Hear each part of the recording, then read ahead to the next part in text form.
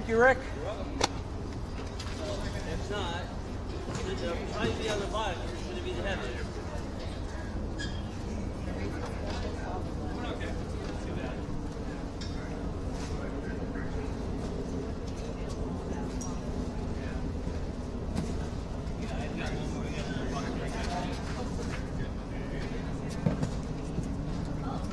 Okay, on the abbreviation sheet, they have changed some of the abbreviations for some of the schools. I think you know the abbreviations. Went through them anyway.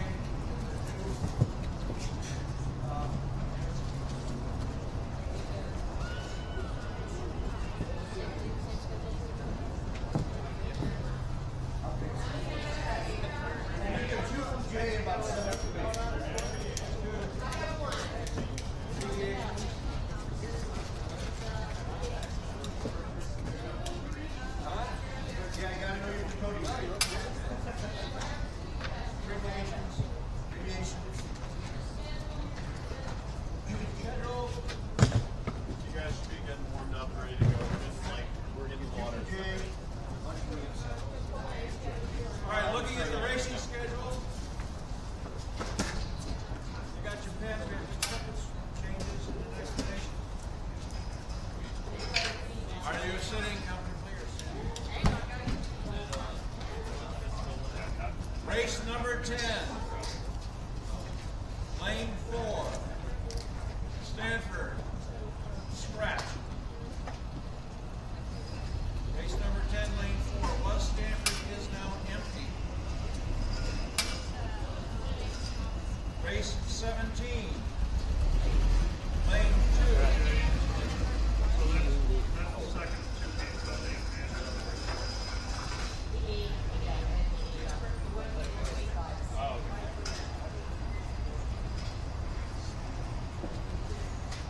Just take the scratch.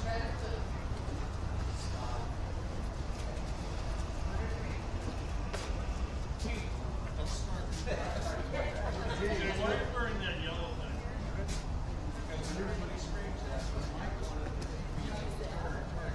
Can we see? Yes, please. Race 17, lane 2, was UC Irvine, is now empty. Race 22, lane 6, was Santa Clara, is now empty. You have turned to page 2. Race 29, you'll note that there's no heat. It says it's a heat, one heat. That is a race for lanes in the front.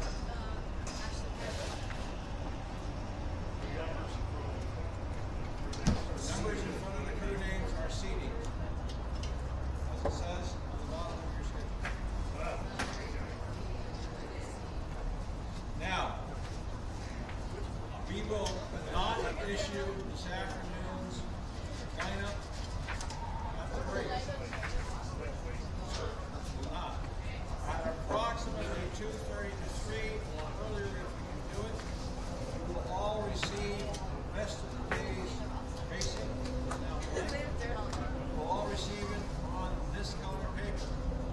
So around 2 o'clock, put it down and see what you have. Hold it, Rob. We will send these out launches. Street length there. So the reason for that is we simply do not have, we have an hour break. So,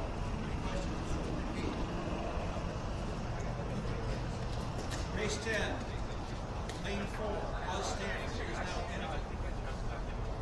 Race 17, lane 2, was UC Irvine, is now empty. Race 22, lane 6, was Santa Clara, is now empty. Questions? Present you with honorable items about. Thank you, Judge. Two reasons why we give this. I got lots of assignments, leaf colors, we'll go through those two. And then start going around. Eliminate forms for figuring out and traffic patterns.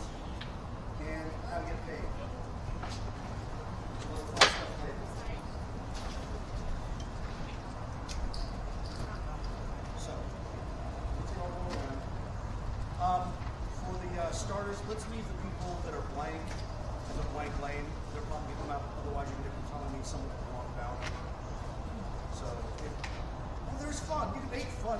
Fun happens on the fly. Sheila, you're gonna bring me something. Yeah.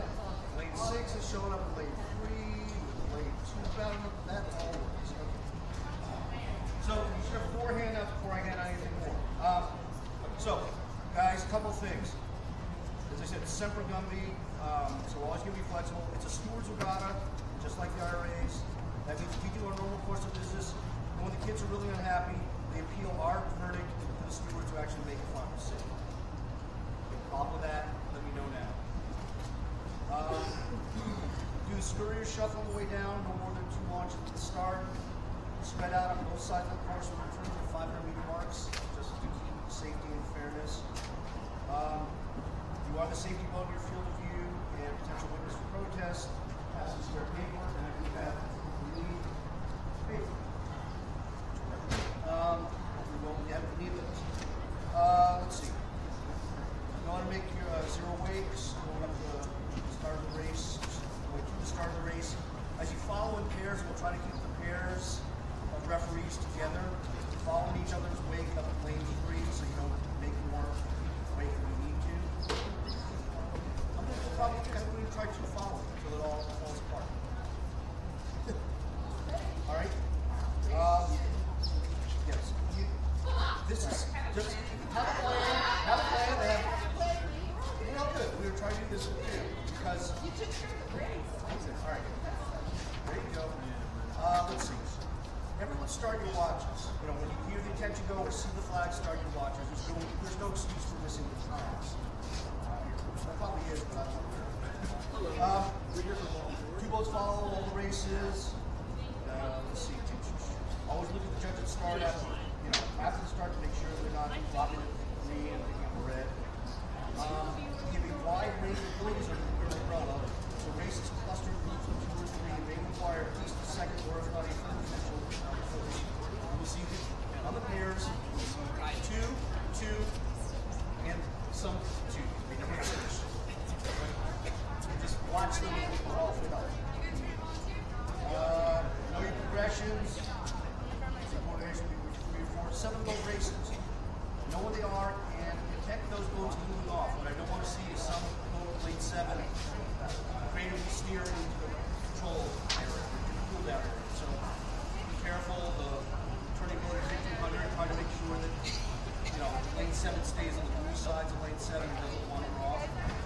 Otherwise, it's going to be stuff. Protest, I said none. That's with a smiley face. Remember, don't automatically give up lane 7 on the water. That's a steward's decision. Try to resolve it on the water.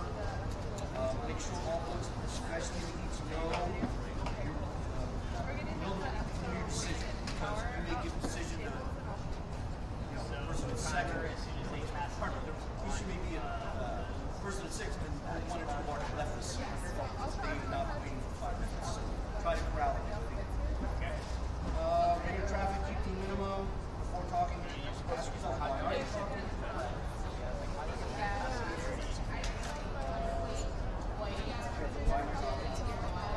If your message is longer than 30 seconds, it's like cell phone.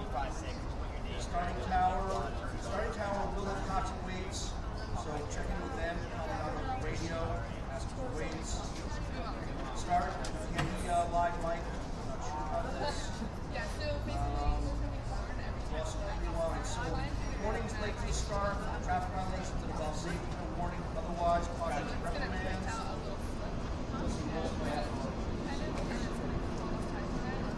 One of the things is little talismans for all you people around. You already have them. I got to poke you for people to come back in a second. Which is Sheila. Come back in a second. So, for simple guns, always be flexible. Sheila gets a poke when she gets it. Poke you second. Now, if you've never been here before,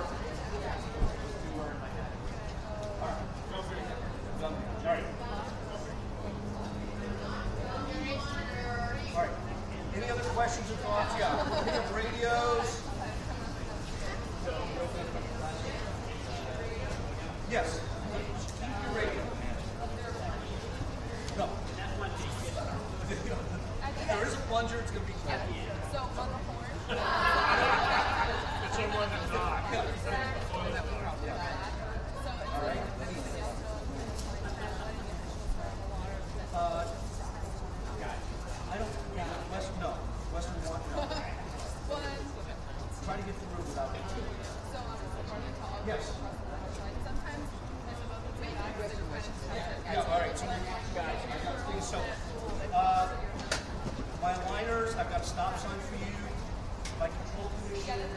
Oh. So whoever will be able to get the result today is Roberta. I got yellow, 50 ties, and I'm putting on boats. This one. Oh, that's cool.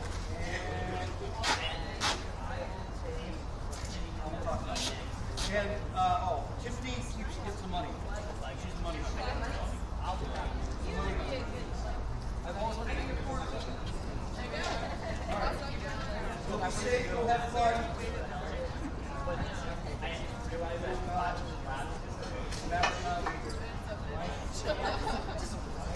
Yep. Jay has one more thing. Listen up. Cool, because like they're doing what, 3 miles? 3, 4 miles? Listen up. Tiffany just pointed something out to me. Look at race number 9. Race number 9. Well, I know. Lane 5. Arizona State.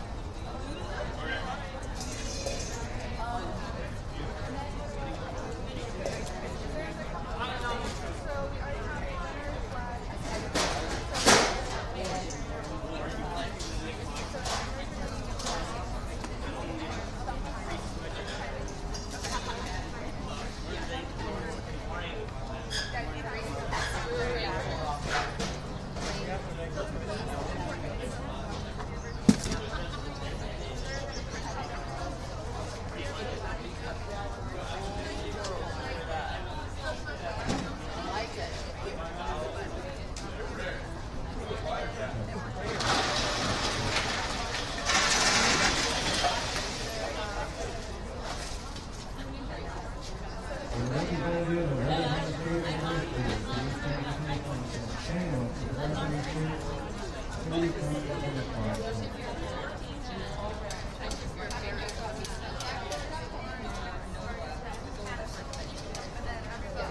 parent's gonna show up and he's gonna go, oops.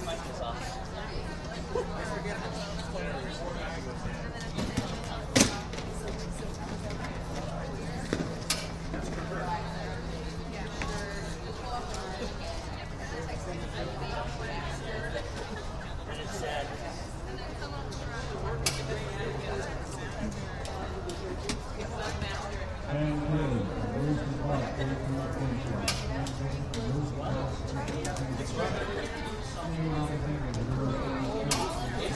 Did you see the stuff? No, I did. I took a video. Okay. Fred, I gotta go.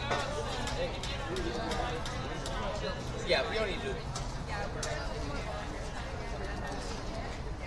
Text the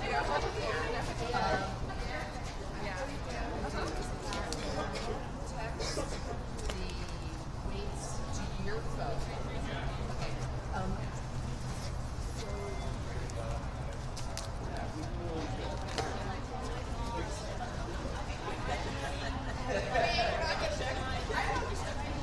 My battery's died.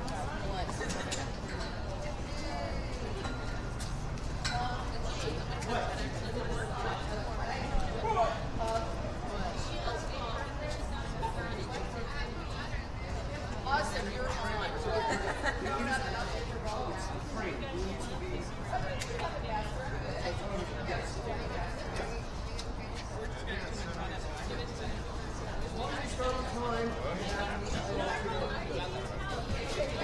a cursor right here, do you?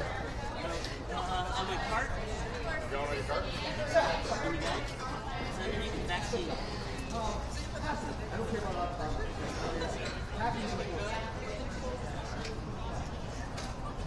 We'll leave it 2 minutes. Here, you call 2 minutes. Yeah. Looks like it's too ahead of ourselves. You know, this is also. Awesome, If you really need 2 minutes, you're fine. No one's going to complain. This one. Jenny, cleaning the sound window. Especially just put that Right now. And Rick, do you have my permission to go into this box and do whatever you need? I have a stereo to mono RCA cable if you want it.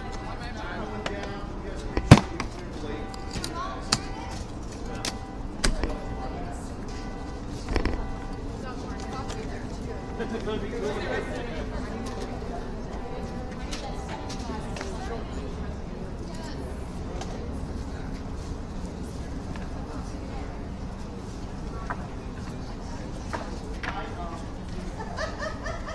that mean you're happy to see me? Does that mean you're happy to see me?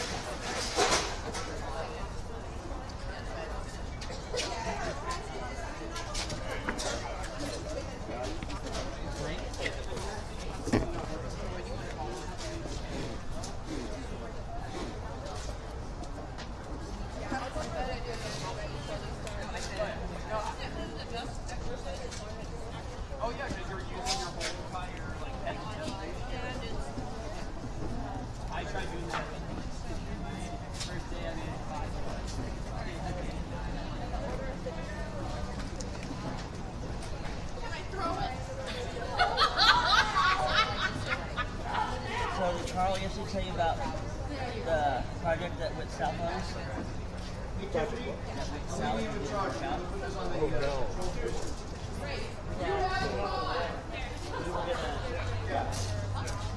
Wi-Fi system? Yeah. We're supposed to have it's supposed to be here, shoot to the dam, and then Shoot it up the court. all the way to Chartwell. Yeah. Right? Yeah. The project started out at $7,000. Yeah. By the time we were done, that rep that quoted everything, right? We have two pieces of equipment in there, and it was a little over 15,000.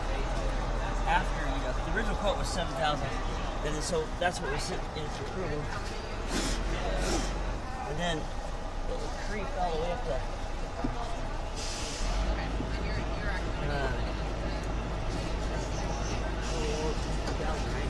Yeah. actually was blue. I'm like, going, wait a minute. Great. How in the hell do you get a price creep that far? Oh, over double the original quote. Was it a 5 gigahertz system or? No. This is just regular Wi-Fi. Oh, 2. And then,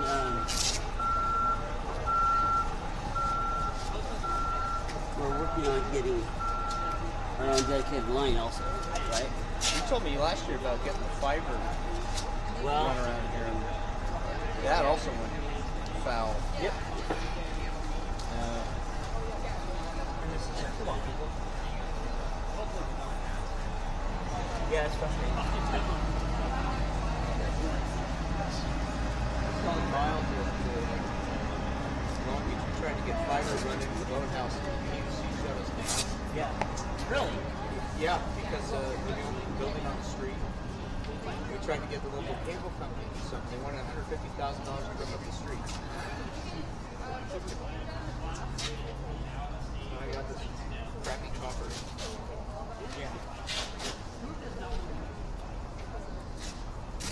Make it work, but that's it.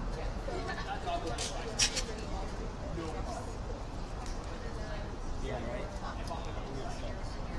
Yeah. So much better. I know, right?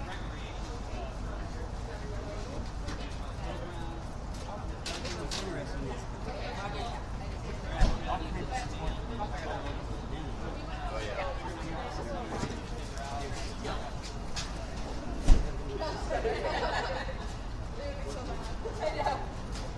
You wanted to time for that race. Hi. What time would you like? You've got experience there. Actually, I do have a battery.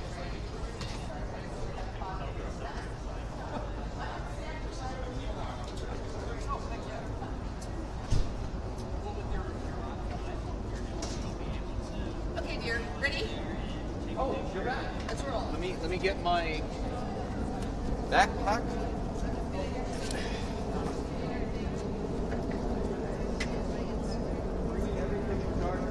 Oh, yeah, yeah, yeah.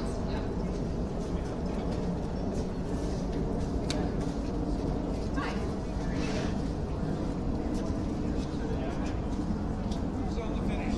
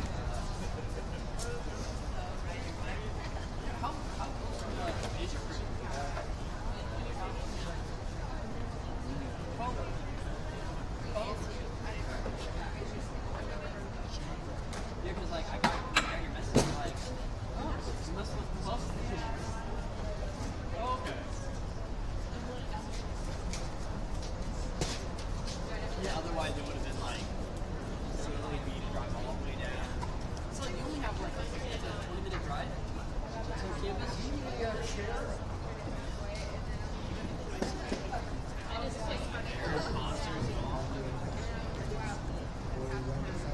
All right.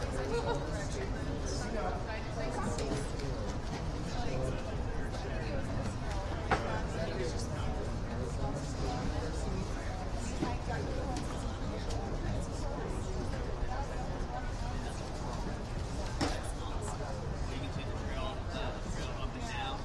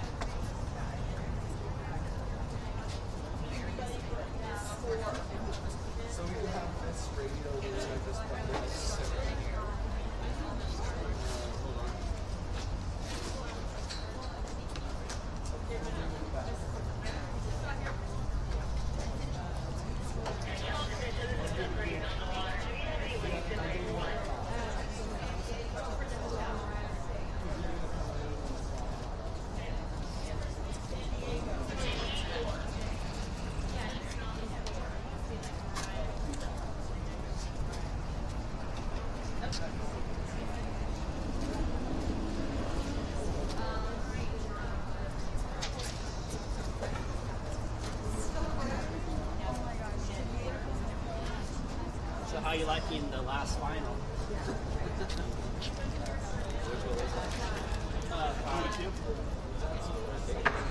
Yeah, this is the final. Yeah. Yeah. You guys are in 42 too? 2-6 now? Yeah. Thursday. Thursday. It's like I only see the 105 class. Yeah, I'm gonna have to pay for If he offered it, the day he offered it. Yeah, I got an email. I was like, heck, I'm not gonna take it. Yeah, I know.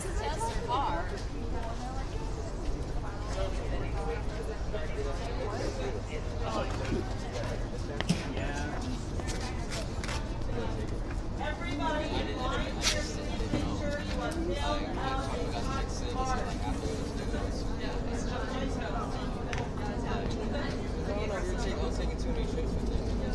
Oh, and it kind of like slid. Yeah. I went on the hiking trip, I went on the backpacking trip. Did you do the point He did it. He did it. No, I didn't. Oh, yeah, I don't know. Yeah, all of the trips we didn't we go together, right? Yeah. That's right. I was like, I know I went on at least one other trip. Yeah. What do you think of the 105?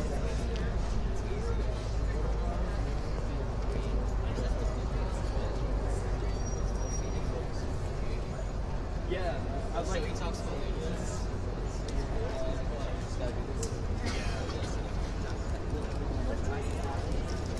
just Wednesday night.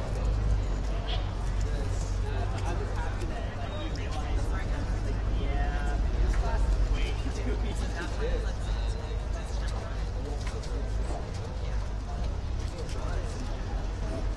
Well, it's so I overdo it. I'll like rewrite the whole thing. Yeah, it is. I tackle That's what I've been doing, but it's like then I like put in my own word, and then he's looking for specific words and everything, and then I'm like, I have no idea. You read the book, and then you can take notes and use all your notes from the book that you have to take the quiz, and it's five questions on the quiz. That's it. No, they're A, B, C, D, or they could be fill in the blank, but Need helper? Yeah, yeah, but it's just like I've done okay. I mean, I've at least gotten 5 or something. You're getting 5 out of 10? Well, it's like it varies because like I had one where I didn't study for and I got a 10 out of 10, and then the ones that I have been studying for, I've been getting like yeah.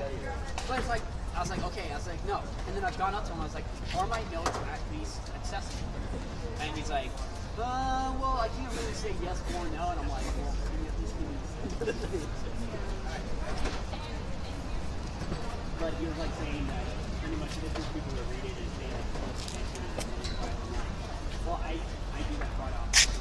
No, I don't.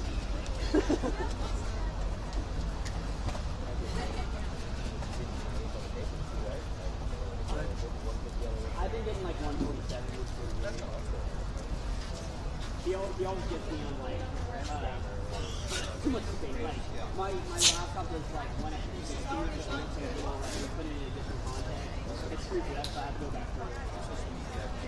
Yeah, and then but it's like it's not hard. I mean, I know it's like the end of the day, but it's like if you go through it's fun. And the one time that I went to my family through that day, it's like I still win, you know? Came back for some time, an hour before class, flew in, drove straight there.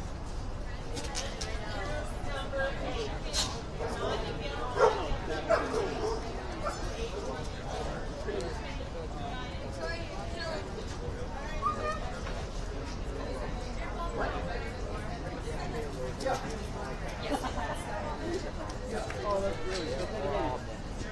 Yeah, the funny thing is, he said he only had 2 or 3 days. Or maybe he's like just getting rose those things.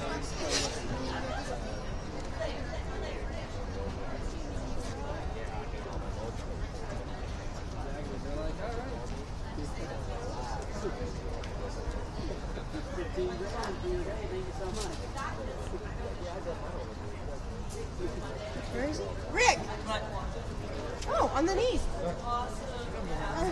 Are you okay for national anthem? Are you okay, Tony? Yeah, great. Okay. Remember to vote. We'll radio flag. Okay. Yeah, I'll get. Oh, yeah, that's great. Okay, thank you. Yep.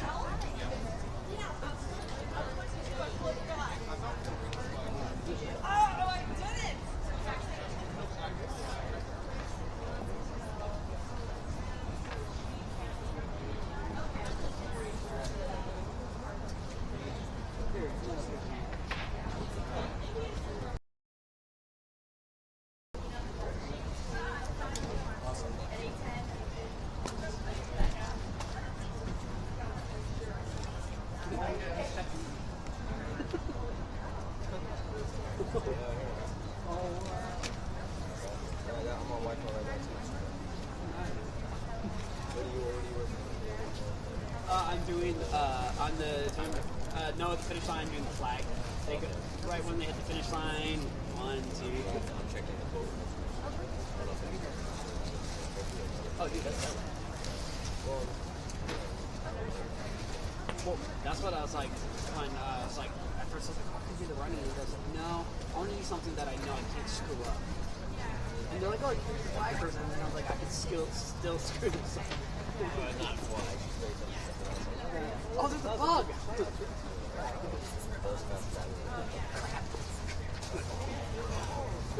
1, 2, 3.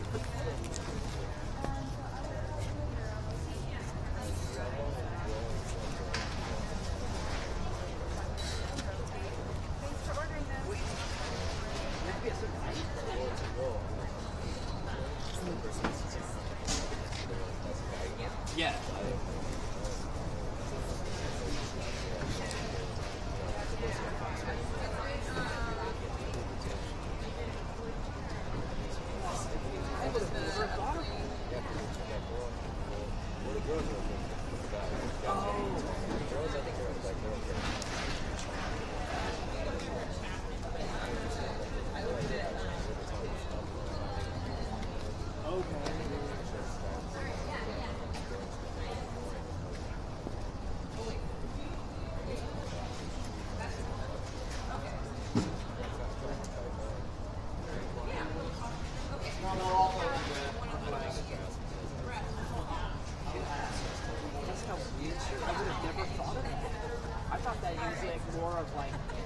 They just put you on a stage and say, like, if you can do this for 20 minutes, you're fine, you know? Wow. Oh, hell yeah. I mean, I wanted to give it a shot, but it's like, I was thinking, it's like, you probably at least need a season just to train, just to get the fundamentals down at least.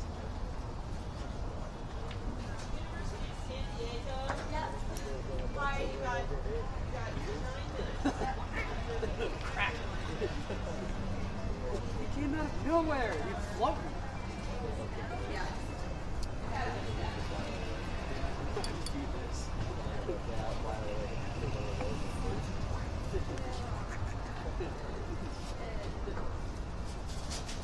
Dude, that would just be like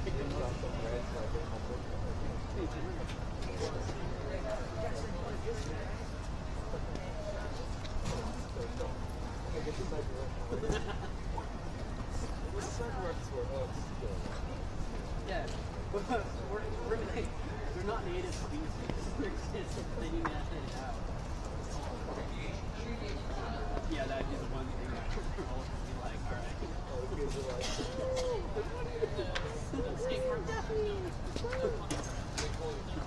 Oh, it's just a seagull.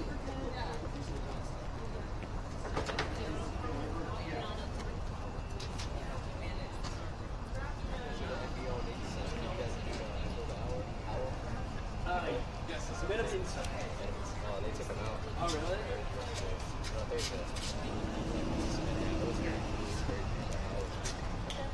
No, I had a kid stare at him. I was like, Yeah, he was like,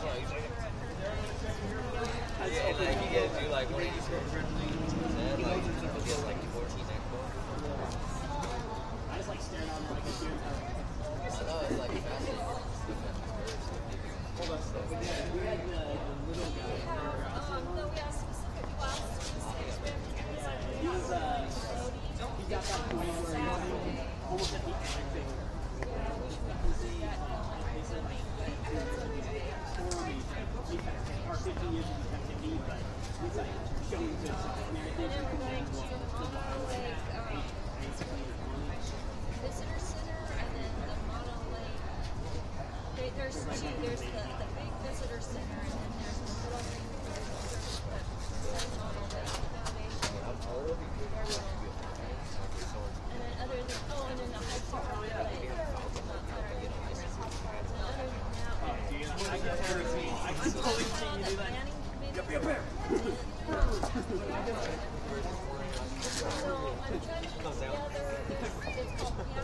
I'm hungry.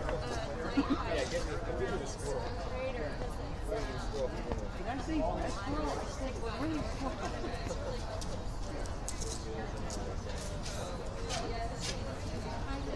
There, go. See that? I would totally do it.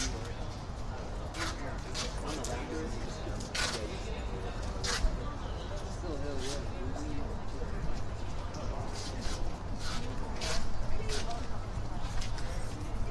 Looks like they got tappers on there.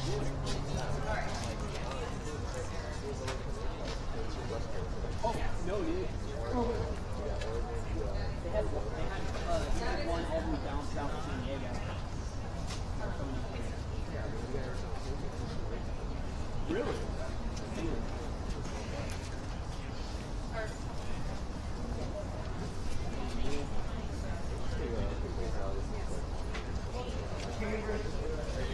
Oh yeah, it has to. You've heard of the ICS system, haven't you? Do you know? Like, first week with where they get everybody under one management and then they break it down to different divisions and stuff. Yeah, they kind of have that sector. They have like their logistics and then they have security stuff. They're all together, but it's one I'd say like this would happen. Do I have any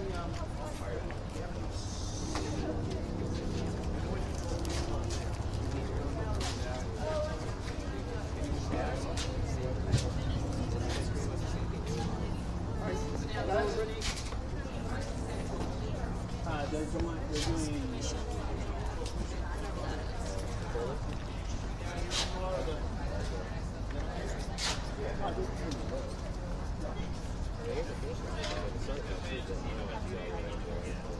oh yeah, no, they were like, oh, do you want to do the starting or the finishing? I'm just like, I'll put you around. Well, I was going to do the whole entire day, but then it's just like, I kind of really needed to. Yeah. One shift. I know I signed up for 2 shifts because on his email, a full day. He said a full day, so I figured I better sign up for 2 shifts.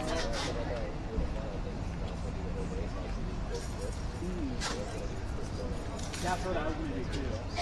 But I called in like last week and I was like, oh, I'm just going to do one. They're like, oh, okay, we can do the afternoon. I was like, can I do the morning? They're like, oh, yeah, we can see that for you. Yeah, because there was people in class needing a shift for today. So I got her 7:15. Well, I was asking several people, do you want the chips? And they're like, have the morning I think so. Yeah, Dee Dee, there's a lady here named Dee Dee told me this is the cameras here, and there's a white headphones. And, okay. yeah, your name's on. And they're like, Oh, great. All right. Okay. Yeah, I do. Oh, great. Excellent.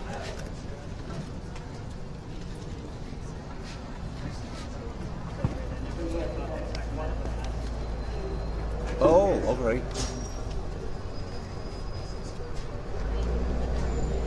Oh, there's no audio at all? Oh, so oh, Oh, in other words, so there is audio for live stream, but there's no audio on the course. Gotcha. Okay. All right. Good. All right. All right. Well, so I'm not going to see you then, right? I'm taking it. You're. 4, 5. Oh no! I'm on my own. All right. Good enough. All right. I will. Yeah. I'll take it from here. Okay. All right. Good enough. Thanks, man. Bye.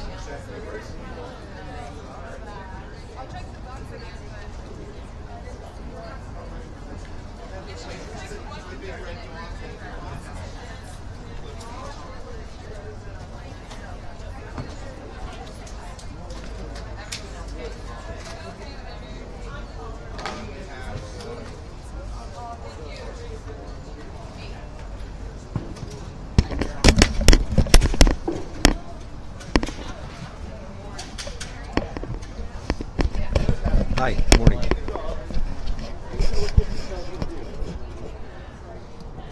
Hello.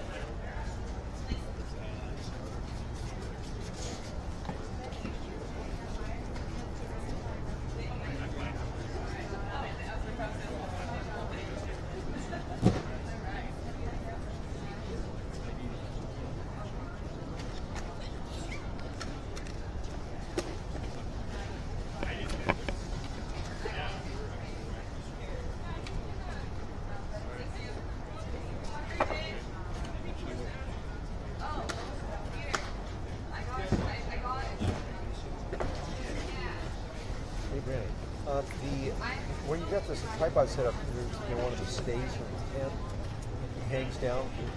Am I allowed to move around, or or how do you? Yeah.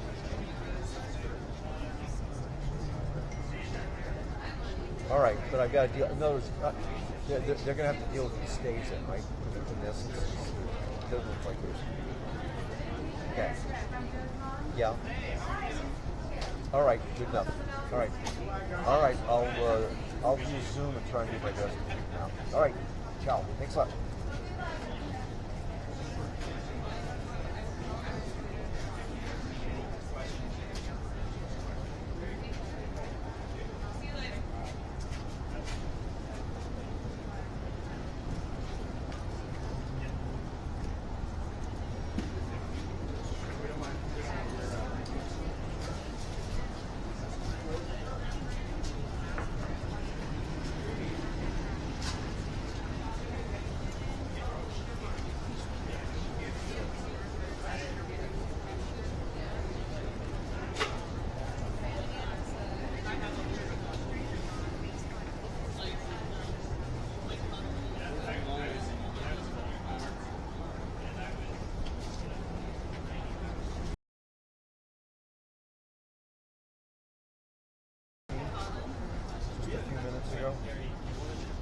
question mark.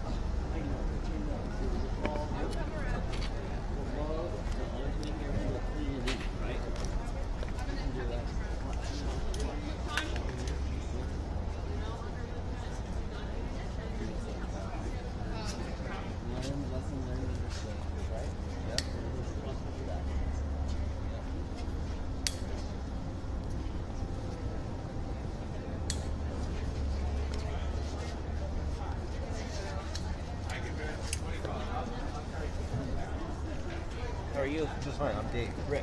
Rick, nice to meet you. Nice to meet you. So you got a good picture there? You got a good picture? I hope so. Hope so, right? I gotta get it barricaded. I'm Aaron. I'm one of the announcers. Okay, Pleasure great. to meet you. So are you doing just video? Right? Yeah. Okay. Well, I've got. He says I can talk if I want. So then we need to coordinate that because I'm the mic and the host for the broadcast. Yeah. And so we know, and it's just ours. Right, there's a live stream. That's right. Yeah. Ours, Right. ours gets pulled to the live stream. Oh, all right. Okay. So I don't know if we want to. Go. Sure. Right, because we want to coordinate. Because I'll be making read time and stuff like that. So Okay. I'll do like, Are you going to announce the start? yeah. So we do All right. everything. All right. Good. So unless you do want to, but we take care of everything. All right. The only thing I would have loved to have done was have the name. Just for Eric. Okay. If you Bad boy.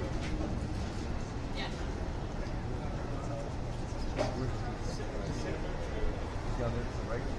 Oh, right there. Okay. Yeah. Oh, all right. So he's right here.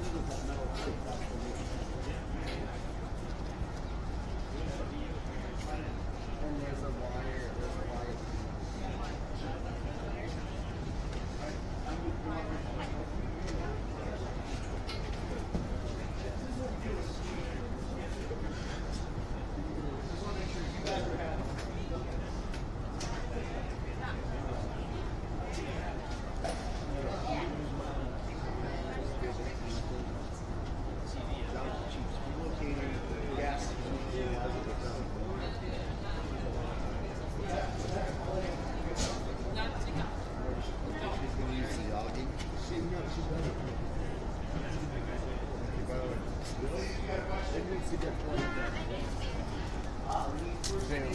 Electro's just cutting the zip file for us.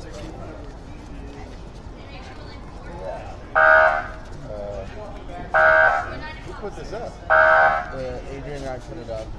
Pointed down the race. It was pointed down the race course, but now when it just got changed, it's down.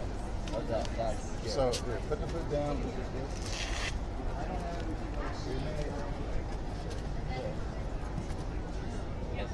Got it? Yep. No, this is for the wire.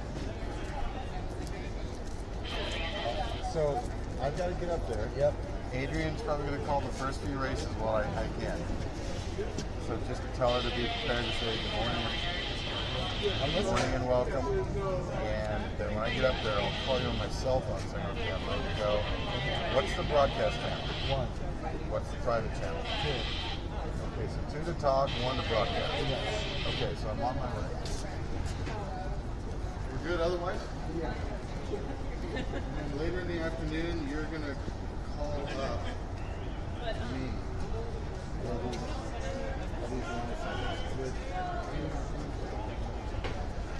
I will, but with only an hour. I mean, hiking an hour, it's a bit of a hike.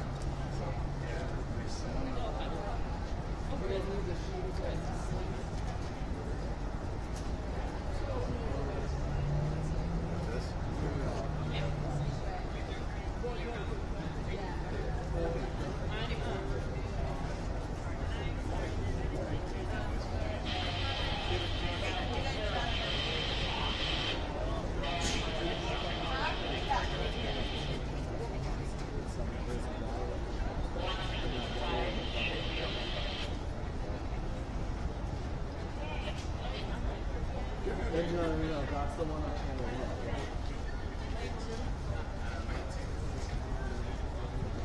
That was really just the quick.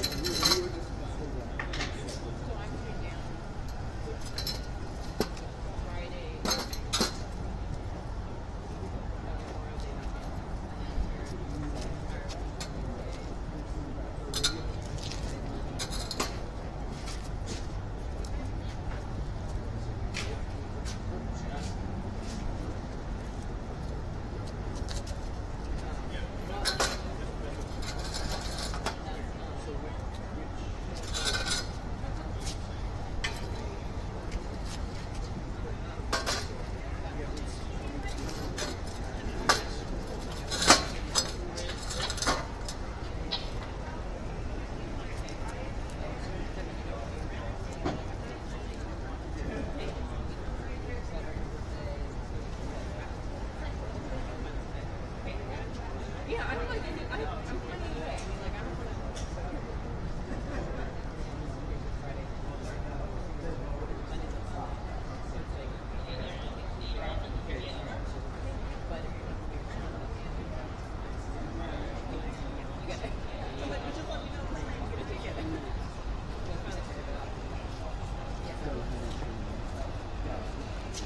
Radio check. 1, 2, 3, 4, 5. Her power's up still too high. Her power's turned up too high. I'm fixing that right now.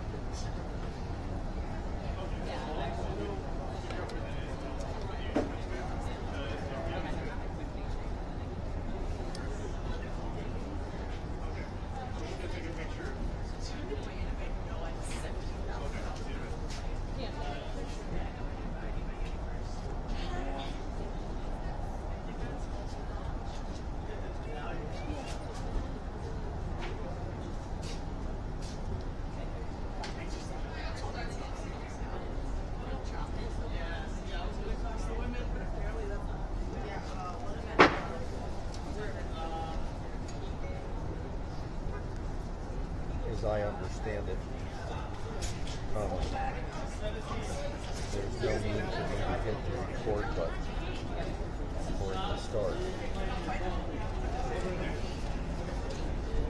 It's ready. It's live as it is, right?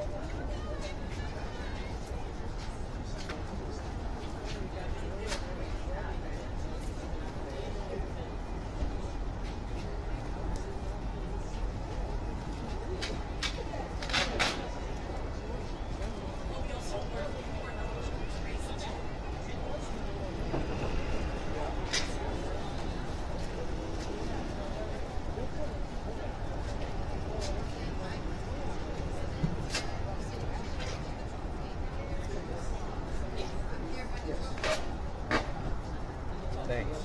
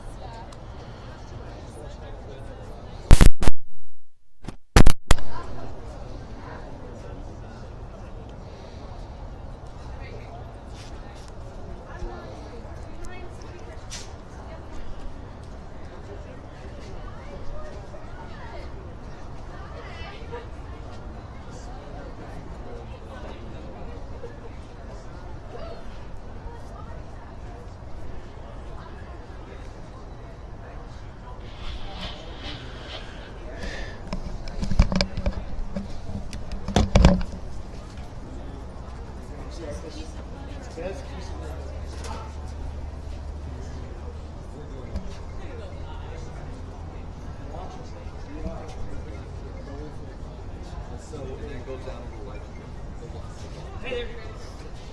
Almost. We're doing very good. Hold on. All right, here we go. At the bike shell, or you want to go more?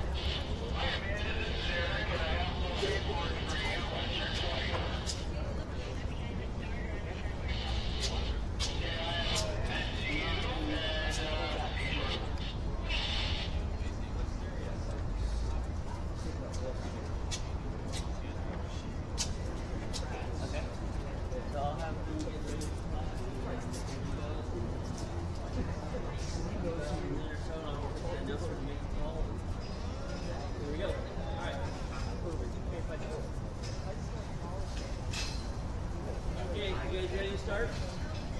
Definitely in about a minute. You know, I got 750. Whatever you guys, well, let's start at 8 o'clock. That's why I think I have to go before the first one. You can call that. I'm okay.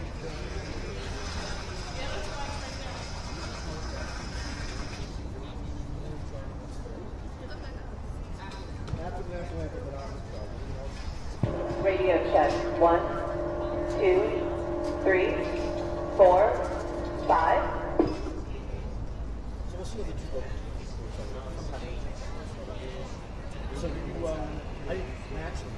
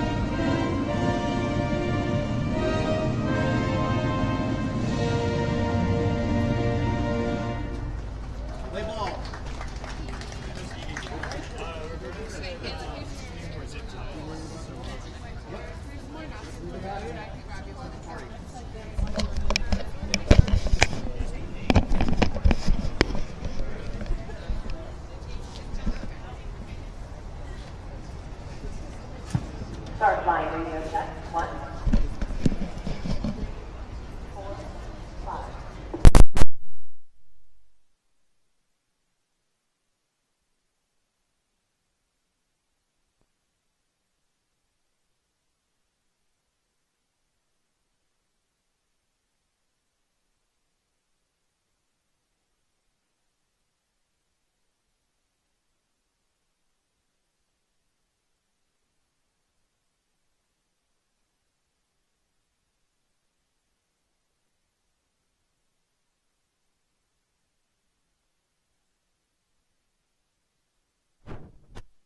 Let's see if it's really able. What plug do you need to plug in with on that end? What type of? Could we open this up and see what's in Yeah, it? sure, I guess.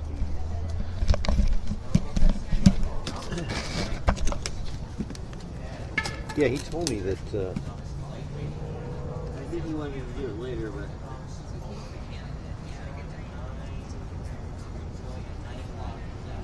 So he wants to go in RCA. Yeah, red and white RCA. Okay, so I don't have that cable. What's the? You want to? You're trying to tap in here, or? Well, he wants to pull sound from from the main system. Yeah.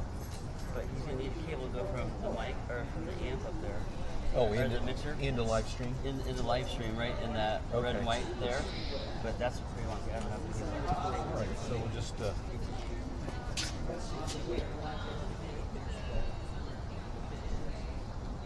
You can. Actually, wait a minute. Let's see about that. No, I don't. That's okay. No. All right. So we're too independent. We're Right now. okay. I mean, That's. it's fixable. That's fine. It's just. It would be better to special order the right kind of cable. I should have like a baby. So you don't have much cable. You can do it with connectors. Oh, yeah, it is. Thank you.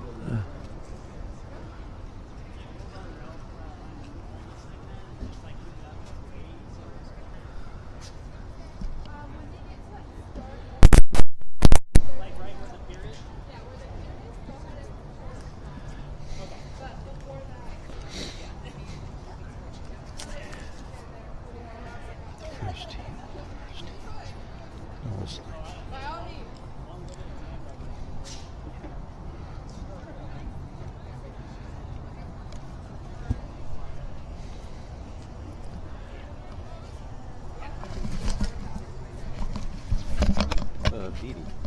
First question, is lane 1 Closest to it. closest to it? Thank you.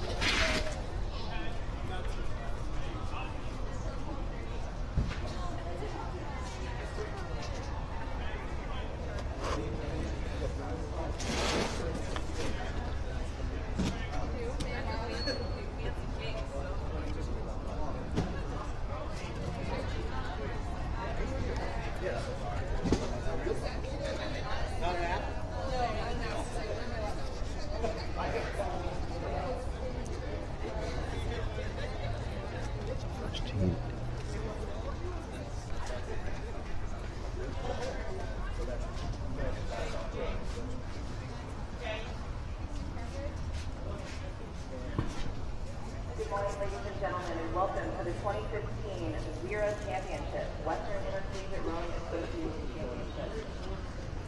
We have a beautiful day ahead of us here on Lake Matoma. Our very first race of the day is the men's novice lightweight 4. We'll see 2 important contestants in this event. Right now we have 5 boats on the water in lane 1, Oregon, lane 2, San Diego State, lane 3, UC Santa Barbara A, lane 4, UC Santa Barbara B, and lane 5, University of Southern California. And as we approach 500 meters in, it is lane 5, University of Southern California, with a 4th lead over UC Santa Barbara A in lane 3. In the 3rd place position, we'll move over to lane 4, that's UC Santa Barbara B. Jumping back over to the 4th place position, it is San Diego State in lane 2. And back to them by open water in a spot, it is lane 1, Oregon. USC trying to get a little bit of open water here as we approach 750 meters.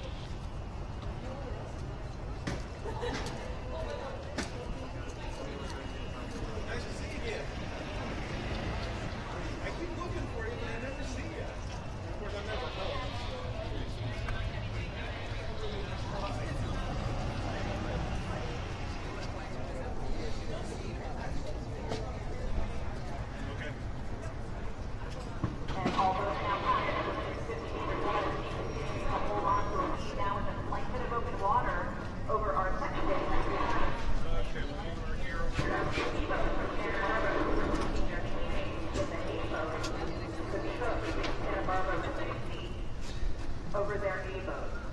And back to them by 1.5 lengths of open water in our 4th place spot.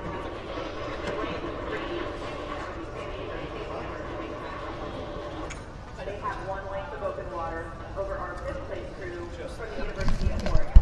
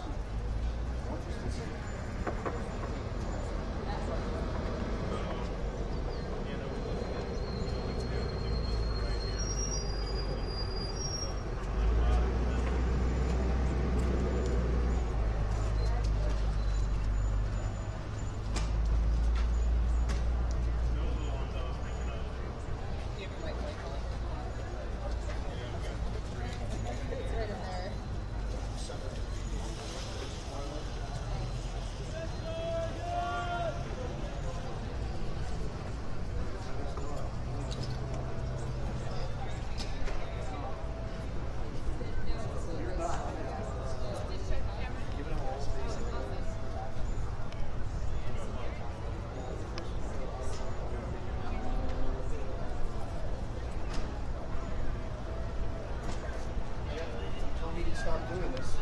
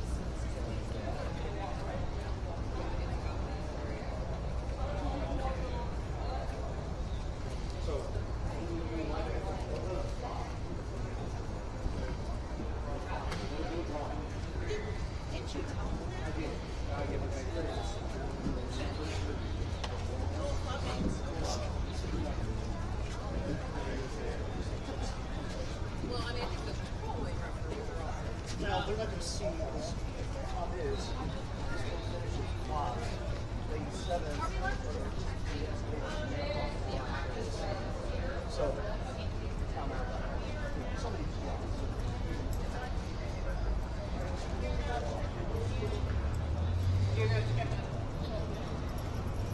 Yeah, we're looking at full. Whatever else you can find.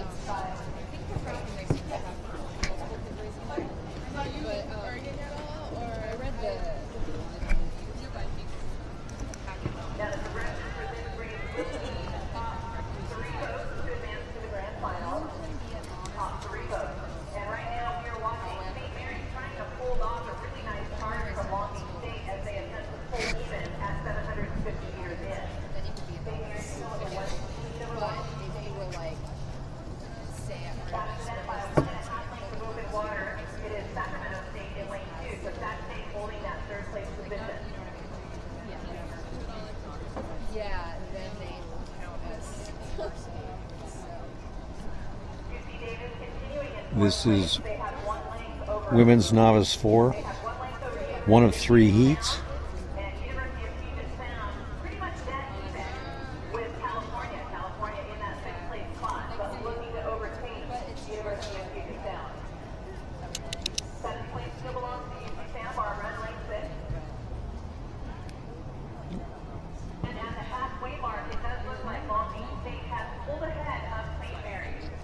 It's between, not sure if you can hear that, Long Beach State slightly ahead of St. Mary's at the halfway point.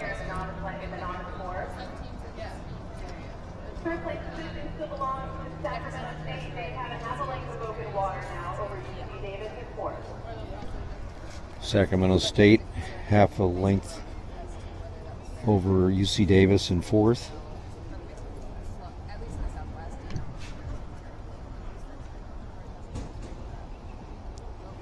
There are 7 boats in this heat.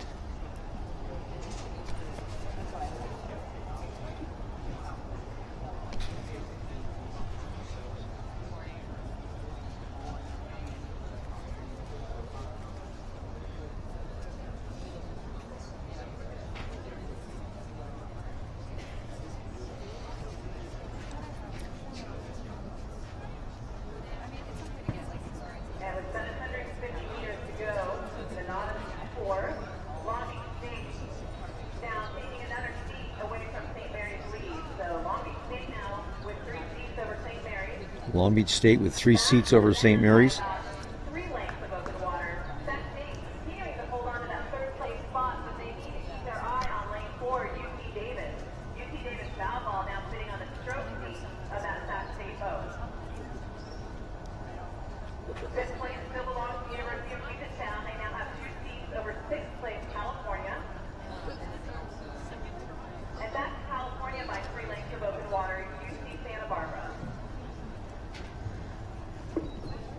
Long Beach State is in lane 1, Cal's in lane 2. Sorry, St. Mary's is in lane 1, Sacramento's in lane 2, Long Beach State's in lane 3.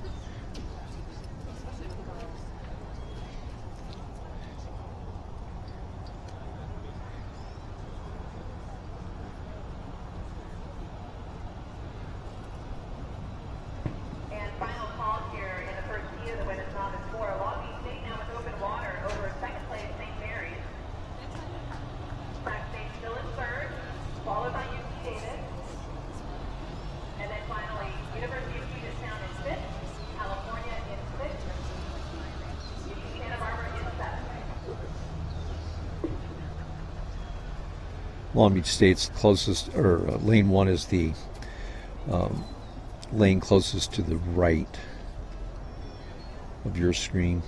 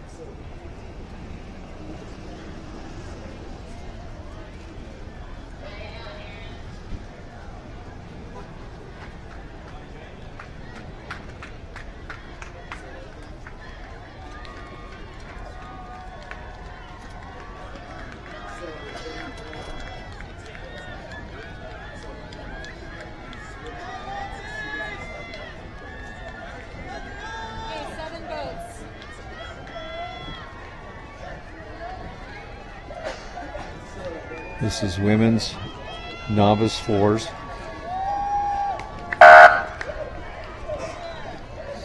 Oh, sorry about that, folks.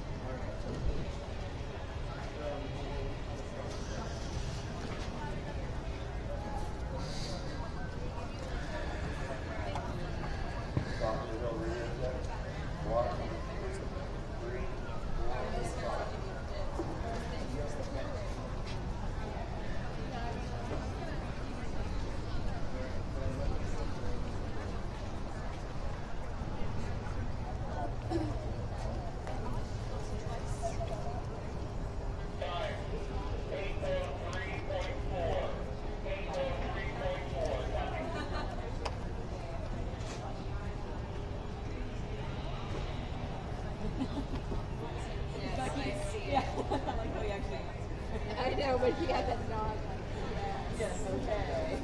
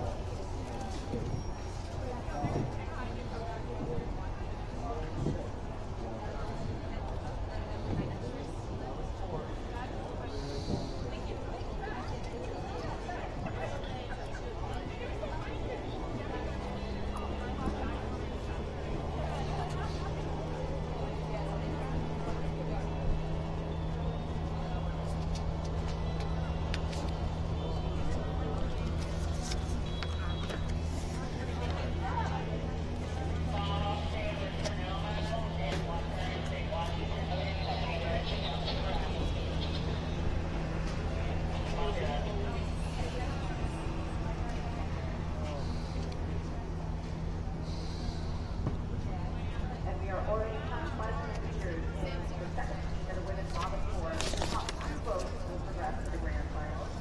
Right now, we are looking at lane 3, University of San Diego, already with a significant Hey guys.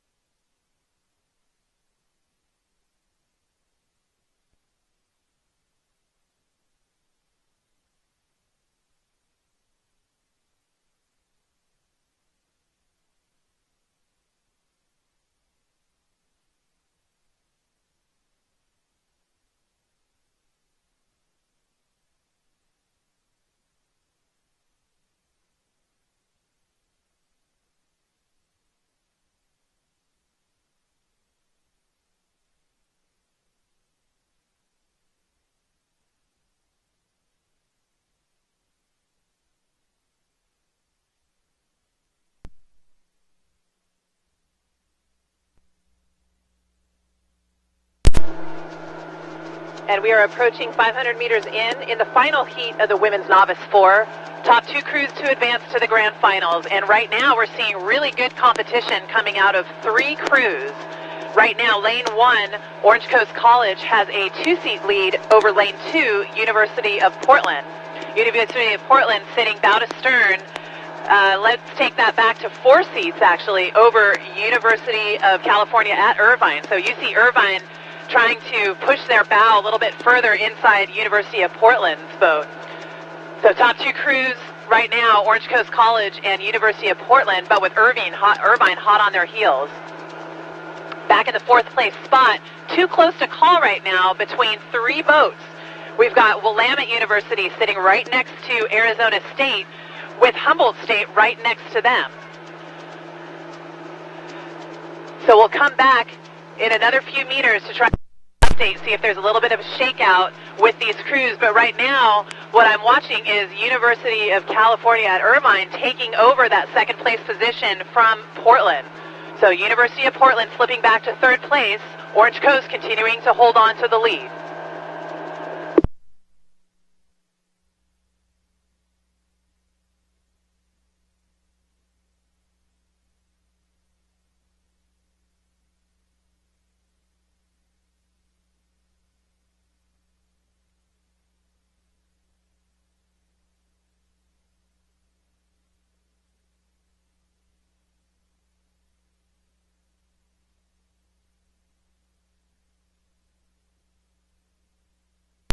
And as we approach 1,000 meters in, Orange Coast continuing to hold on to that top spot. They are sitting with 4 seats over University of Portland. University of Portland now pulling back even with Irvine. It's going to be a good one to watch here between University of Portland and Irvine. Just in the time that I said that, Irvine pulled back into that 2nd place spot. So too close to call between those crews. Now back in the 4th place position, it is Humboldt State. Humboldt State sitting 1 seat over Arizona State, and then Arizona sitting bow to stern over Willamette.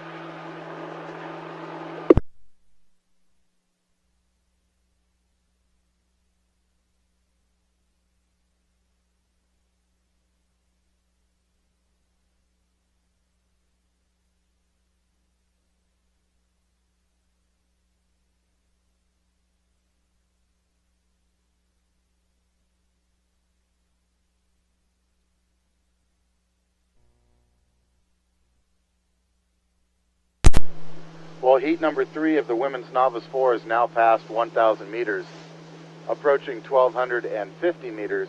And as you heard from Adrian, lane 1 Orange Coast College really doing a super job here with their advantage coming into this last 1,000 meters. From the top of Rattlesnake Hill, I can see how cleanly they're rowing. Really crisp catches, good swing, good flow coming out of that Orange Coast boat. The race to watch, though, here, as you heard from Adrian, is between lane 2, University of Portland, and lane 6, UC Irvine. Now, UC Irvine had their program cut a couple of years ago, but through the dedication of their coaches and their athletes and some alumni, they're back in force, and here they are with a strong showing in the women's novice 4. So it's very close between University of Portland and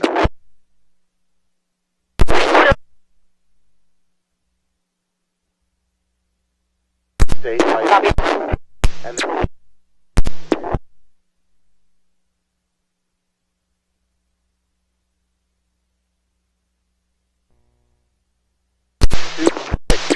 University of Portland, Irvine.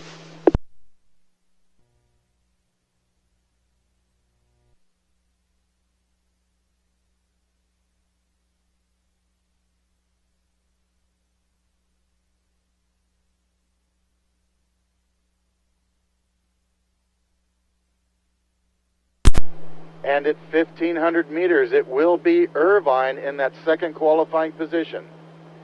So it's going to be Orange Coast, then UC Irvine in lane 6, followed by University of Portland. So Portland, not in a qualifying position right now, but they're still close enough that they could take that spot away from Irvine. Going back to 4th place, we see Humboldt State University now bow to stern over Arizona State. Arizona State bow to stern over Willamette. Heat number 3 of the women's novice 4 is coming at you. Will lane 2, University of Portland, catch the Anteaters from UC Irvine and go on to the grand final? That's what we're watching from the top of the hill.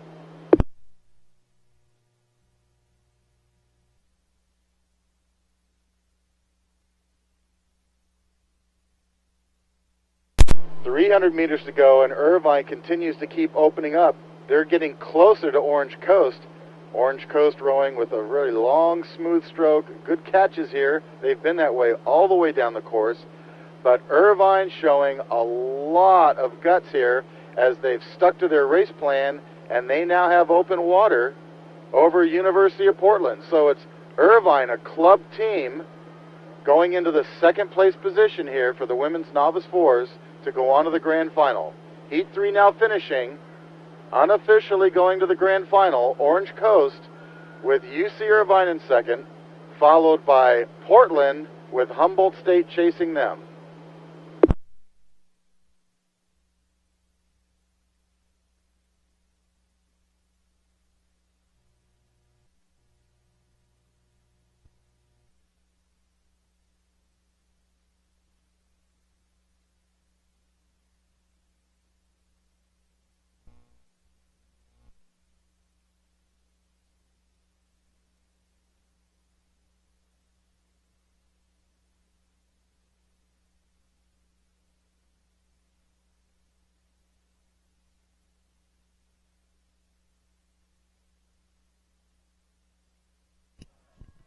Ladies and gentlemen, that was the finish of the women's novice 4, heat number 3, unofficially to the grand final as Orange Coast College and UC Irvine.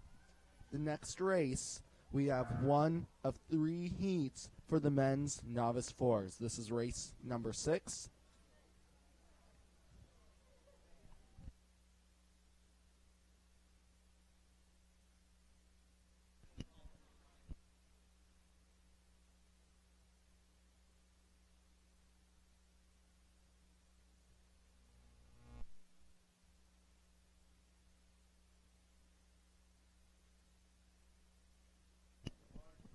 Ladies and gentlemen, and the first of 3 heats for the men's novice 4 is now underway. In lane 1, Cal Maritime. In lane 2, Seattle University. Lane 3, Washington State. Lane 4, the University of Southern California. Lane 5, the University of Oregon. Lane 6, Chico State. And lane 7, Sonoma State University. 7-boat race here with top 2 going on to the grand finals. We turn it over to Adrian on the water for the race call as these crews approach 500 meters.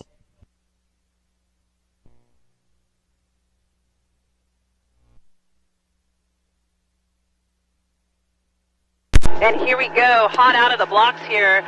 7 boats on the water in Heat 1 of the men's novice 4. Only 2 boats will advance, so you can be sure that these guys are going to be super aggressive in the first 500 meters to try and establish a strong lead.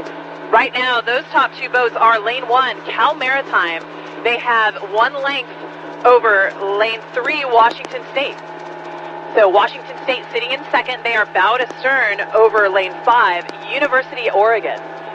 These top 3 boats, Cal Maritime, Washington State, and University of Oregon, rowing very well, very aggressively. Really nice swing here. And they have open water over the remaining 4 boats. In the 4th place position, we'll move over to lane 7. That's Sonoma State. Sonoma State sitting 2 seats over our 5th place crew from Chico. So Chico State University fielding a men's and women's boats here at the WIRA Championship. Really nice to see a growing program. And they are holding the in the 6th place spot. We move back over to lane, excuse me, I have been calling this incorrectly. We are going to make a switch up here. Cal Maritime continues to be our leader, but in the 2nd place spot, it is not Washington State. That is University of Southern California. So apologies here to the coaches on the shoreline and the athletes. That is USD in our 2nd place position. They are followed by University of Oregon. Back by open water in the 4th place spot continues to be Sonoma State. They are followed by Chico State in the late and that is Washington State. So Washington State in 6th. They have 1 seat over lane 2, Seattle University.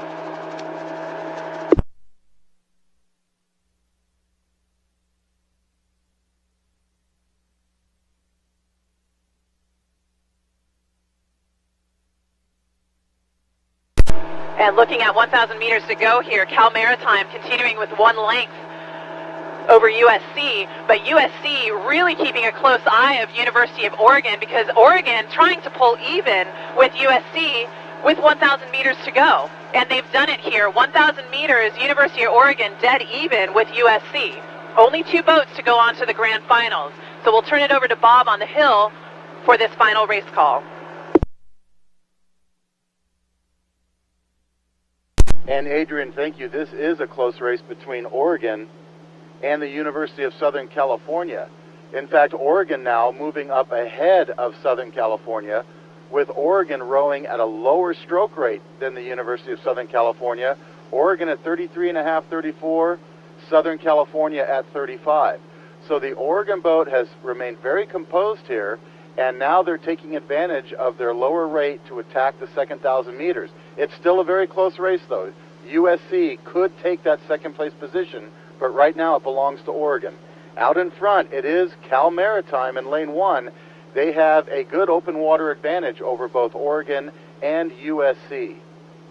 Going back to 4th place, it's all the way on the outside, lane 7, Sonoma State. Sonoma State with plenty of open water to the 5th place position, which is lane 2, Seattle.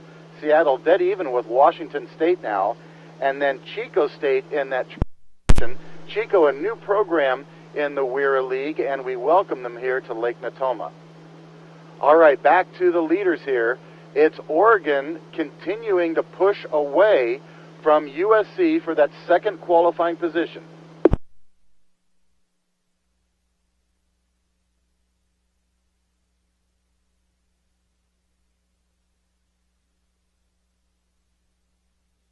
Here we are approaching 1,500 meters. Men's Novice 4, heat number 1. 2 boats go to the grand final, and there goes Cal Maritime across the 1,500 meter line, and now Oregon with over a boat length of open water over USC for that second qualifying position. Oregon, a club program, and they have new coaching, and they're making a big show here at the WIRAs with one of their entries, the Men's Novice 4.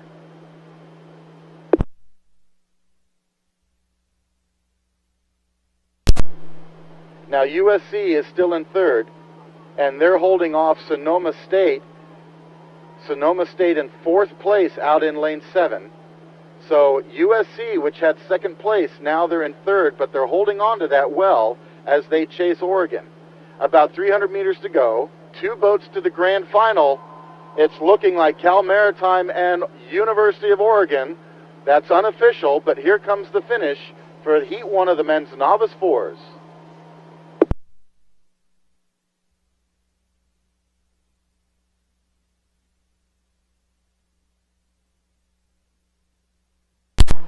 Good races going on still between Seattle and Washington State in the men's Novice 4s, with Chico State in lane 6 chasing them. So good showing here for the novice men's boats as we come to the finish with Cal Maritime and the Ducks from Oregon in the top 2 qualifying positions.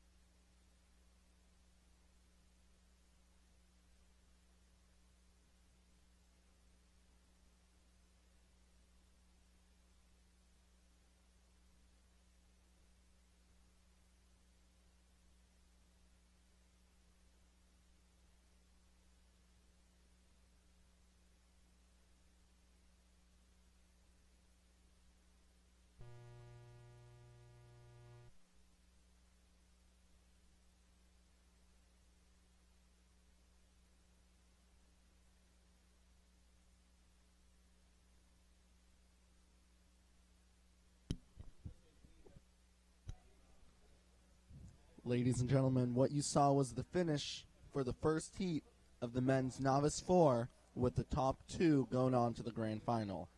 Next will be the second heat for the men's Novice 4, race number 7.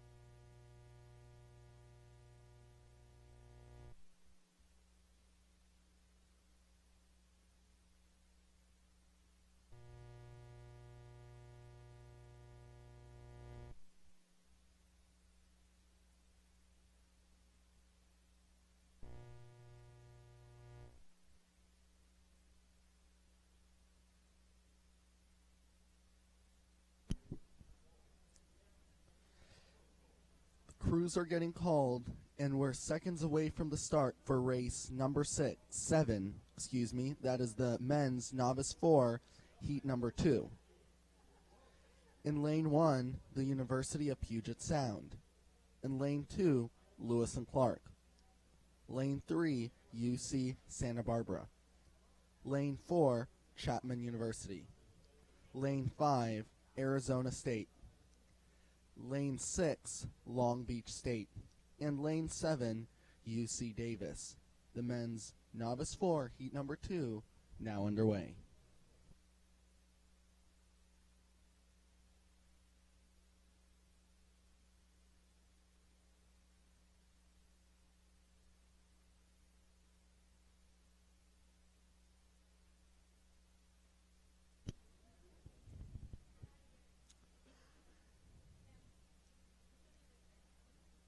And we have the official results for race number 5, the women's Novice 4.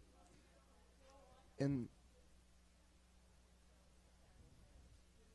second place, UC Irvine, and in first place, Orange Coast College with a winning time of 8:20.6.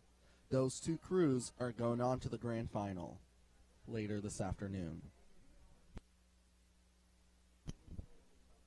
Race number 7, the men's Novice 4, heat number 2, is now approaching 500 meters. We turn it over to Adrian for the race call.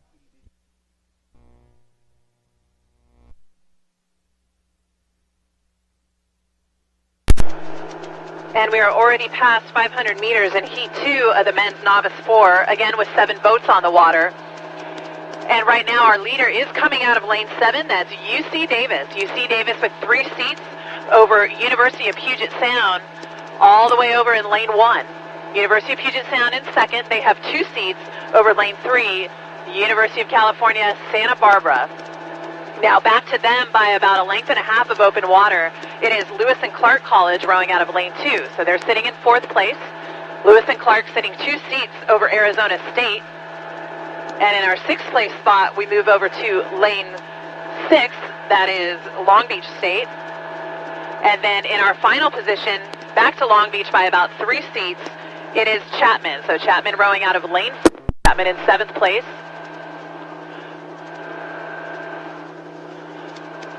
Just past 750 meters, Davis continues up a lead over University of Puget Sound. So Davis now with bow to stern over UPS. UPS sitting 3 seats over UC Santa Barbara.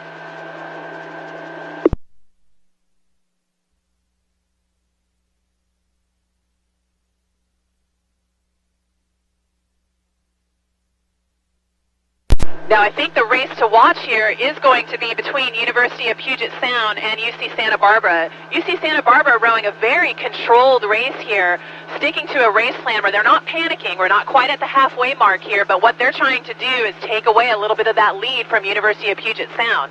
So University of California at Santa Barbara looking to pull even with University of Puget Sound. Davis continuing to hold on to that lead, though, with a little bit of open water over both University of Puget Sound and Santa Barbara. Continuing in fourth place, it is Lewis and Clark, now with open water over Arizona State. Arizona State sitting in fifth. Sixth place belongs to Long Beach State, and then Chapman in seventh.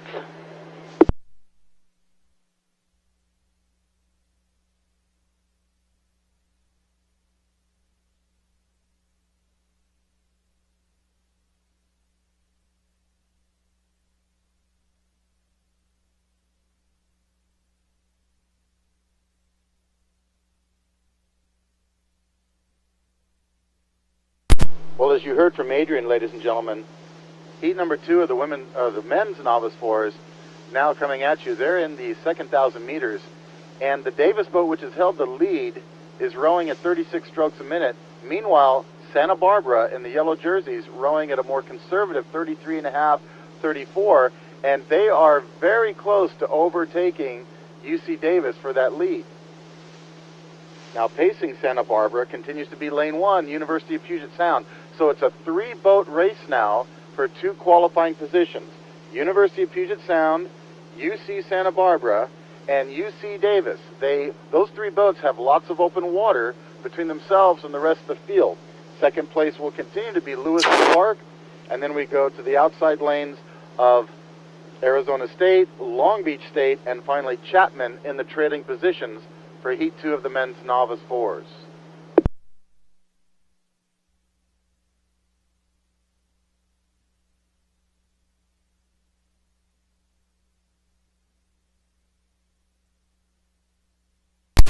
Just past 1,500 meters, it's still UC Davis in the lead, but there goes Santa Barbara making a move right now. Santa Barbara making a move, trying to pull up even with Davis, and Santa Barbara now moving ahead of University of Puget Sound. So it's Santa Barbara and Davis in the top 2 qualifying positions for the grand final, as Puget Sound along the shore finds himself in 3rd place.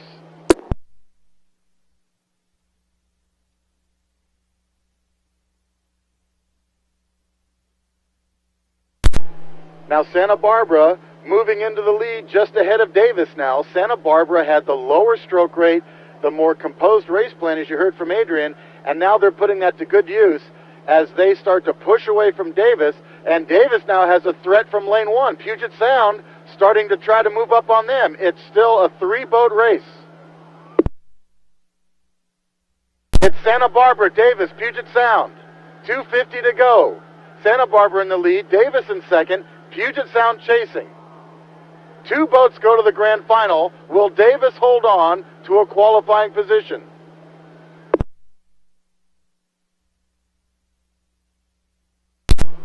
Lewis and Clark continues in 4th, followed by Arizona State, Long Beach State, and then Chapman. It looks like it's going to be Santa Barbara and Davis. Here comes that finish.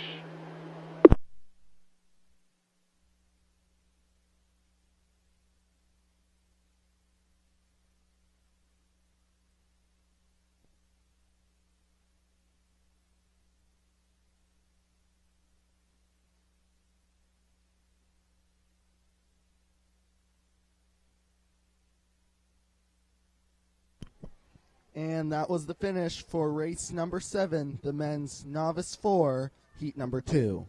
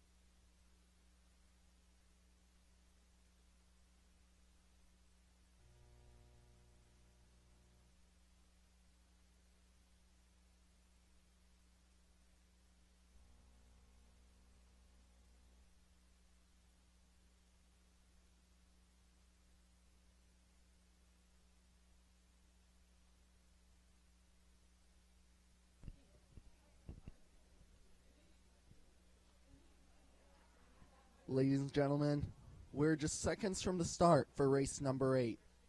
This is the men's Novice 4 heat number 3. In lane 1, Humboldt State University. Lane 2, Loyola Marymount University. Lane 3, UCLA. Lane 4, Orange Coast College. Lane 5, Santa Clara. And Lane 6, Sacramento State University. The men's Novice 4 heat number 3, with the top 2 going on to the grand finals later this afternoon.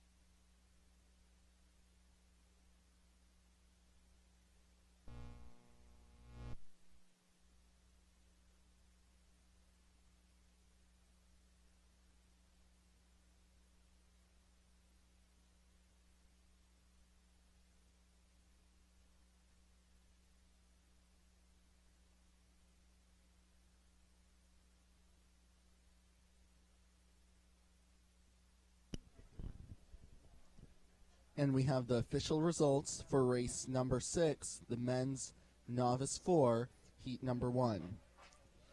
Top 2 crews going on to the grand final is the University of Oregon and Cal Maritime, with the winning time of that heat, 7:08.3. Now underway and approaching the 500-meter mark is the men's Novice 4, heat number 3. We turn it over to the water for the race call.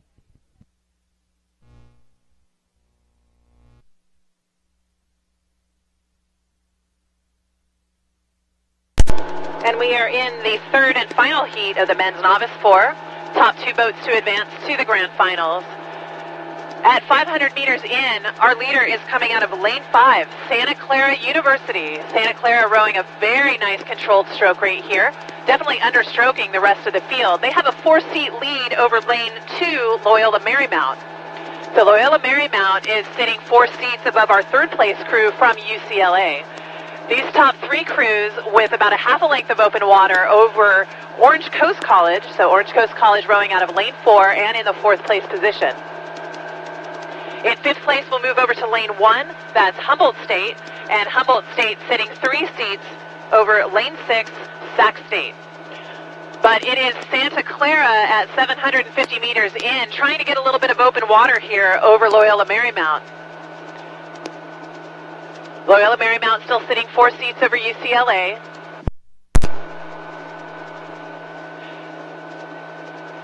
And back by 1 length of open water in 4th place, Orange Coast College.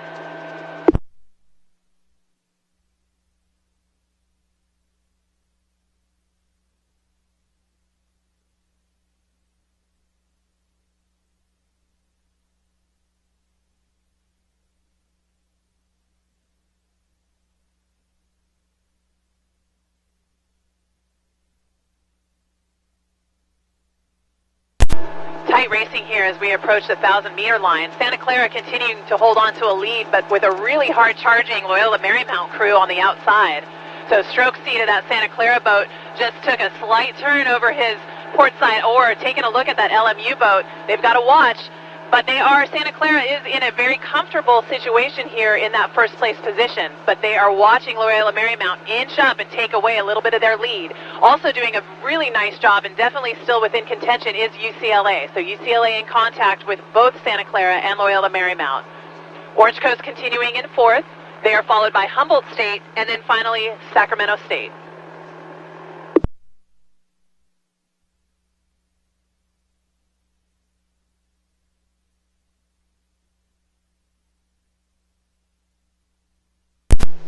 And heat number 3 of the men's Novice 4 is now past the halfway markers.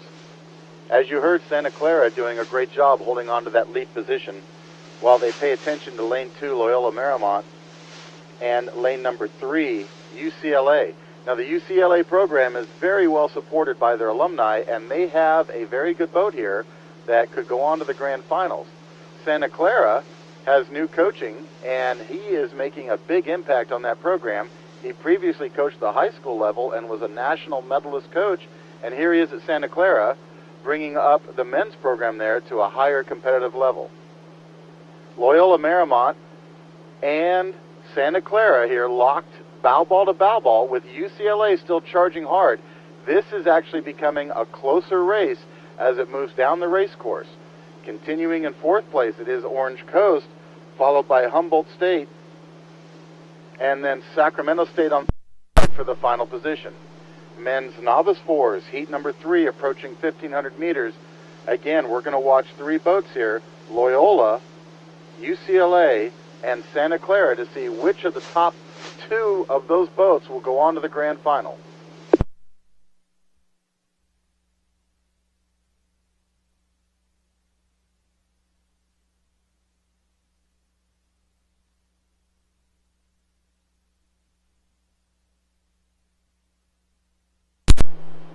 And at 1,500 meters, it's lane 2, Loyola Marymount, now taking that first place position. They're holding on to it, and it's getting closer between Santa Clara and UCLA. UCLA down only about 2 or 3 seats from Santa Clara, so they are within striking distance to qualify for the grand final. Loyola in lane 2 continues in the lead, chased by 2nd place Santa Clara, 3rd place UCLA, hot on their heels. Orange Coast continues in 4th, followed by Humboldt State, and then the team from Lake Natoma in the trailing position, Sacramento State, out in lane 6.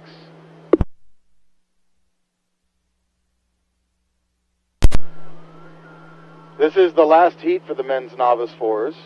2 boats to the grand final. 2:50 to go. It's Loyola, Santa Clara with UCLA chasing. This is going to be a close finish.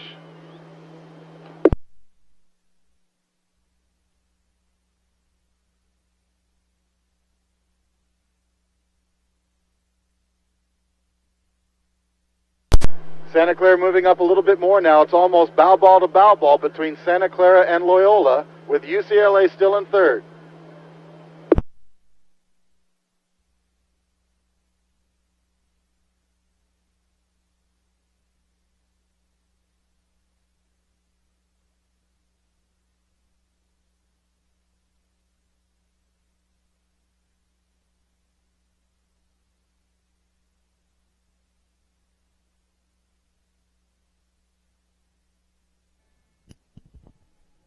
Ladies and gentlemen, that was a close finish. That was race number 8, the men's novice 4, heat number 3.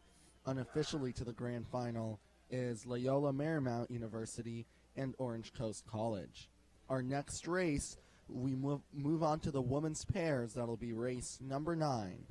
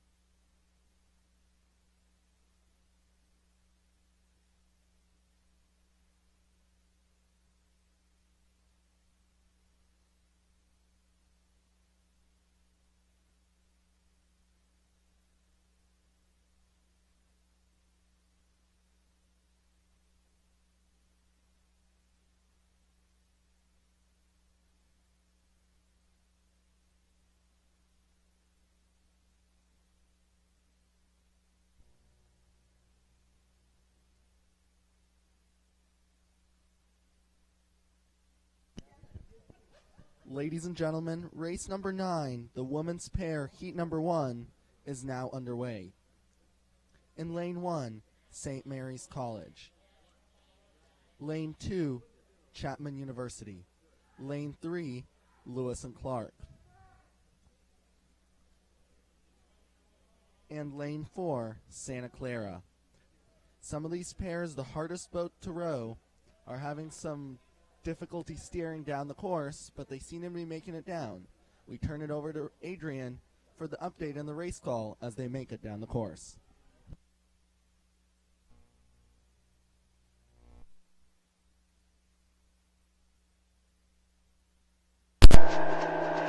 And after a little excitement here in the start, coming out of the gates of the women's pair, Heat 1, we had quite a bit of course correction coming from the referees for the field. So we had a little bit of entanglement out of the start, but now all boats are rowing cleanly. Everyone pretty much in their lanes. This is a very difficult boat to row, the pair. Generally, the rowers are steering just with the pressure from their oars. And there's no coxswain in the boat, so it's really all on the rowers to be perfectly matched, perfectly in sync to make that boat go straight.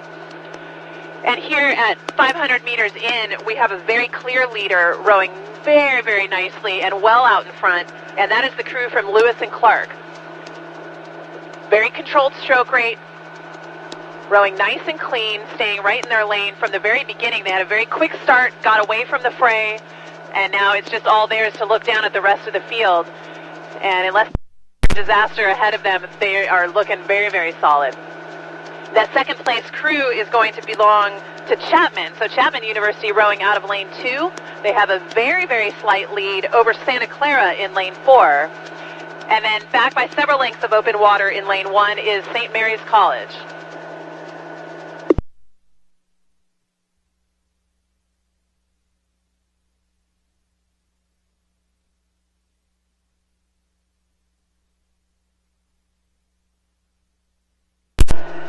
Three of these crews will advance to the grand final.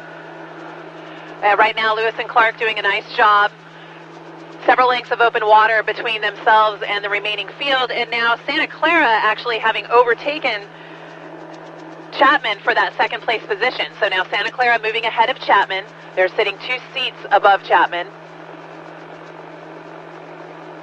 St. Mary's still holding on to the 4th place spot. And all crews now approaching 1,000 meters to go.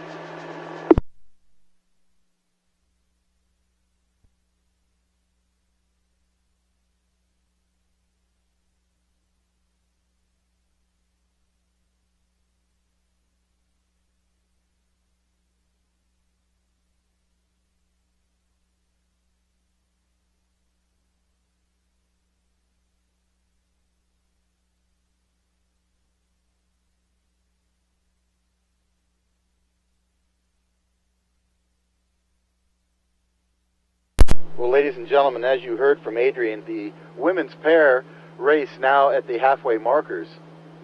And from high atop Rattlesnake Hill, watching this pairs race, it was pretty exciting at the beginning with the lack of a coxswain in the boat and with the explosion of the power coming from the start. You have a lot of steering issues, and we saw that. Fortunately, there were no collisions, but the crew that's out in front is that Lewis and Clark boat. They have had a beautiful course. The bow seat of that boat doing a superb job steering this pair down the course. Pairs the hardest boat to row in any program, and a lot of varsity coaches are training their crews now in pairs, and that looks to be the case here at Lewis and Clark. Now that second place crew continues to be Santa Clara University. They're also rowing a very clean course. They're holding their lane well, and that's really the trick to good racing in pairs, because the steering just adds distance to your course if you're all over the place. So both Clark and Santa Clara have rowed pretty straight lines, and that's giving them a speed advantage as they come down the course. In third place continues to be Chapman, but Chapman had the biggest steering issues going on here, and while they were in a higher position earlier in the race, they've now fallen back to third as they continue to work on their steering. Fourth place is St. Mary's College. They continue to fall much further back behind these top 3 boats. So 3 boats right now looking to go to the grand final, and that would be Lewis and Clark, Santa Clara, and then Chapman. We'll give you the next call just after 1,500 meters.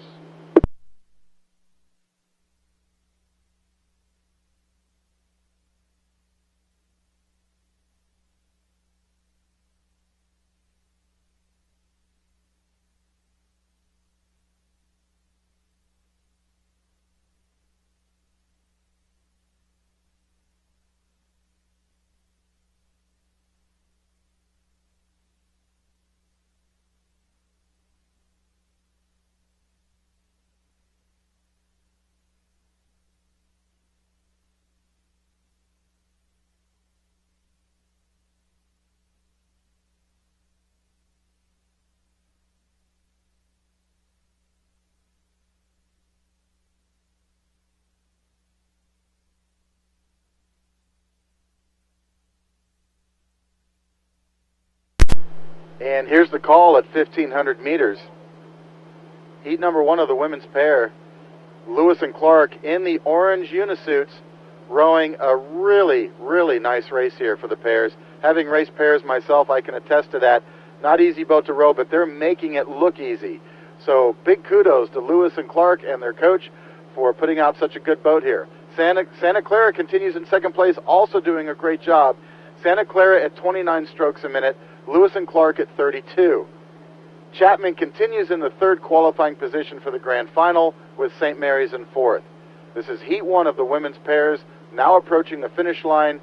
Top 3 boats will be the ones going on to the grand final. That's unofficial, while St. Mary's trails in fourth place.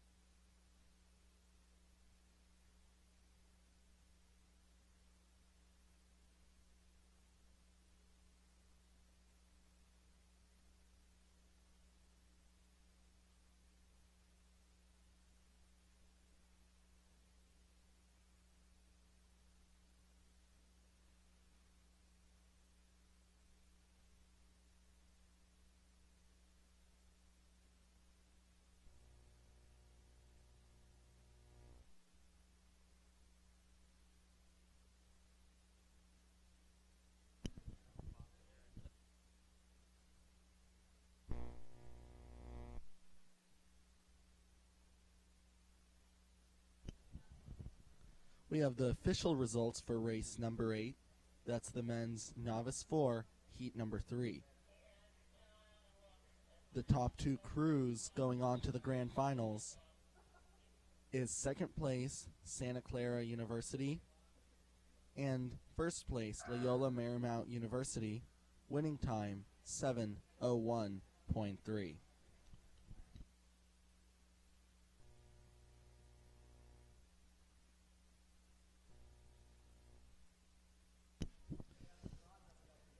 Now, on the water and underway, that's race number 10, the second heat of the women's pairs. In lane 1, Chico State. In lane 2, UC Santa Barbara. Lane 3, Humboldt State University. In lane 4, Arizona State University. These crews are approaching, and now past 500 meters, we turn it over to the water for the race call.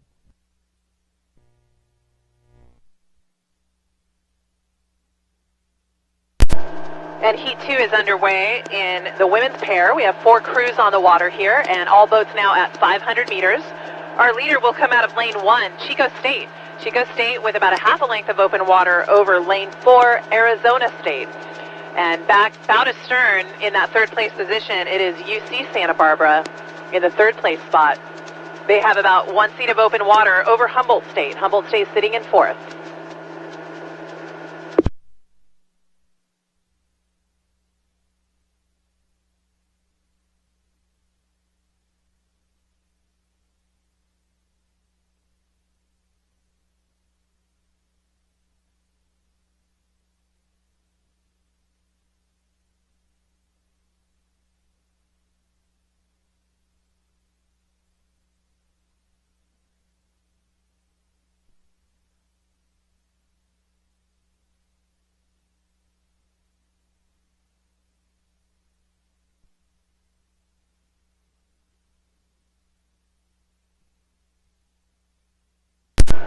So nothing has changed in terms of placement here. Chico State still holding on to a slight open water lead over Arizona State, but Arizona State rowing a little bit slower stroke rate, a little bit lower stroke rate, but they've got some good size and power in that boat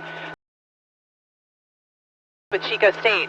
Again, top 3 boats will advance to the final, so right now Chico State, Arizona are both looking pretty good, and UC Santa Barbara is back by about a length of open water in that 3rd place position.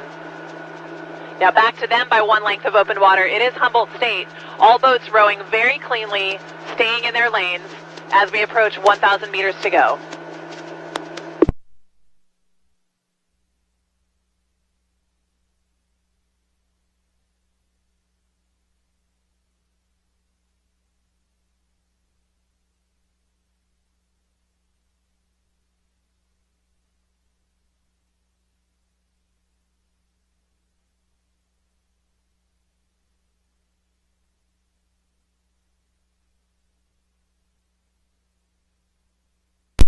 Ladies and gentlemen, the second and final heat for the women's pair now past the halfway markers.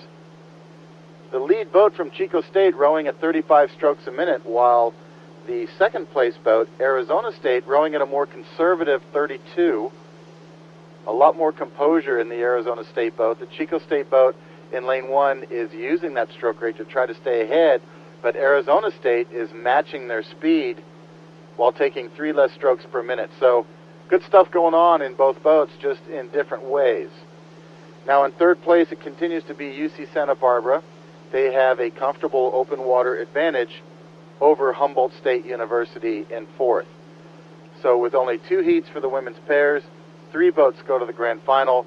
Those 3 right now are Chico State, Arizona State, and UC Santa Barbara, with Humboldt State chasing. We'll give you the next call as we approach 1,500 meters.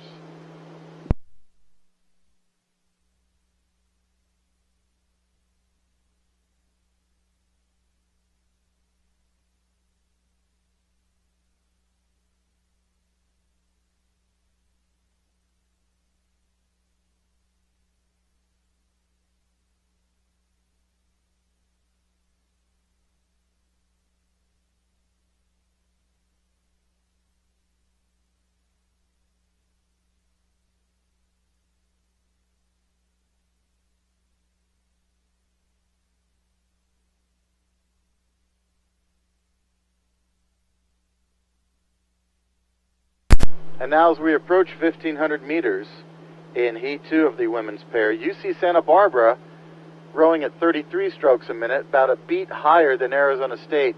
They're slowly getting closer to them, but again, they're still in the qualifying position. So the UC Santa Barbara coach has nothing to worry about at this point, as his crew looks to go on to the grand final if they hold that position for the next 500. 4th place Humboldt State has not made up any water at this point. They're still rowing cleanly in their lane, but they have not closed the gap between themselves and Santa Barbara.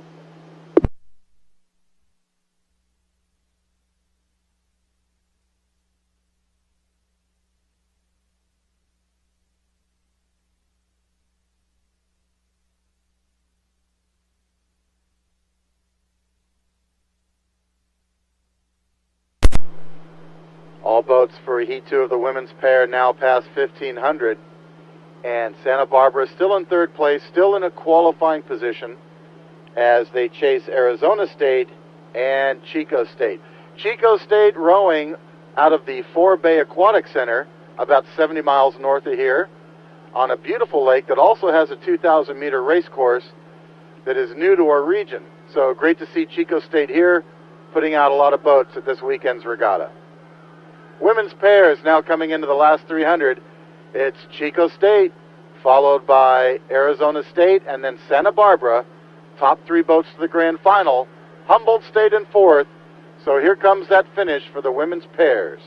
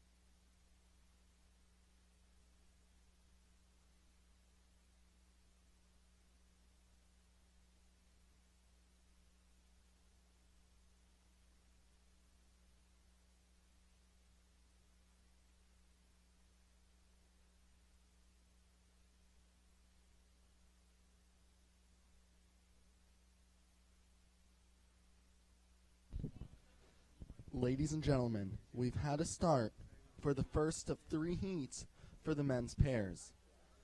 Heat number 1 in Lane 1, University of Oregon. Lane 2, UC Santa Barbara. Lane 3, Arizona State University. Lane 4, UC Davis. Lane 5, Chapman University. And Lane 6, Loyola Marymount University. Top 2 boats going on to grand finals. We turn it over to the water for the race call.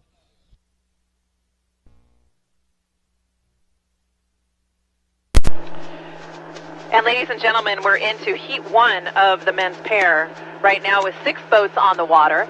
And we've had a little bit of separation from crews as they approach 500 meters in. But right now our early leader is coming out of Lane 5. That is Chapman University. You saw them doing really well in the women's pair, and men's pair also doing equally as well. They have a slight advantage over Lane 1, Oregon. Oregon rowing very cleanly, and with 2 seats over Lane 3, Arizona State. In our 4th place position, we'll move back by 1 length to UC Santa Barbara. UC Santa Barbara rowing in 4th. And hot on their heels in Lane 6, it is Loyola Marymount. Our 6th place position does belong to Lane 4, that is UC Davis. Some boats getting a little bit of course correction coming from the referees, but it looks like they're back in their lanes, rowing well. So again, Chapman with a 2-seat advantage over Oregon. Oregon sitting in that 2nd place position and bow to stern over Arizona State. So Arizona State sitting in 3rd. Only 2 crews will advance to the grand finals. So you can bet that there's going to be some really aggressive rowing here coming into the last half of this 2,000 meter race.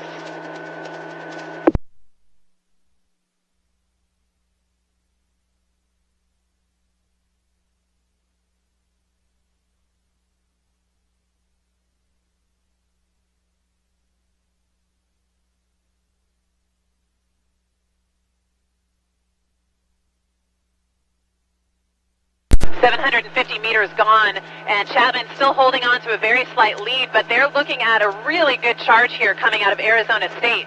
So right now, Arizona State hoping to take away that 2nd qualifying spot from University of Oregon. Oregon rowing very controlled, trying not to bring their stroke rate up too much in response to that Arizona State boat because they know they have another 1,000 meters to go. But Arizona State trying to make a move here and come up into contention for that 2nd place position. Chapman just barely holding them off. So right now, dead even between UC Santa Barbara down by a little bit of open water, still in that 4th place position. Loyola Marymount in 5th, followed by UC Davis in 6th.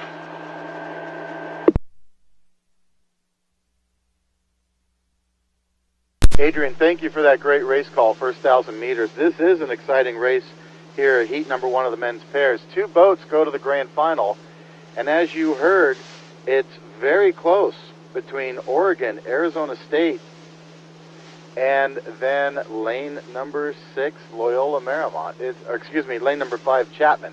So the Chapman putting out good pairs both on the men's and women's side. This is turning into a 3-boat race, and now Santa Barbara in lane 2 making a push on their rate as they try to move up and join the fight.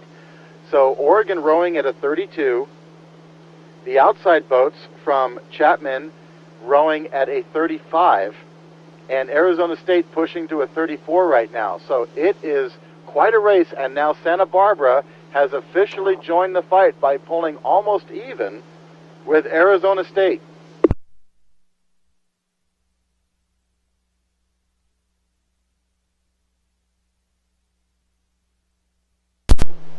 Heat 1 of the men's pairs now at 1,250 meters.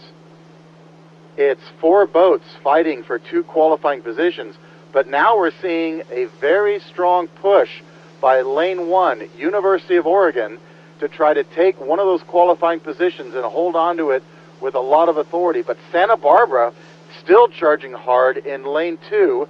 Santa Barbara in the yellow jerseys, they have now pulled even with Arizona State and Chapman.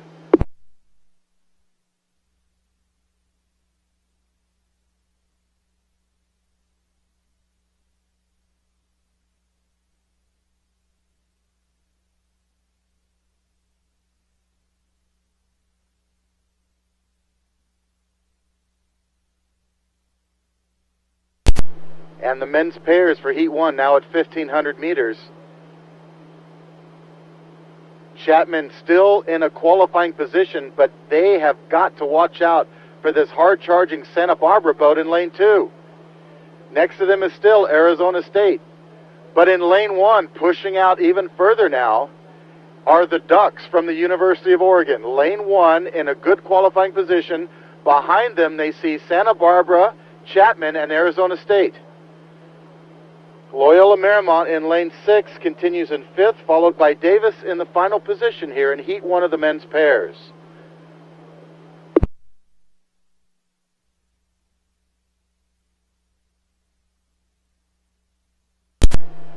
.300 meters to go, and this is going to be an intense finish between Santa Barbara and Chapman, as now Arizona State starts to fall back to 4th. Oregon for the lead. It's the University of Oregon for the lead here in this heat. It'll be their second boat to qualify for grand finals if they hold on to this. Santa Barbara and Chapman both chasing Oregon.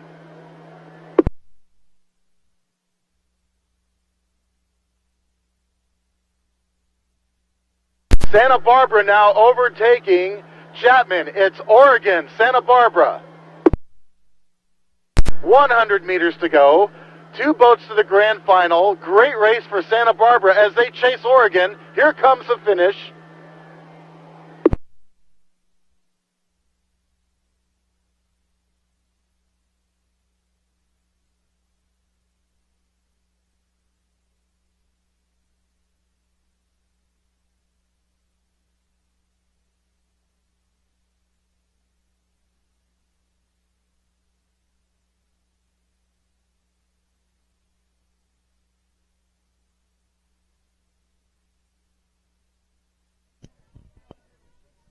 Ladies and gentlemen, that was the finish for race number 11, the first heat of the men's pairs. As you heard, UC Santa Barbara overtook and went in a second place to qualify to the grand finals, with Oregon finishing in first and also qualifying for the grand finals later this afternoon.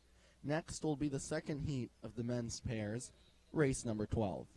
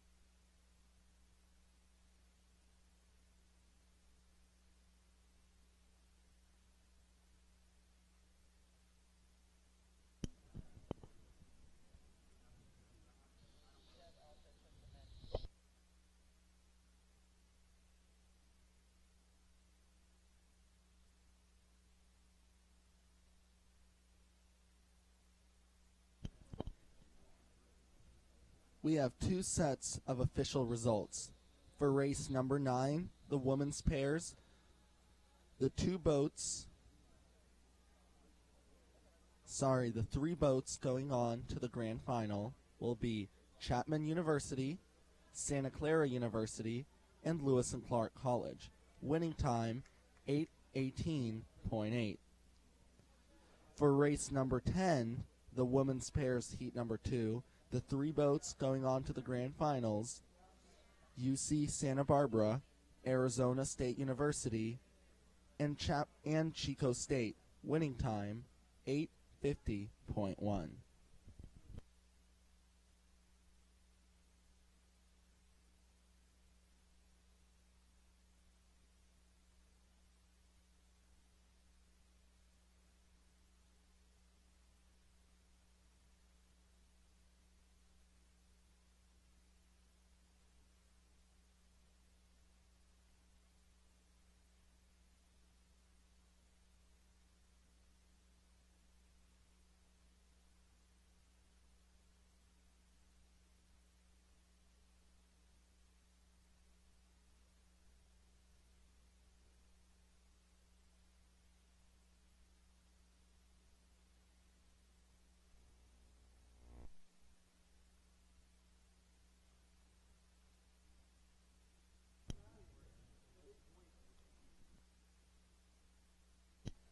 Ladies and gentlemen, we've had a start for race number 12, the men's pairs, heat number 2. In lane 1, UCLA. Lane 2, Sacramento State. Lane 3, Portland State University. Lane 4, Seattle University.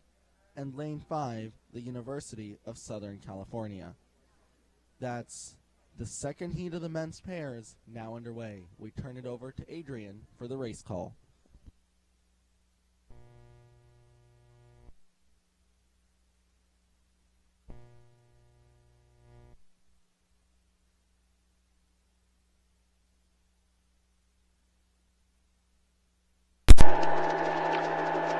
And Heat 2 is underway in the men's pair. We've got 5 boats on the water.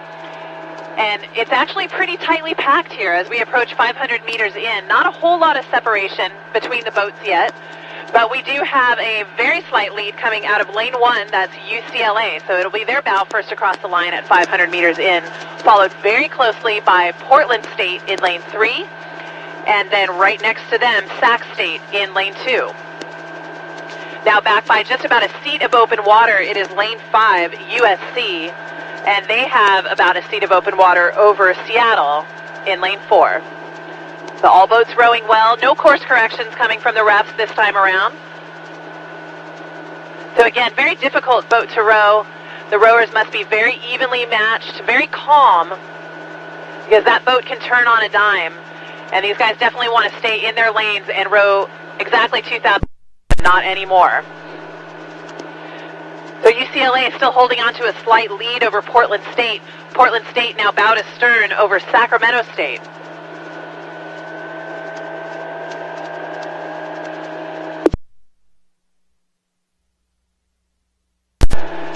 USD still holding on to 4th, followed very closely by Seattle.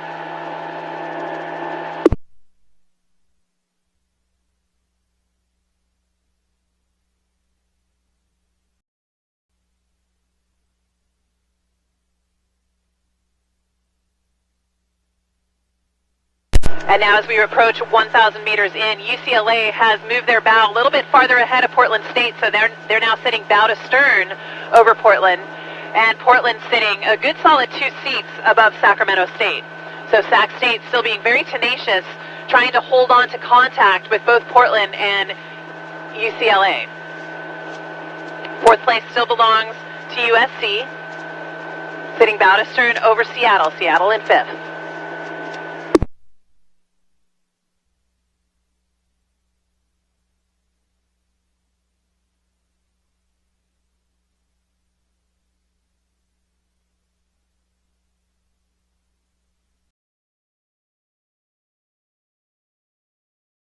The men's pair is now past the halfway markers, and the boat from Portland State continues in that second qualifying position. They are rowing at a very composed 32 strokes a minute, and they're showing a lot of good recovery ratio, just very calm on the recovery, letting the boat run beneath them. Sac State right next to them is at 36 strokes a minute, and they're racing a little quicker through the recovery, so Sac State really trying hard to catch the Portland State boat. But Portland State really looks to be a solid boat here as they hold off Sacramento State at 1,250 meters. UCLA, lane 1, in the lead, holding off Portland State, but not by much. It's very close between Portland State and UCLA. Now Portland State making a move. Portland State just bumping the rate a little bit to try to push away from Sacramento State and catch UCLA. So there goes Portland State. They now have open water over Sacramento as they move closer to UCLA.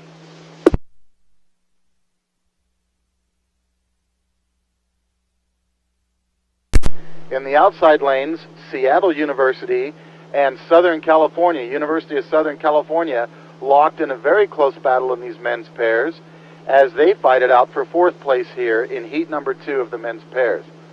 As you heard from Adrian, good steering in this heat. We're not seeing any major steering issues. So the bow seats of all these boats doing a good job calling the steering commands as they come down the course.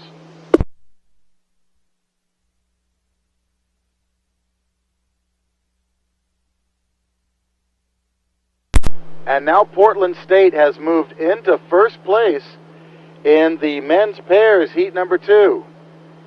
It's Portland State followed by UCLA, with Sacramento State falling back to third by an even greater amount of open water. On the outside lanes continues to be Seattle and University of Southern California, with an advantage now going to Southern California for fourth. Great showing here by Portland State, as they have remained very calm and composed and attacked at strategic points, and they are now in first place with 300 meters to go.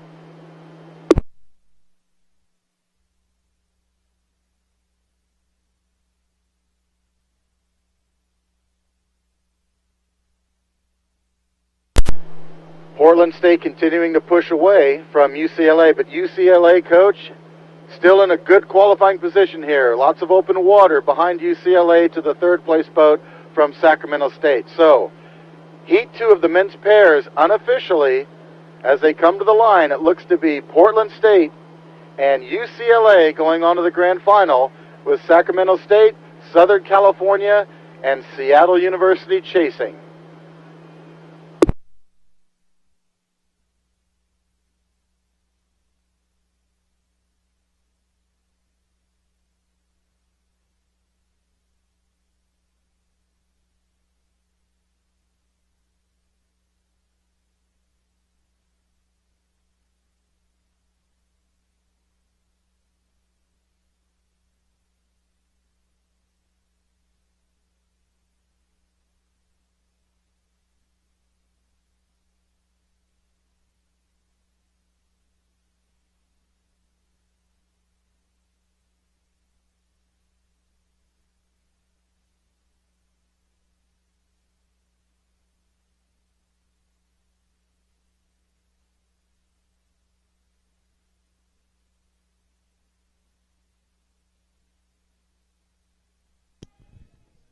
That was the finish for the men's pair heat number 2, unofficially going to the grand finals, UCLA and Portland State University. Next up will be the third heat for the men's pairs. Again, top 2 boats going on to grand finals later this afternoon.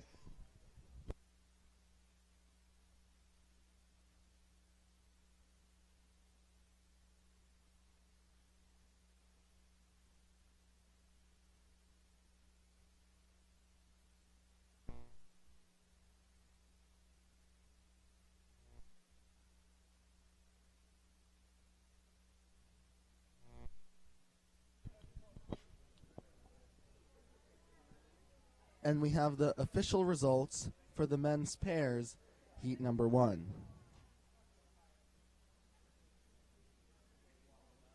In 6th place, UC Davis. 5th place, Loyola Marymount University.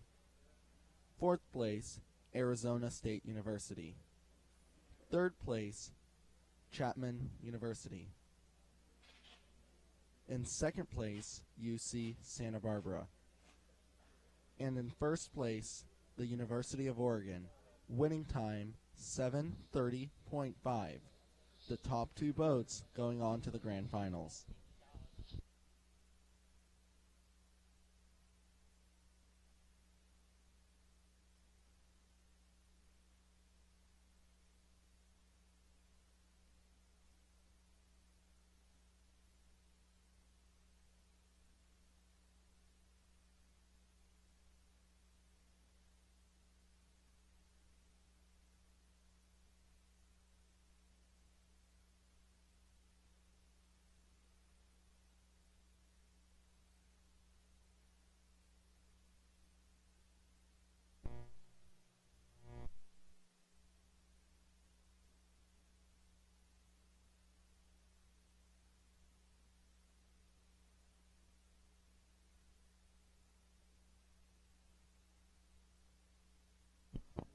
Ladies and gentlemen, we've had a start for race number 13. This is the third and final heat for the men's pairs.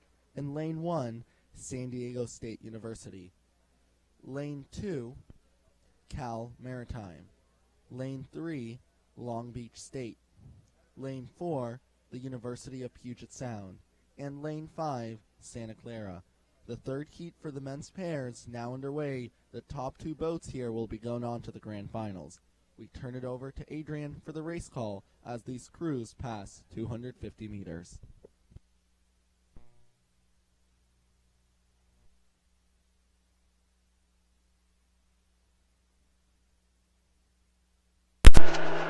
All right, and we are well underway in the third and final heat for the men's pair. This time 5 boats on the water.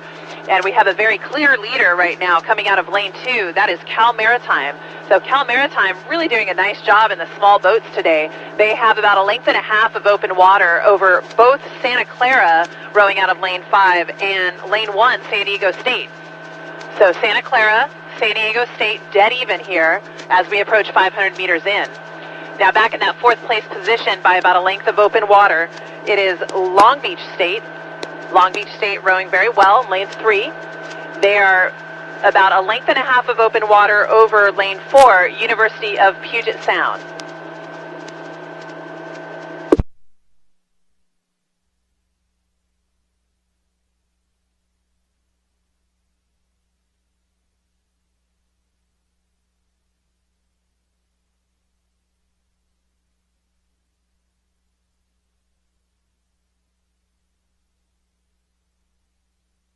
All boats now past 500 meters. Cal Maritime continuing to extend their significant lead here. They are now followed by Santa Clara. Santa Clara moving ahead of San Diego State by about 1 seat and matching each other stroke for stroke in terms of rating. Back in that 4th place position continues to be Long Beach State. They have 2 lengths now over our 5th place crew out of University of Puget Sound. So nice racing here developing between Santa Clara and San Diego as we approach our halfway markers.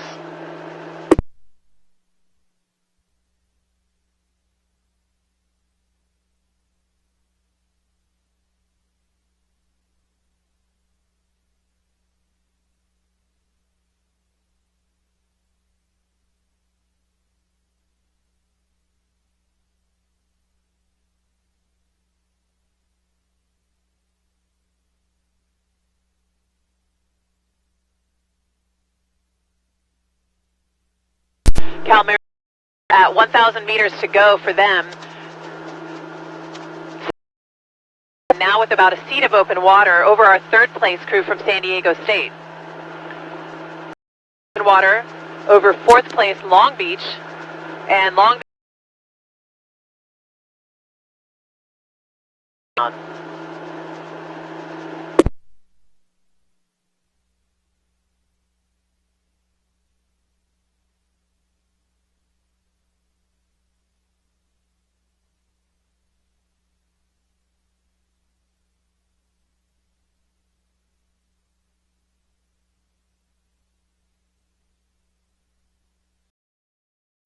First 1,000 meters.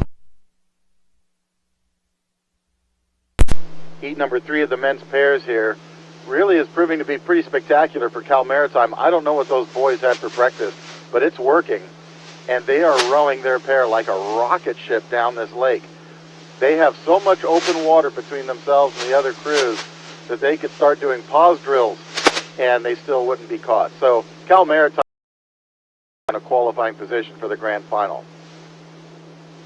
In that second qualifying position, it's still very close between San Diego State and Santa Clara University. With the advantage going to Santa Clara, they've held on to it. They got it right near the halfway markers. But San Diego State, the Aztecs from down south, still charging hard and trying to get their boat into the grand final as they row a clean race in lane 1.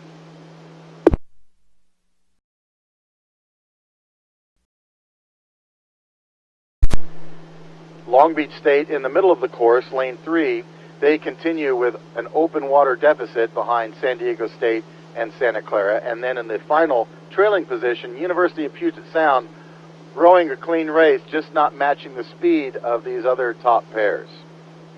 We'll give you the next call just after 1,500 meters, but way out in front is Cal Maritime.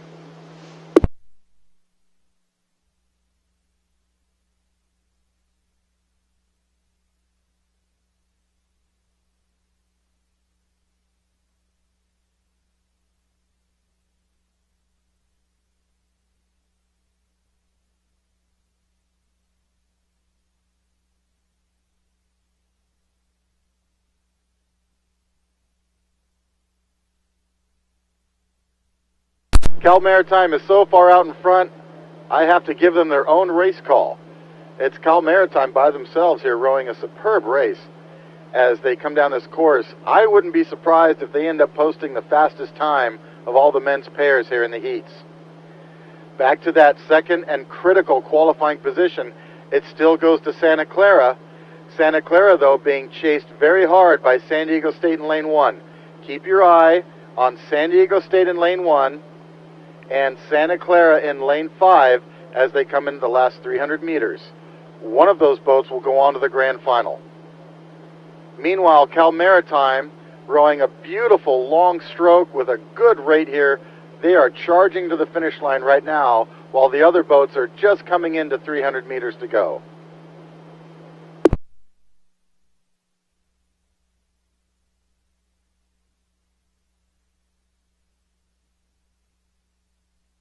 .250 to go for Santa Clara. They have that second qualifying position for the men's pairs here as San Diego State in third in lane 1 chases them. They are followed by Long Beach State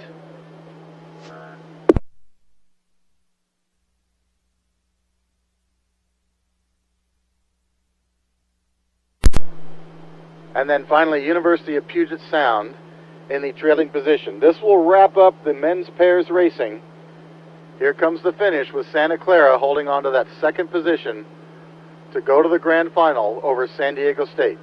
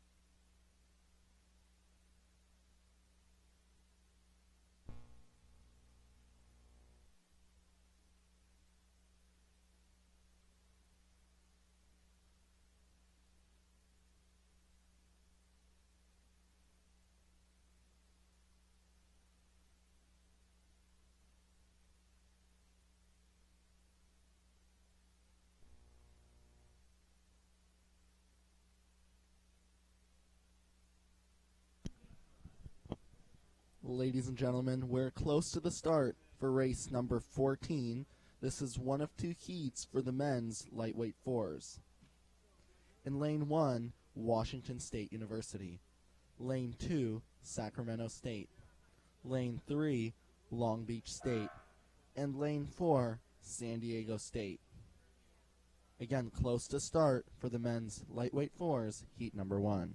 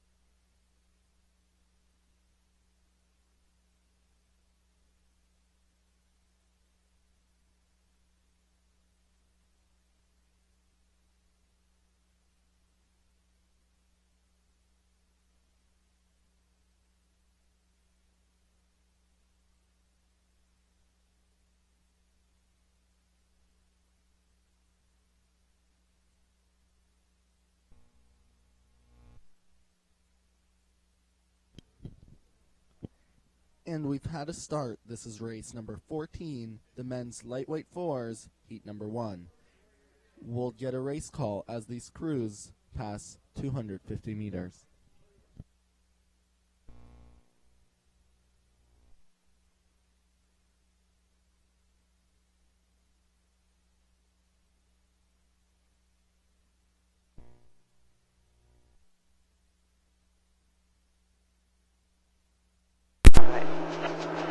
And heat 1 of the men's lightweight 4 currently underway and racing, just at 250 meters in, and Washington State really just exploded out of the gates. Right behind them, San Diego State also off to a very fast start, and those are your top 2 boats right now. Washington State 4 seats over San Diego State. All boats now settling into their race rhythm. San Diego State sitting in that second place spot, 4 seats over Sacramento State in lane 2. And bow to stern, behind Sacramento State, it is Long Beach State in lane 3. All boats now approaching 500 meters in.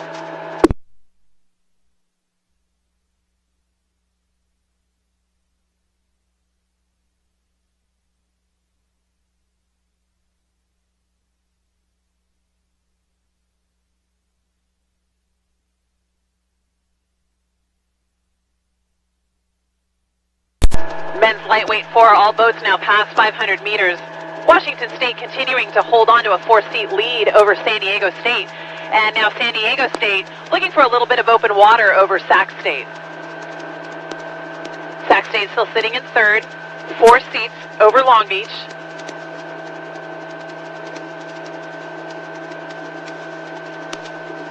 And now both Washington State and San Diego State with open water. Behind them, Sacramento State continues in third, but they really need to keep their eye on Long Beach State, because Long Beach State has inched further in to Sacramento State's boat. So Long Beach still sitting in fourth, but coming into a little bit closer contact with Sacramento.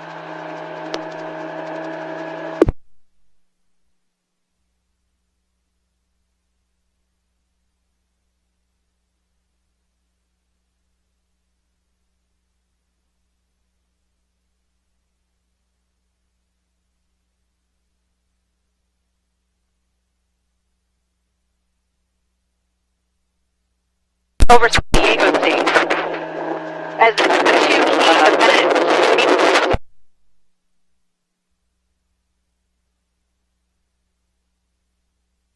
statement here coming into the halfway point. San Diego State now with a little more than a length of open water over Sac State. Sac State still holding bow to stern over Long Beach State. Long Beach sitting in fourth.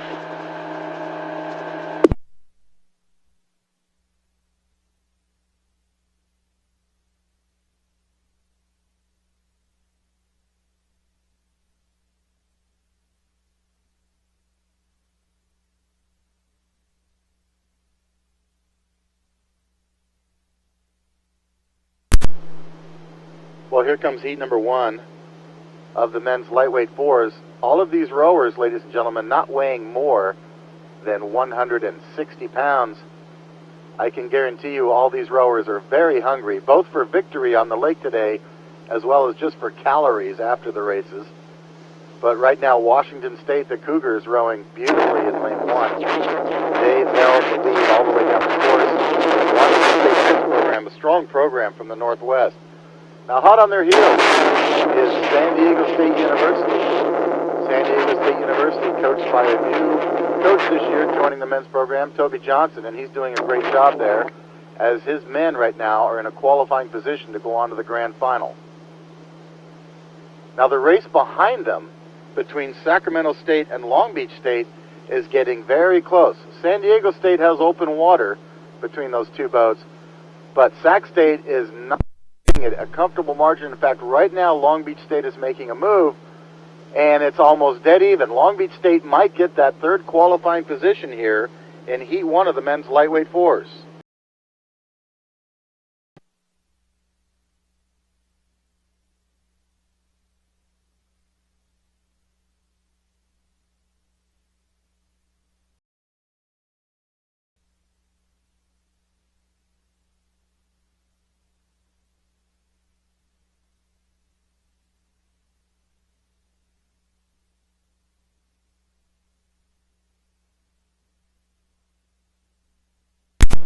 Washington State in lane 1 continues in the lead for heat 1 of the men's lightweight fours. They're rowing a Hudson.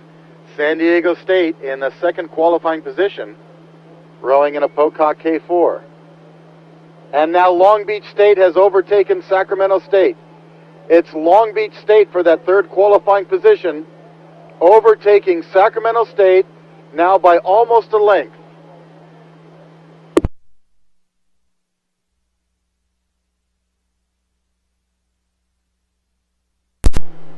Heat number 1 of the men's lightweight fours now coming to the line.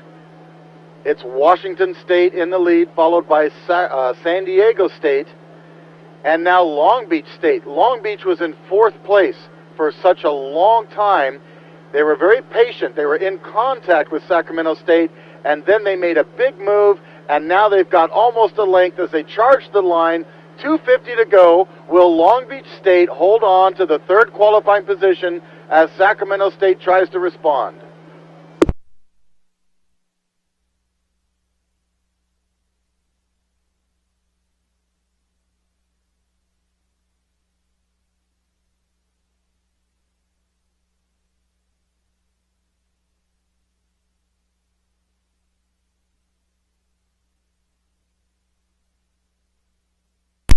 Long Beach State still holding on to that third qualifying position.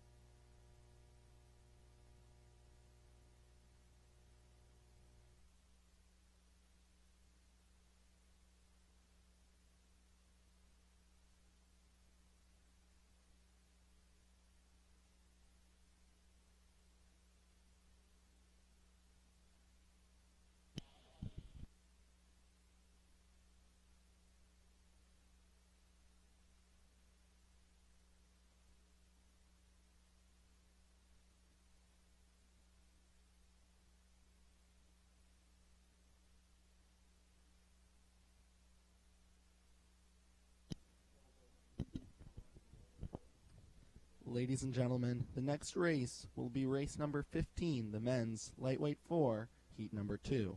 In lane 1, the University of Southern California.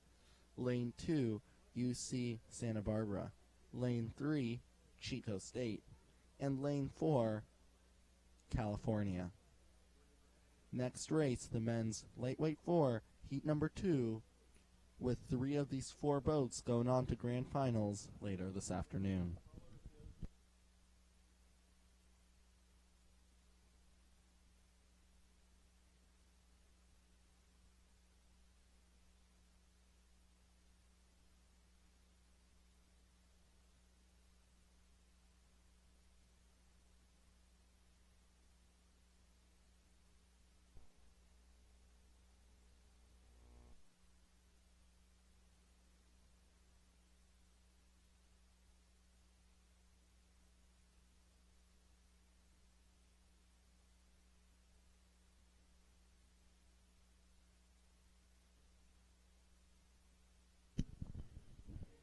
ladies and gentlemen, and we've had a start for the men's lightweight 4, heat number 2.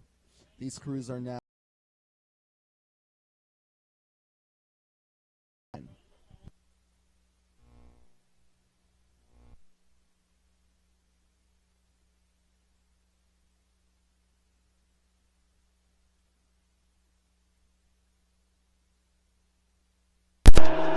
All right, and all boats now past 250 meters in heat 2 of the men's lightweight 4.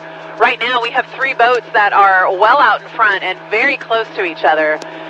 Very slight advantage is going to go to UC Santa Barbara out in lane 2, perhaps 1 seat over both California and USC. USC rowing out of lane 1, California rowing out of lane 4. In the 4th place position, we move back over to lane 3, and that's Chico State. So Chico State trailing about 2 lengths of open water behind these top 3 boats. But Santa Barbara here with their bow first across the line with 500 meters in.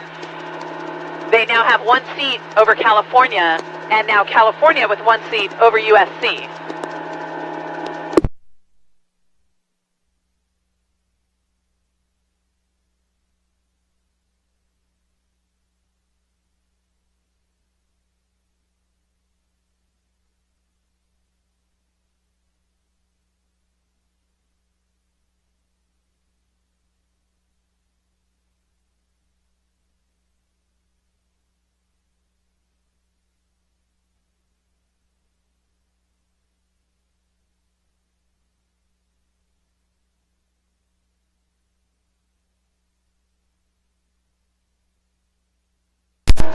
.750 meters, UC Santa Barbara continuing to hold on to the lead and push a little bit farther out. They now have 4 seats over California, and now California about astern over USC.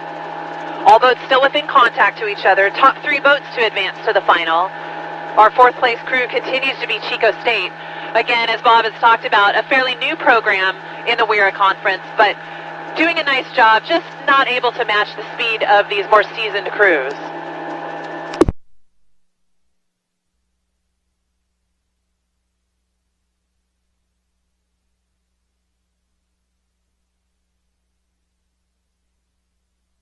And with 1,000 meters, UC Santa Barbara continuing to hold a 2-seat lead now over California, and now California with 2 seats of open water over USC.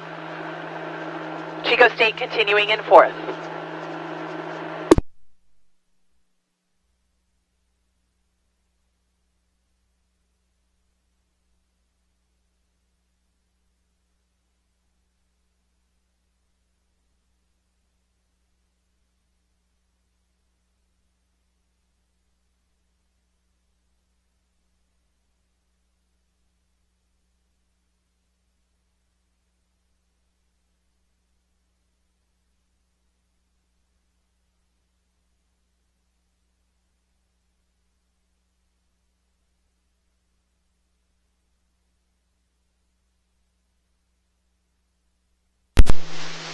And heat number 2 of the men's lightweight 4s now past the halfway markers, actually at 1,250 meters. UC Santa Barbara continues in the lead over California. The Cal lightweight men in a qualifying position, however, as they hold off lane 1, University of Southern California, by an open water margin. 4th place continues to be Chico State, but as you heard from Adrian, they're a young program, and they're just going to get bigger and faster as the years go on, but it's great to see them in the event racing nonetheless here at this weekend's regatta. Now Santa Barbara, coached by Desmond Stahl, who used to coach the UC Davis program, Santa Barbara, and has turned that program into a powerhouse club program. And Santa Barbara here has a great lightweight men's 4 as they are leading this race to the finish line for heat number 2 of the men's light 4s. All these no more than 160 pounds. The Cal lightweight, it's a long and storied lightweight program here on the West Coast.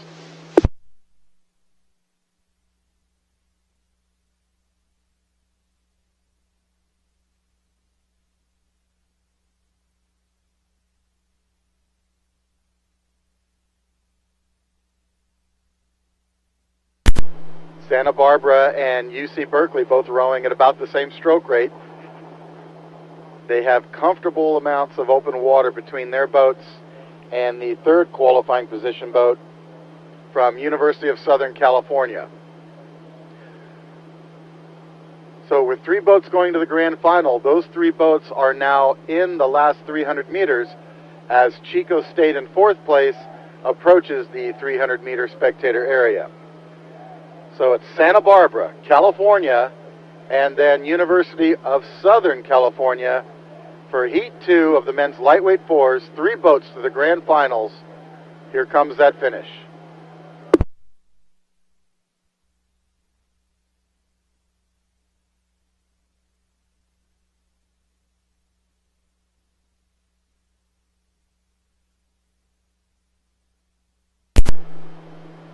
California maintaining a low stroke rate compared to Santa Barbara, yet they're matching Santa Barbara's speed.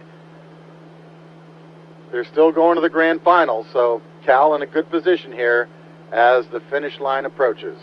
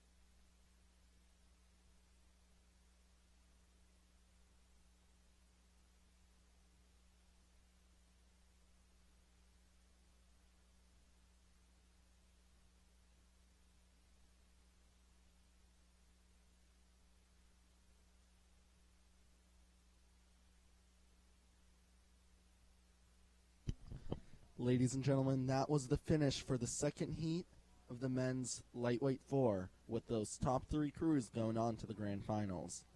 Next up will be the women's varsity 4s, Division 2, Division 3, and club programs.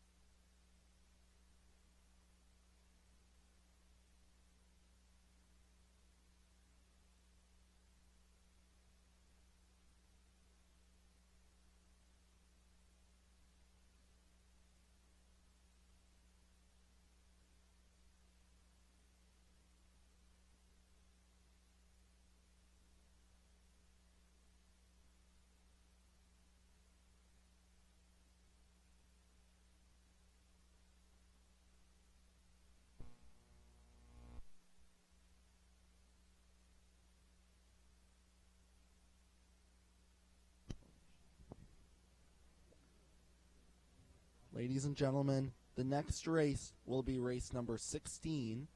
This is the women's varsity 4 with schools from Division 2, Division 3, and club programs.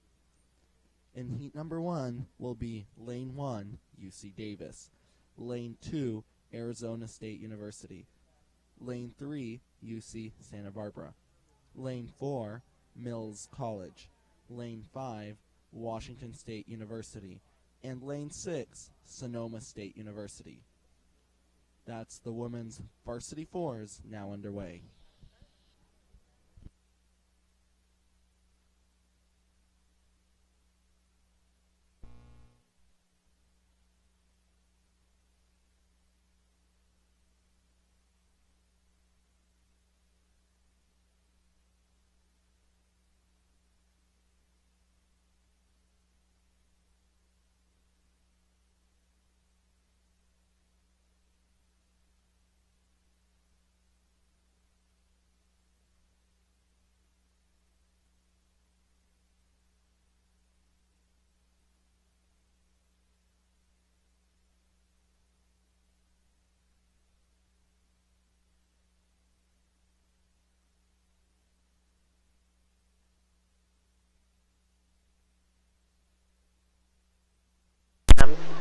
With 6 boats racing, it's still pretty tightly packed here just as we complete 250 meters in, but I'm going to give a very early advantage to Lane 2, Arizona State. So Arizona State sitting just a couple of seats above Lane 5, Washington State. And then very close on their heels is Lane 1, UC Davis. So UC Davis sitting in 3rd, but with UC Santa Barbara in Lane 3 right there next to them. In the 5th place position, it is going to be Sonoma State. And then back in our 6th place spot, Mills College, rowing out of Lane 4. But Arizona State now extending their lead. They now have 4 seats. And Santa Barbara has slipped into that 2nd place position. So Santa Barbara down to Arizona State just by about 4 seats as we cross over 500 meters to go. Too close to call here for that 3rd place spot. But I'm going to give a advantage to Sonoma State. So Sonoma State moving up into that 3rd place position. Very, very close to them is UC Davis. So there's certain to be a lot of shakeout here as we progress further up the course. 5th place now goes to Washington State. So all crews settling into their race rhythm. And all boats now past 500 meters.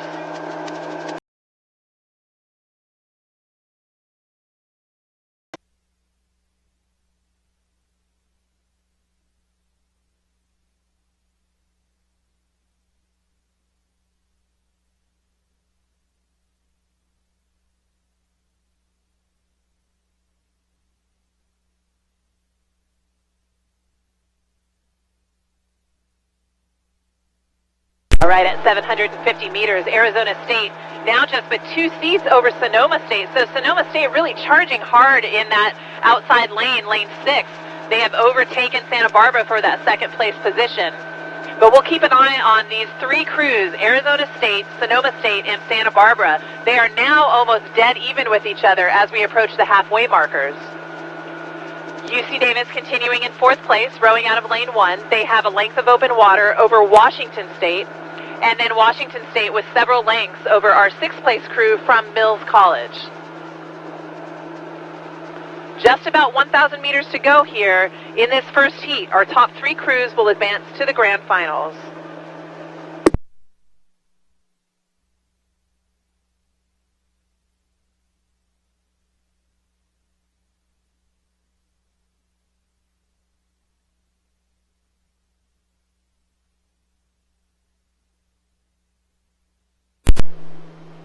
So Heat 1 of the women's varsity 4 D2, D3 club programs now just past the halfway markers. And as you heard, it's a very good race between Arizona State, UC Santa Barbara, and Sonoma State in the outside lane. Arizona State in lane 2, rowing in a, looks to be, I want to say pink shell, but it's probably more like a salmon color. Very unique, so you'll be able to see them very clearly as they come down the course in lane 2. Santa Barbara in the bright yellow jerseys, right next to them in lane 3, chasing hard. Sonoma State on the outside in the dark shell with the dark unis, also rowing very well here. It's a 3-boat race for the top crews here, as lane 1, Davis, has fallen off the pace and is now back bow to stern behind Arizona State in lane 2.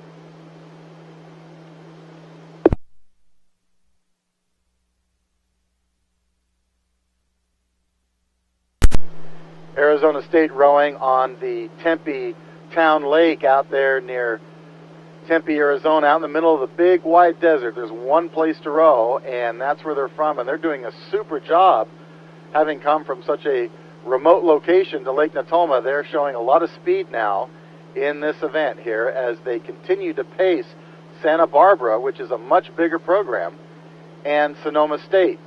Sonoma State has also been around for a number of years, and they row on the Petaluma River up near the town of Petaluma. So top 3 boats remain the same as the chasing crew, UC Davis in lane 1, tries really hard to catch lane 2, Arizona State. All boats now past the 1,500 meters with the trailing boats from Mills and Washington State chasing these top 4 boats. Washington State, by the way, has a new lightweight women's program, so it's great to see them on the course here at Lake Natoma.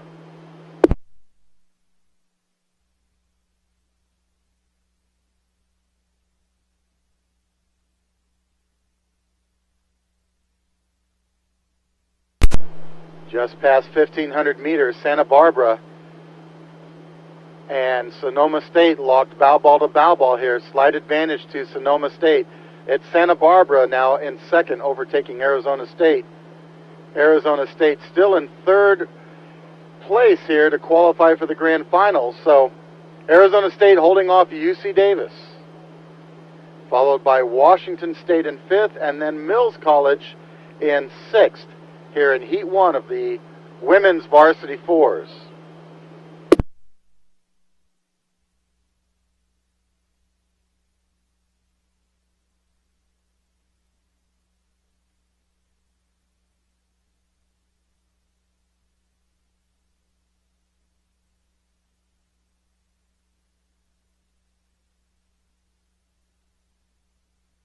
.250 to go. Sonoma State still holding off Santa Barbara. Santa Barbara holding off Arizona State. Those are your top 3 boats that can go on to the grand final as Davis in lane 1 continues to chase, followed by Washington State and Mills.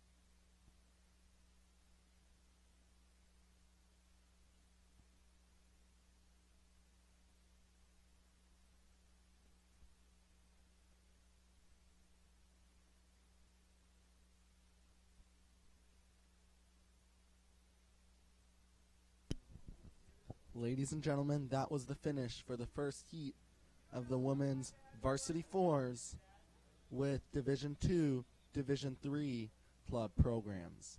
Now underway is the second heat in lane 1, Western Washington University. Lane 2 will be empty. Lane 3, University of Oregon. Lane 4, Humboldt State University. Lane 5, Chapman. And Lane 6, UCSD. We turn it over to Adrian for the water for the race call.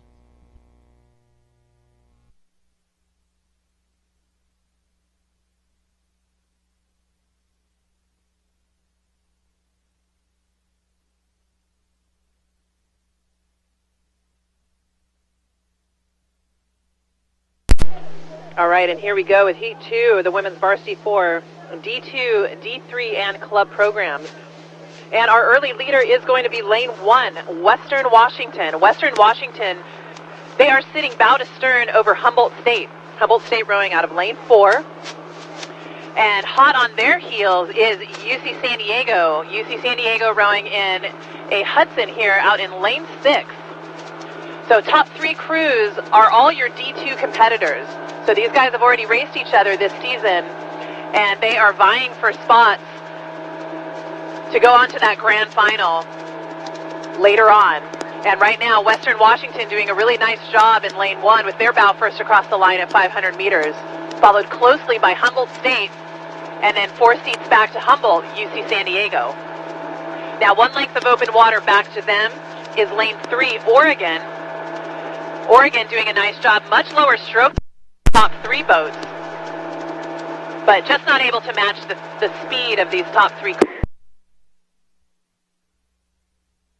We'll move over to Lane 5, that's Chapman. Chapman back by about 4 lengths of open water to the top 4 boats.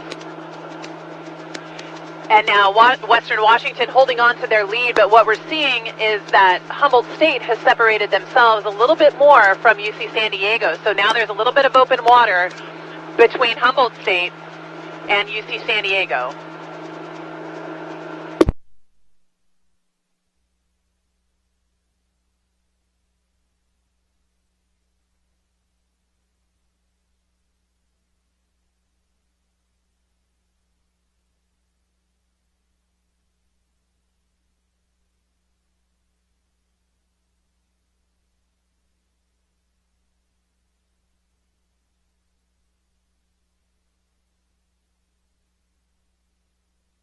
.750 meters down, Western continuing to hold on to that 4-seat lead over Humboldt State, and Humboldt State now with 1 length of open water over UC San Diego.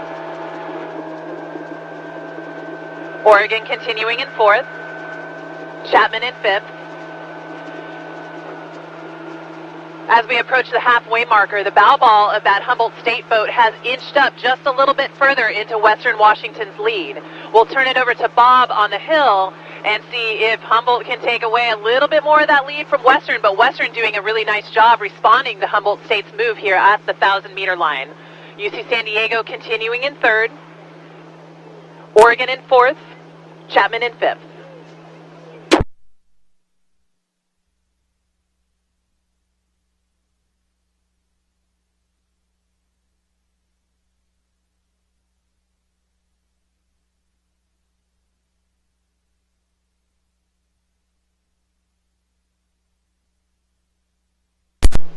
Here in heat number 2 of the women's varsity 4s, we're seeing Western Washington and Humboldt State both at the same stroke rate, 34.5 strokes a minute.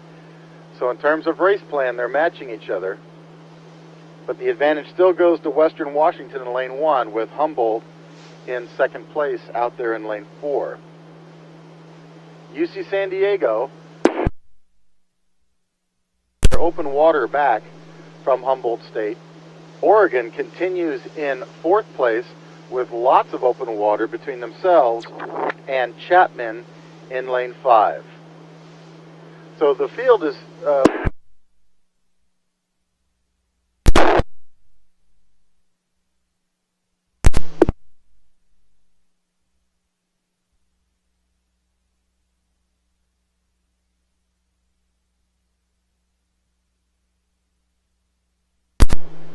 Humboldt State and Western Washington University really trying to squeeze one another. Right now, their boat speed to the water is identical. They're both moving at the same pace. Western Washington got the jump on Humboldt earlier in the race. So they're simply holding on to that advantage right now as both boats row at the same stroke rate and basically move through the water at the same speed. UC San Diego, however, continues to fall a little further back, so their speed is hurting a little bit more here, but they're still in a qualifying position to go to that grand final. Behind them is Oregon, and then behind Oregon, Chapman, as the race comes into the last 500 meters. This is heat number 2 of the women's varsity 4, D2, D3, and club programs.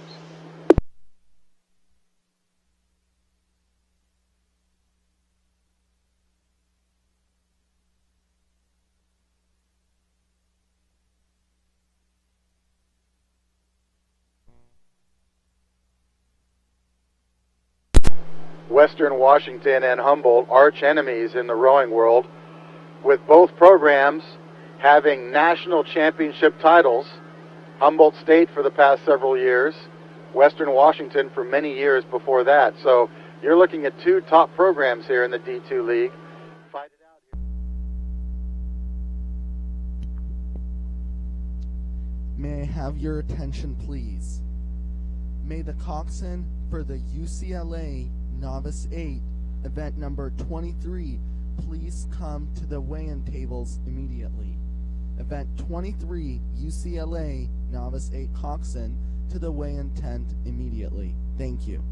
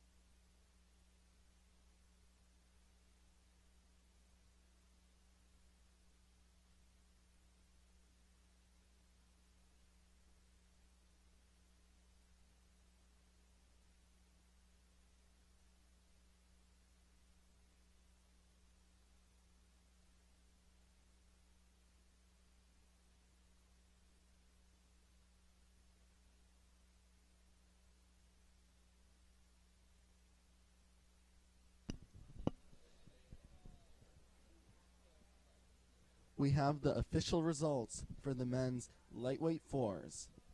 In the first heat going on to the grand finals, Long Beach State, San Diego State, and Washington State Universities. Winning time, 6:51.2. For the men's lightweight 4 heat number 2, third place, the University of Southern California. Second place, California. And first place, UC Santa Barbara's. Winning time, 6:59.8, with those crews going on to the grand finals. Now the official results for the women's Varsity 4, Division 2, Division 3 club programs. Heat number 1.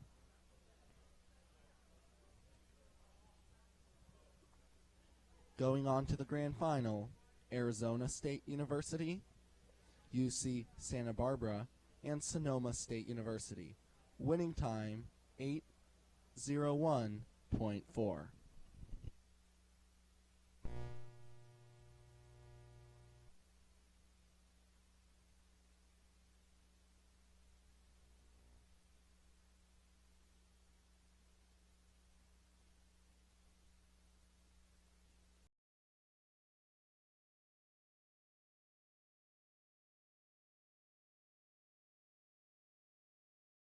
For race number 18, this is the men's varsity 4, heat number 1. Lane 1, University of Southern California. Lane 2, University of Puget Sound. Lane 3, Western Washington University. Lane 4, UCLA. Lane 5, Seattle University. Lane 6, UC Santa Barbara. And Lane 7, UC Davis. First of 2 heats, 3 boats going on to the grand finals. Men's varsity 4s headed down the race course. We turn it over to Adrian for the race call.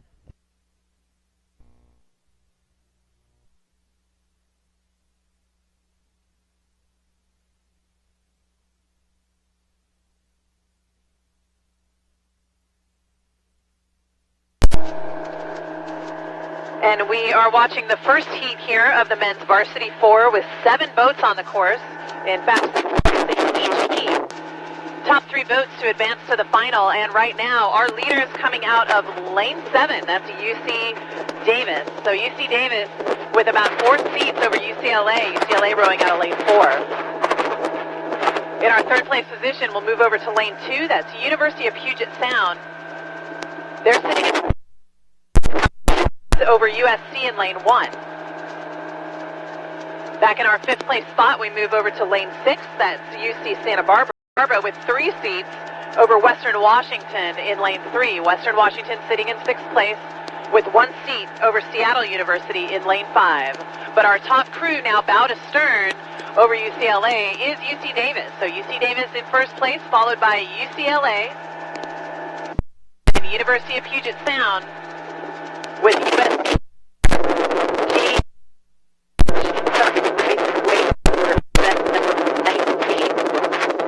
Approaching 750 meters in. Good race here developing between USC and UC Santa Barbara. And all boats actually still within contact with each other, so no one has any open water. All boats are still touching each other as we approach the halfway mark. But UC Davis doing a nice job here. Very controlled race. Very clean, but they've got to keep their eye on lane 4, UCLA. UCLA has made a big charge here as we approach 1,000 meters to go. And now UCLA pulling even with UC Davis, and with a little bit of open water over our 3rd place crew from University of Puget Sound. So UPS still sitting in 3rd, bow to stern over both USC, UC Santa Barbara. 5th place now belongs to Seattle University. And then 6th place, Western Washington has slipped back to 6th. Excuse me, that would be 7th place for Western Washington.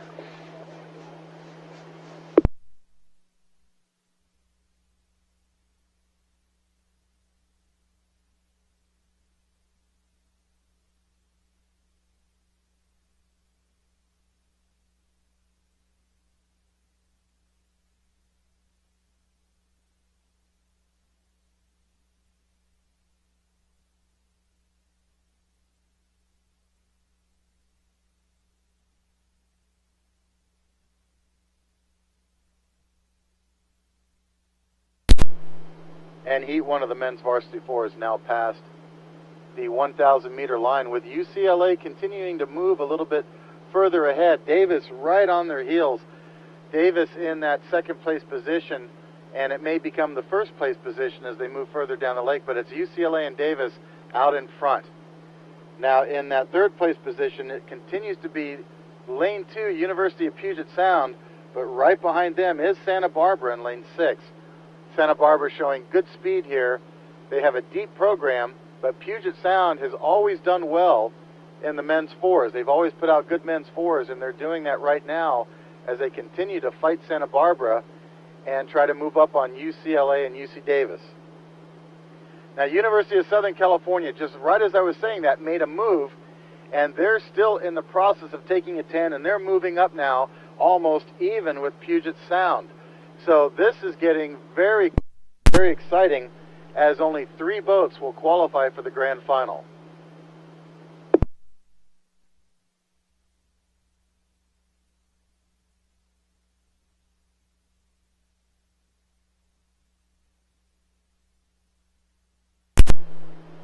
Now, lane 1, Southern California, they're done with their move, and now Puget Sound, very smart move by the coxswain, they've responded.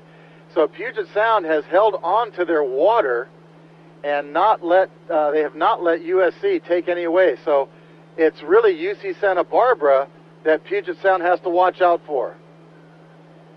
UC Davis has now moved into the lead over UCLA.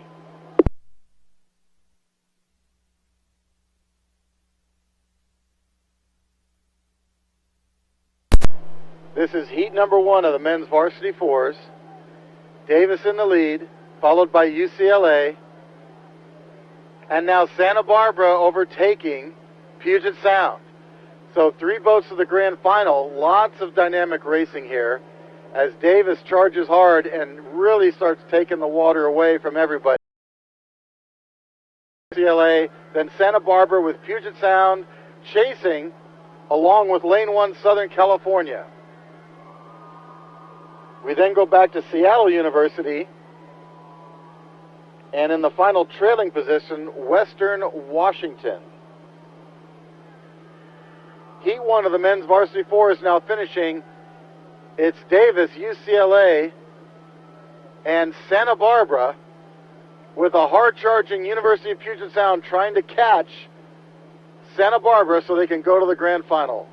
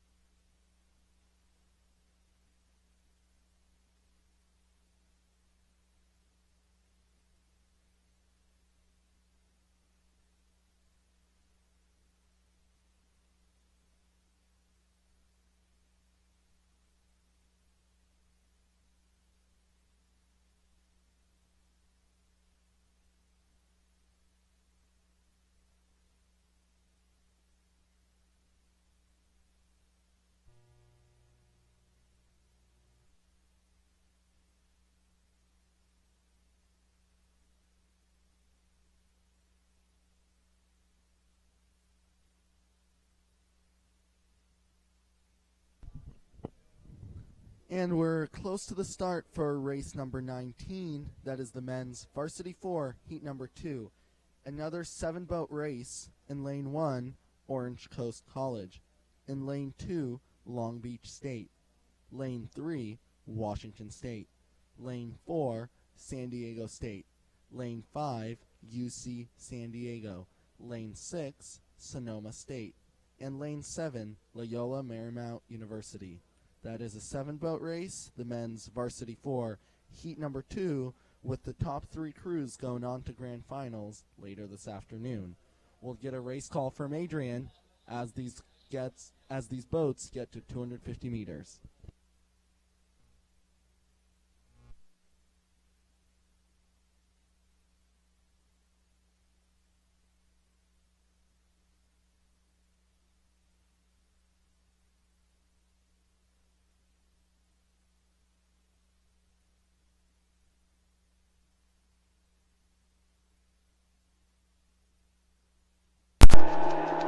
Okay, in the second and final heat of the men's varsity 4, top 3 boats to advance to the final. All boats here now approaching 500 meters in. Our leader very early on here in the race is lane 3, Washington State. So Washington State with a 2-seat lead.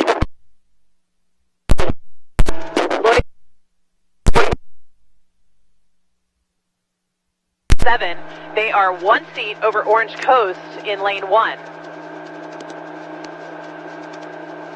So in that 5th place spot, we'll move back inside. That's Long Beach State. Long Beach State has lane 2.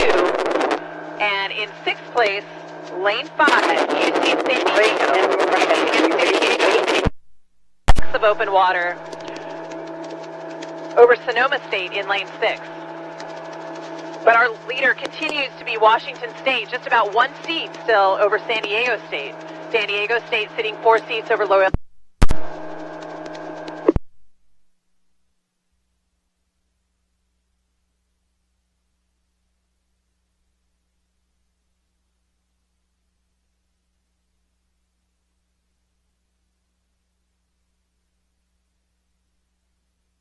Coming up on 750 meters in, and San Diego State almost even now with Washington State.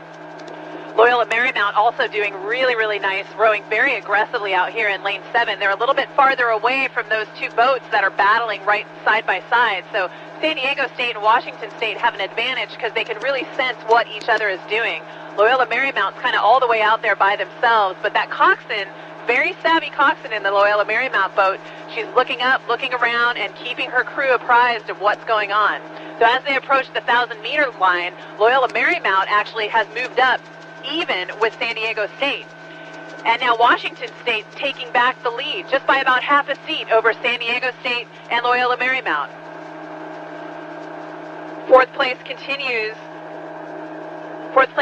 to be Long Beach State, now 4 seats over Orange Coast College. Orange Coast sitting in 5th, and bow to stern over San Diego. Sonoma State continuing in 7th.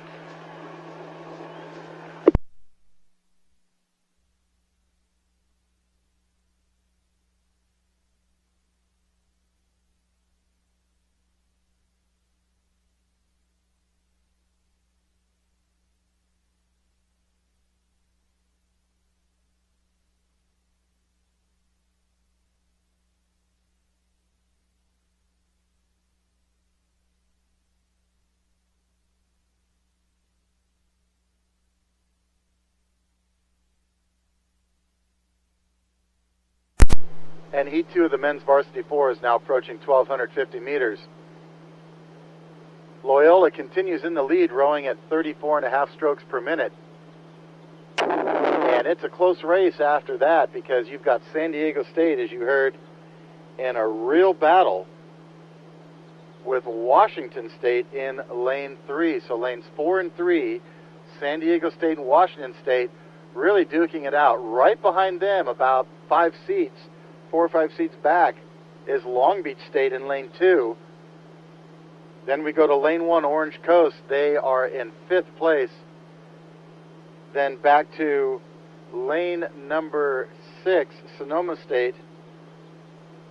UCSD, and then Sonoma State. So 7 boats on the course. top three going to the grand final. Those three right now are Loyola Marymount, San Diego State, and Washington State, but Long Beach is definitely fighting to get in that mix. We're about to hit 1,500 meters, and we'll see how things change.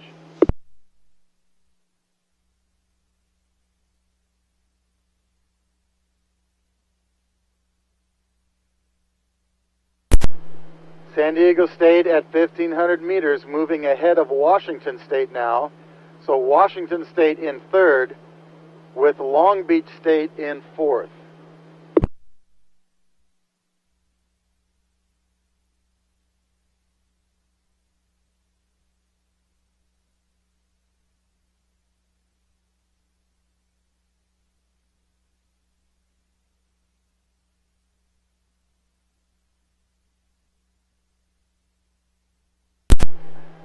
.250 meters to go for this heat of the men's varsity fours.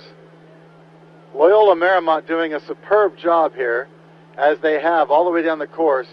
Really crisp catches, lots of power, good swing. San Diego State in second place, doing a super job holding off Washington State. San Diego State looking to go on to the grand final, along with Washington State right next to them. Long Beach State in lane 2, chasing. And then we go to the remaining teams of Orange Coast, UC San Diego, as we come to the finish line. So 3 boats unofficially to the Varsity 4 Grand Final: Loyola, San Diego State, and Washington State.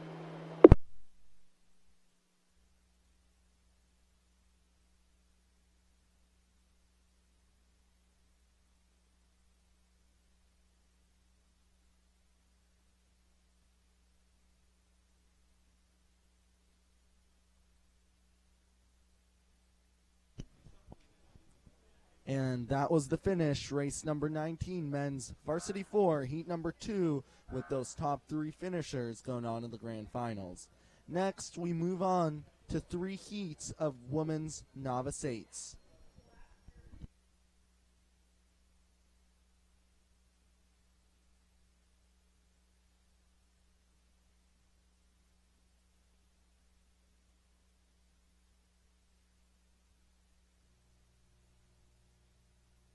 What did you clear at first?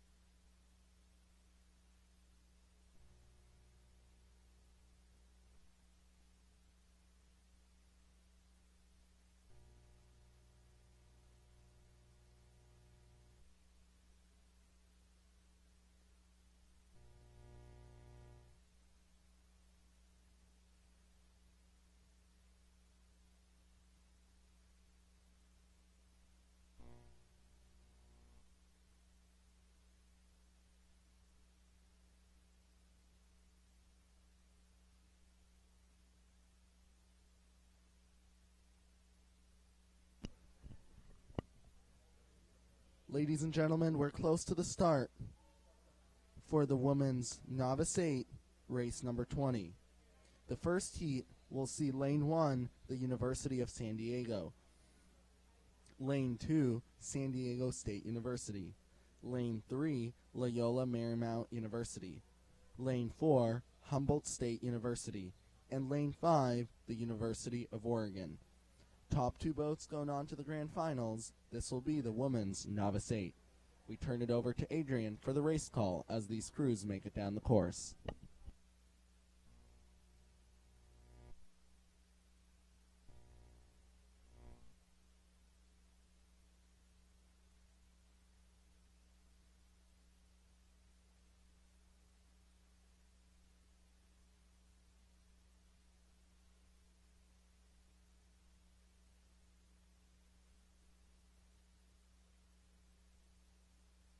And as the sun tries to break out here, beautiful Lake Natoma, very calm water here up at the start. We've got 5 boats on the water in our first heat of the Women's Novice 8. And jumping out of the gates in lane 1 is University of San Diego. They are just past 250 meters in, and they've already gotten open water over the rest of the field. Behind them, by about 2 seats of open water, is lane 2, San Diego State University. So San Diego State sitting 1 length over the remaining 3 boats. Right now, too close to call for that 3rd place spot, but it's going back and forth between Humboldt State and Loyola Marymount, with Oregon right there next to them. So we've got 3 boats straight across, Loyola, Humboldt State, and Oregon, all vying for that 3rd place and that 3rd place spot. Only 2 boats will advance to the grand finals here. Right now, already with 1 length of open water, of San Diego is doing a nice job making a statement here, well out in front of the remaining field. Back to them now by 1 length of open water is San Diego State. And now moving into that 3rd place position, it will be Loyola Marymount. Loyola Marymount now with 2 seats over University of Oregon. University of Oregon, the Ducks, the club program, doing a nice job here. They have 1 seat over Humboldt State.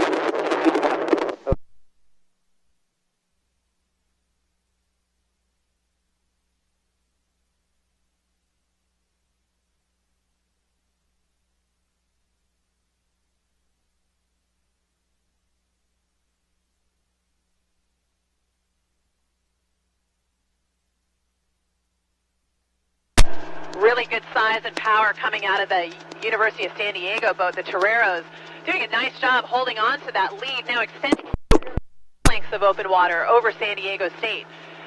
San Diego State looking very strong this year. They are also under new coaching, and you can tell in their confidence and composure here coming in to the 1,000-meter mark. San Diego State all by themselves in that 2nd place spot. Back to them by about 1.5 lengths of open water. It is Loyola Marymount, now 4 seats over University of Oregon. Oregon now 4 seats over Humboldt State, so Humboldt State in 5th.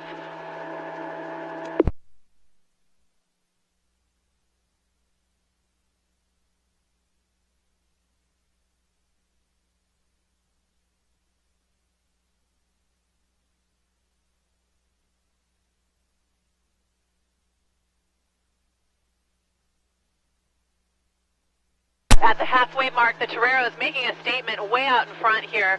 1,000 meters to go for them, and now here is San Diego State. And now here comes Loyola Marymount, now a full length up for Loyola Marymount over University of Oregon. Oregon still sitting 4 seats over Humboldt State. All boats now past 1,000 meters.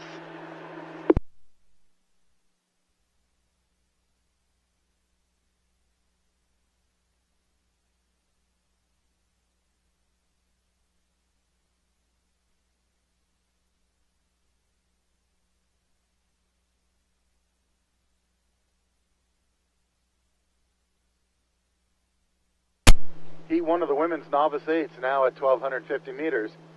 And as you heard Adrian call, the lane 1 team, University of San Diego, they are by themselves out in front. They have the lead by a very comfortable margin. San Diego State University, their fellow competitor from the same town, they are also in a very comfortable position. They have 2nd place all to themselves with lots of open water behind them to the 3rd place team, Loyola Marymount.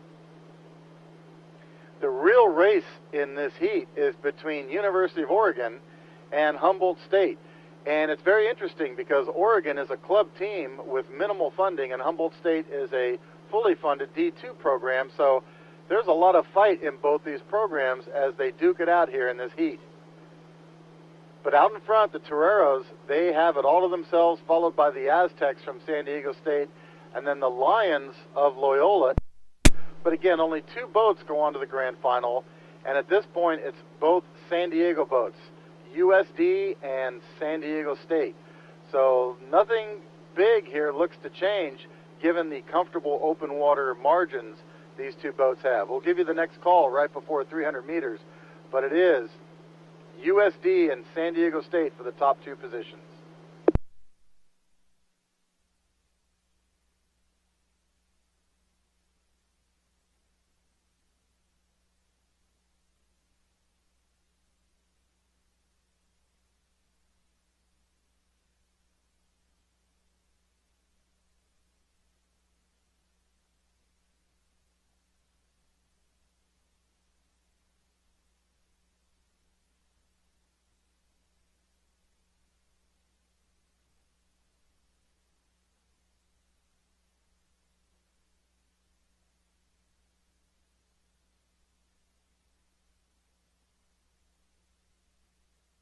University of San Diego and San Diego State both rowing at about 34-35 as they come into the last 300.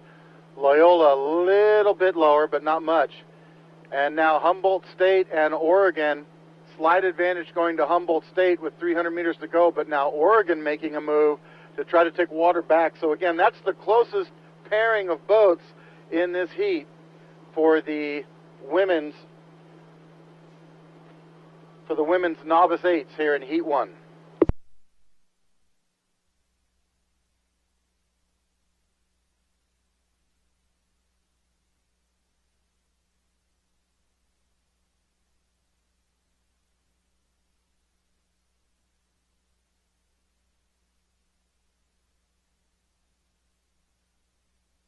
Two boats to the grand final, USD already there. Here comes San Diego State, followed by Loyola, and then that close race between the novice women of Humboldt State and Oregon.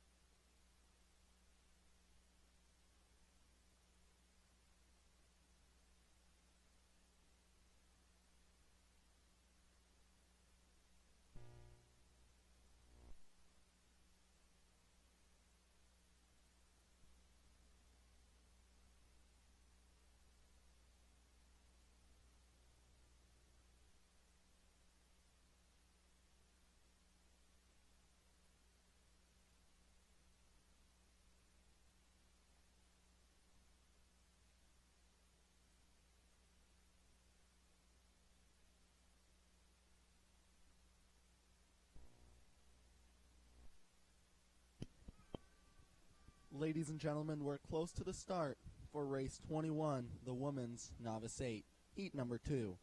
In lane 1, Orange Coast College. Lane 2, UC San Diego. Lane 3, Long Beach State. Lane 4, Stanford. Lane 5, University of Portland. And lane 6, a new member of the WIRA League, Pacific University.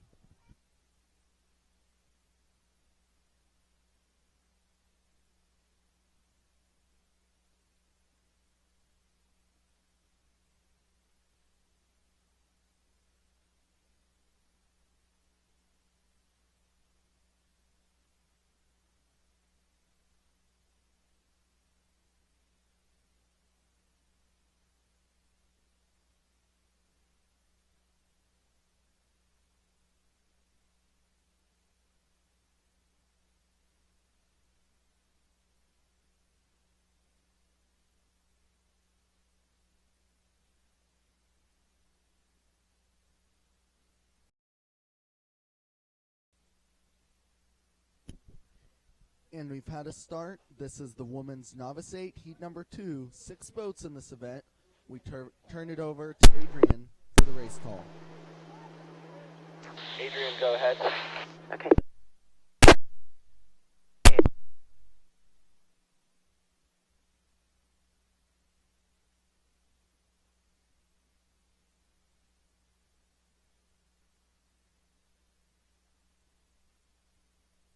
And just past 250 meters into Heat 2 of the Women's Novice 8. Top 2 boats will advance to the grand finals. And very early on in this race, Our leader is coming out of lane 1. That is Orange Coast College. So Orange Coast College is really doing a nice job right out of the gates here. And they and Stanford have pulled themselves ahead of the rest of the field. So right now we've got OCC with a good 6-seat lead over Stanford. Stanford rowing out of lane 4. And then back to Stanford by about 1 seat of open water is UC San Diego. So UC San Diego sitting in 3rd. In our 4th place spot, we've got 3 boats straight across. We're looking at Long Beach State, University of Portland, and then a brand new program, Pacific University. So Pacific University rowing in and doing a nice job here holding their own, sitting right next to Portland, sitting right next to Long Beach State. But as I was looking back at those 3 teams, Stanford has pulled into the lead. So very aggressive move here by Stanford, now 3 seats over Orange Coast College. Both Orange Coast and Stanford with a length of open water over UC San Diego, and UC San Diego now with about a seat of open water over our 4th place crew, which is right now University of Portland. So Portland Pilots sitting here with 1 seat over Long Beach State. Long Beach State sitting 1 seat over Pacific University.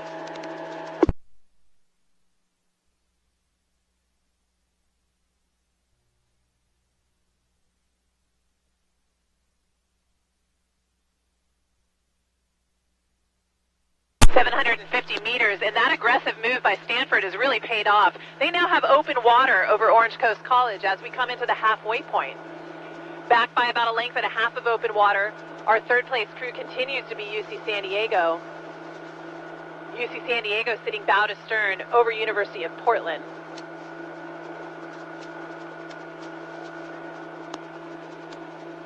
So University of Portland sitting in 4th.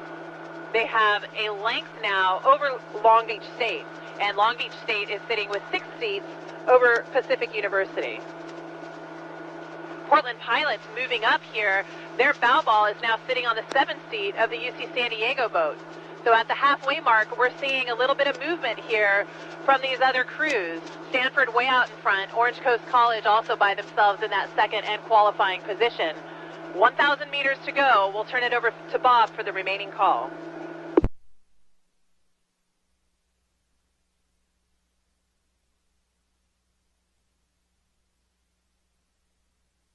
Well, thank you, Adrian, for that great race call for the first 1,000 meters here in heat number 2 of the women's novice 8s. May I have your attention, please? May the novice men's coach from Long Beach State University please come to the finish line tent. Long Beach State University novice men's coach to the finish line tent immediately. Thank you.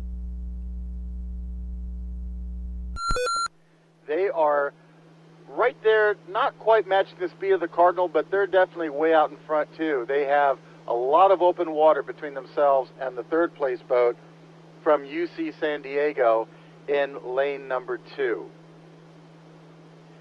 4th place, we're going to go back outside to University of Portland. They have overtaken Long Beach with Portland, but Portland now with the advantage there. And in the trailing position, the new team that you heard about, Pacific University, also coming from the city of Portland. They are new this year to the league, getting new boats, new athletes, new boathouse in the pipeline. So great to see them on the course here at Lake Natoma racing with everyone else. Heat 2 of the women's novice 8s now approaching 1,500 meters. 2 boats to the grand final. It's still Stanford and Orange Coast.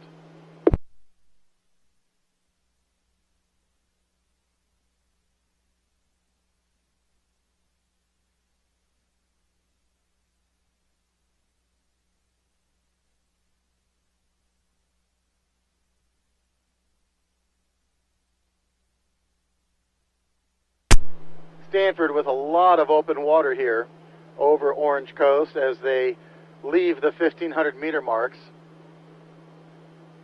University of Portland taking about 4 seats now from Long Beach State, pushing it up to 5, maybe 6, as they leave the 1,500 meter marks. but pulling even with Long Beach State now. UC San Diego, wow, what a fight going on here as UC San Diego struggles to hold off Long Beach State here in heat number 2 of the women's novice 8s. Stanford out in front. Orange Coast for that easy second qualifying position. Followed by third place University of Portland, then Long Beach State and UC San Diego with the trailing boat from the new team, Pacific University. 2 boats of the Grand 2 are now passing by the spectator tents as the Portland Pilots in third hold off Long Beach State, followed by the Tritons of UC San Diego.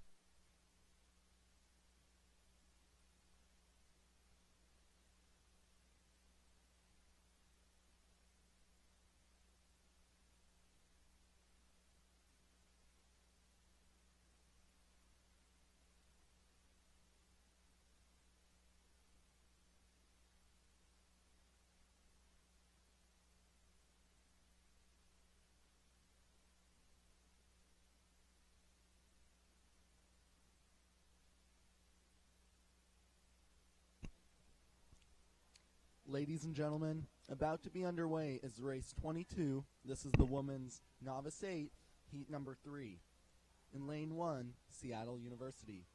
Lane 2, Sacramento State University. Lane 3, California. Lane 4, UC Santa Barbara. And lane 5, St. Mary's College. Women's novice 8, heat number 3, now underway. We turn it over to Adrian for the race call.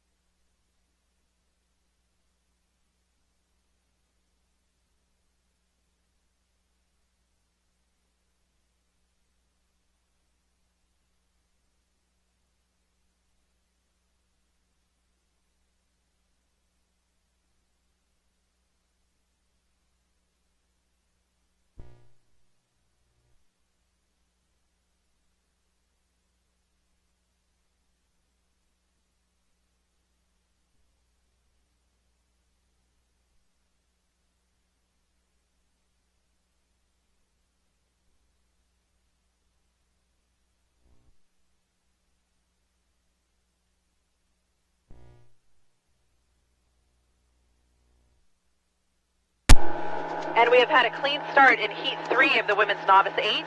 2 boats to advance to the Grand Final.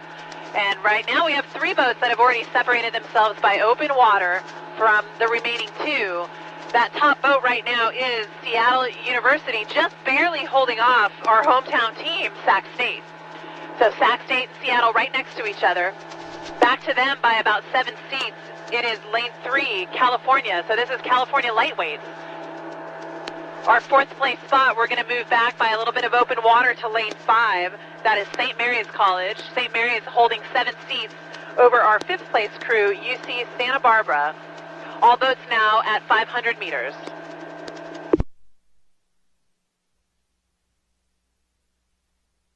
And now Sac State moving into the lead. They have jumped up by about 3 seats over Seattle, and Seattle sitting bow to stern over California. Back by a length and a half of open water. St. Mary's College continuing to hold off UC Santa Barbara.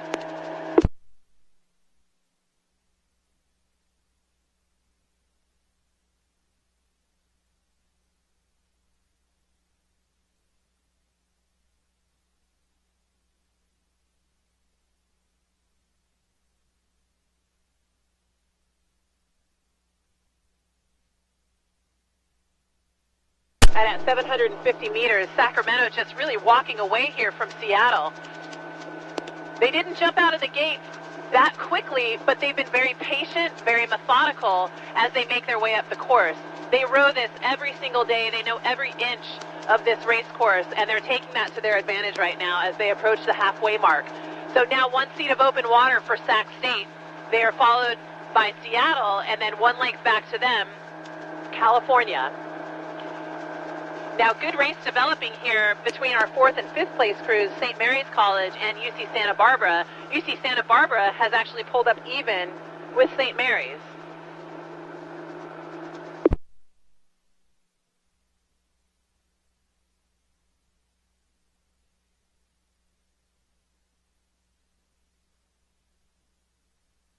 It's 1,000 meters to go and half a boat length of open water for Sac State. Seattle holding off a nice charge here by California, but only 2 boats will go on to the grand final, so California trying to do their best to see if they can take away a little bit of that lead from Seattle. UC Santa Barbara now moving themselves solidly into that 4th place position, and then St. Mary's slipping back into 5th place.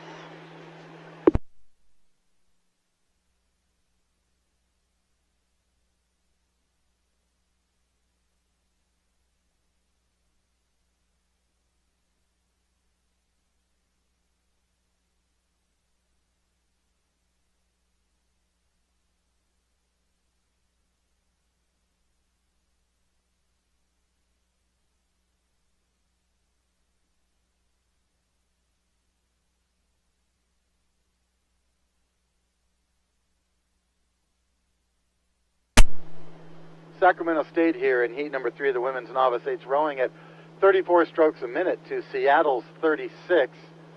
Trying to get a rate now on California, being that they're chasing Seattle, trying to reel them in. California in lane 3 coming in at 34.5 strokes per minute. So Seattle still holding off California here in lane 3. Seattle in that 2nd qualifying position in the women's novice 8s to go on to the grand final. But it's Sacramento State, the team from right here at Lake Natoma, showing the most speed in this race as they charge down the course with an open water advantage over everybody.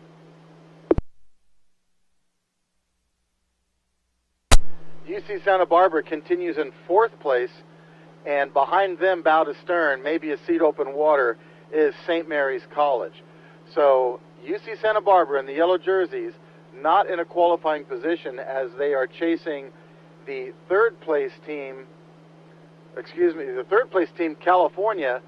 So it's a little tough here for the Gauchos from Santa Barbara as they have to first get ahead of the team from California and then catch the 2 leading boats, Sacramento State and Seattle University.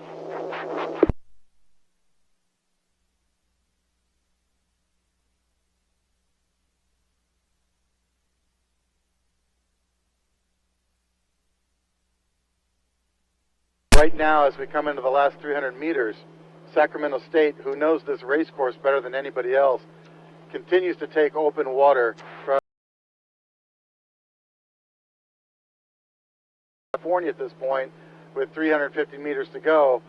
California holding off Santa Barbara well ahead of St. Mary's College. This is the third and final heat for the women's novice eights, now finishing. 2 boats go to the grand final. Unofficially, Sac State and Seattle University now coming to the line.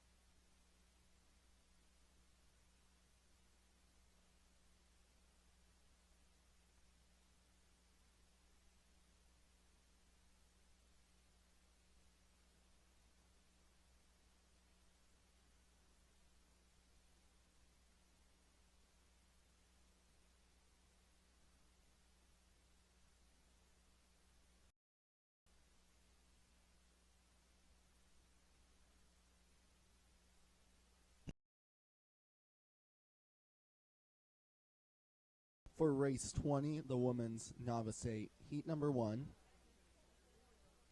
Top 2 boats going on to the grand finals. That would be San Diego State University and the University of San Diego.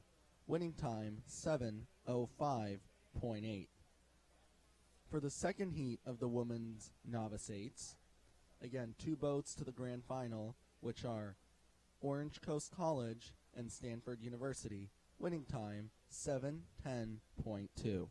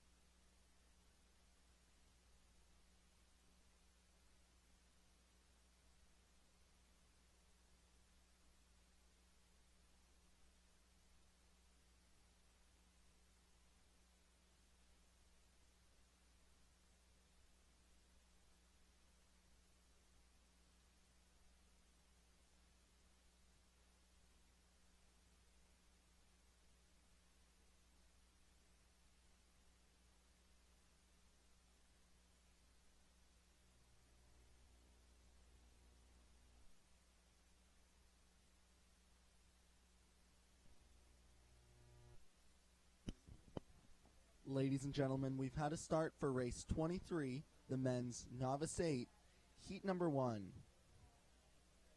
Lane 1, Santa Clara University. Lane 2, UC Irvine. Lane 3, UC San Diego. Lane 4, UCLA. Lane 5, San Diego State. Lane 6, Long Beach State. And Lane 7, the University of Oregon. Top 3 crews going on to the grand final. These crews are now passing 250 meters. We turn it over to Adrian for the race call.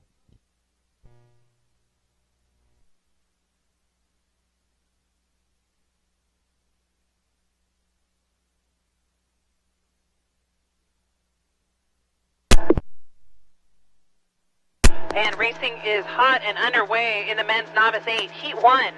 Top 3 boats will advance to the final. And true to their seedings, that is Santa Clara out in front.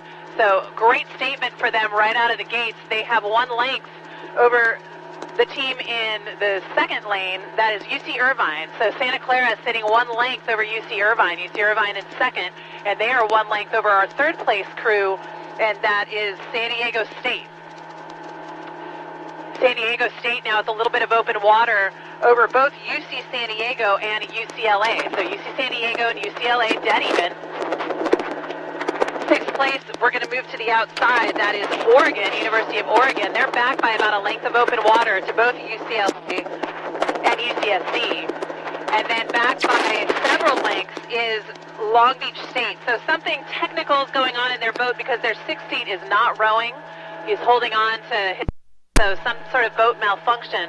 But it didn't happen in the breakage point, so they're doing the best they can to progress down the course. So really unfortunate for Long Beach. But Santa Clara, wow, what a move here as we approach the halfway point. They now have a length of open water over UC Irvine, and Irvine's now sitting bow to stern over San Diego State. Really nice job here by San Diego State, also under new coaching this year. Really nice job here as they open up a little bit of open water between themselves and UC San Diego. So UC San Diego moving into 4th, now sitting 4 seats over 5th place UCLA.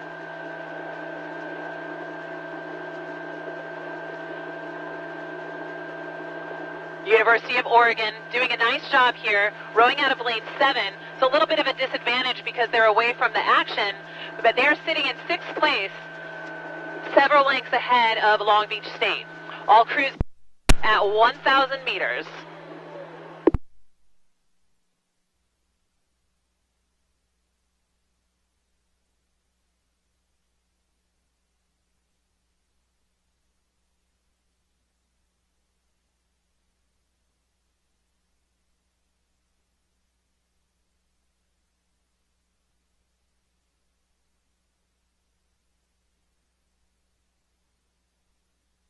And lane 1 Santa Clara continues their domination here in heat number 1 of the men's novice 8s.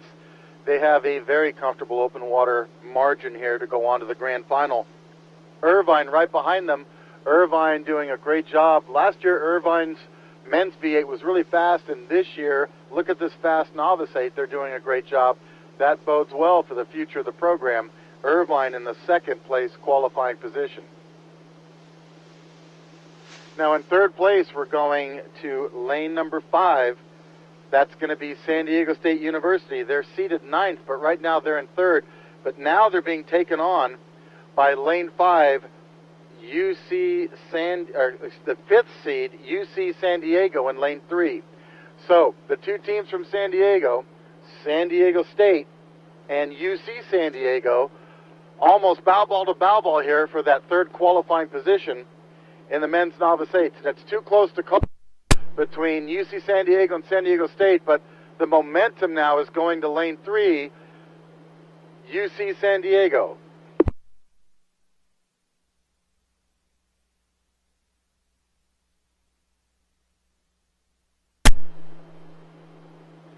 Along the shore in the Yellow Hall, lane 1, that's Santa Clara. If you look at their stroke rate, they're understroking the other teams, and they have very sharp catches, rowing with a lot of authority. Back behind them, UC Irvine, also rowing with authority, holding off this fight going on between UC San Diego and San Diego State, with the advantage going to UC San Diego. San Diego State now in 4th, right behind them UCLA. On the outside in lane 7, University of Oregon. University of Oregon ahead of Long Beach State, who is trailing down the course due to some sort of issue in the boat.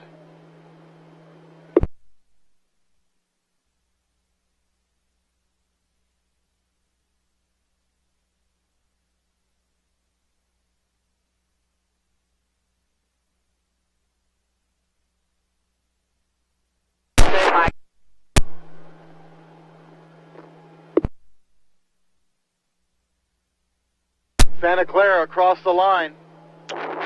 They're being bumped by Irvine.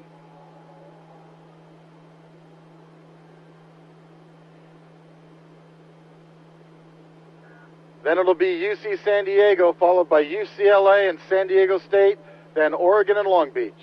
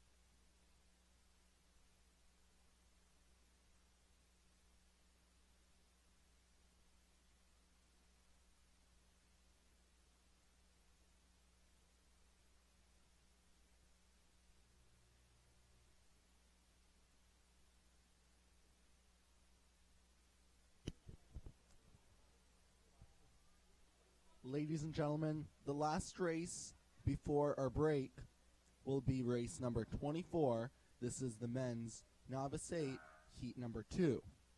Top 3 boats going on in the grand finals later this afternoon. In lane 1, Orange Coast College. Lane 2, UC Santa Barbara. Lane 3, Washington State University. Lane 4, the University of Southern California. Lane 5, UC Berkeley. Lane 6, Sacramento State. And Lane 7, Sonoma State University. That's the men's Novice 8, soon underway.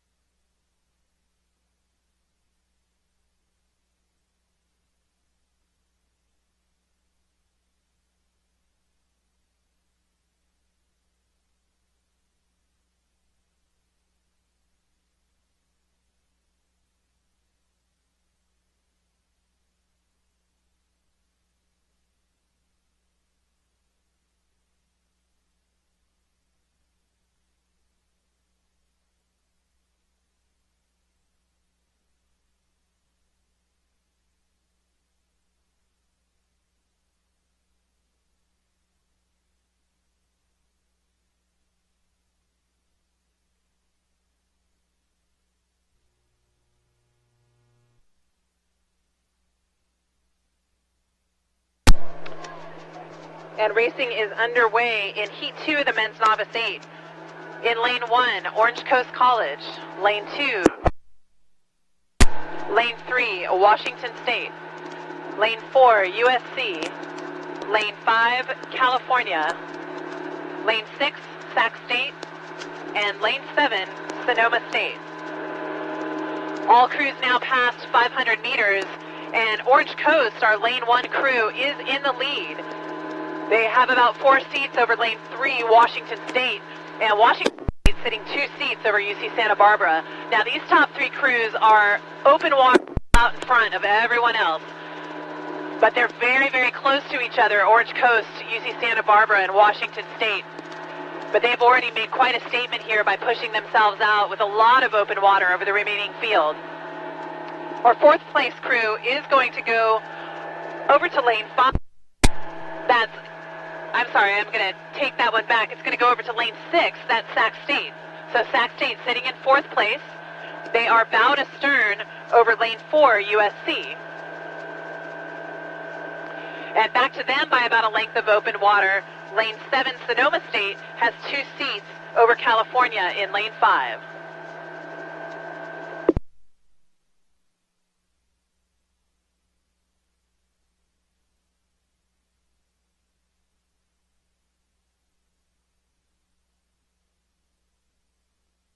And as we approach 1,000 meters, Orange Coast trying to separate themselves from UC Santa Barbara and Washington State, but both those teams holding on to Orange Coast. So 1,000 meters to go. Orange Coast still with the lead, but with Santa Barbara and Washington State pushing them. And right now, here comes Sac State with their bow across the line. 4th place for them at the halfway mark. They're holding off a nice charge by USC. USC rowing out of Lane 4. 6th place still belongs to Sonoma State, and 7th place, California.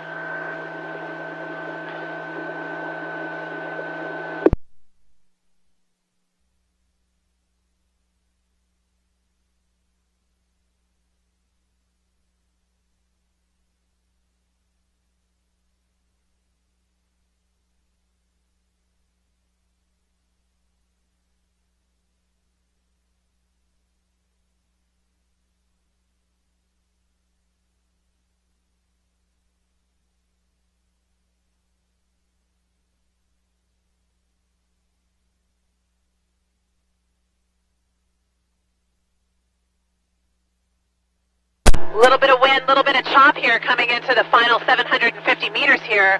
Orange Coast continuing to hold on to a slight lead, but with Santa Barbara hot on their heels. Washington State still in third. They've slipped back by about a length to UC Santa Barbara. Sac State still holding on to fourth. They've got a little bit of open water between themselves and USC. And then back by about 3 lengths of open water, Sonoma State continues to hold on to sixth, California in seventh.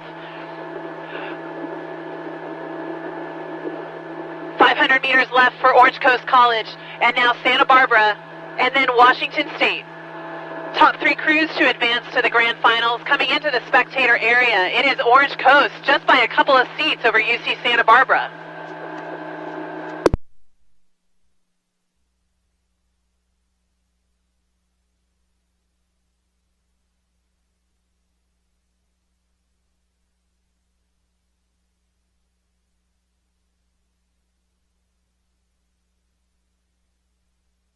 And final race call here for Heat 2, the men's novice 8. Orange Coast followed closely by UC Santa Barbara with Washington State right on their stern deck.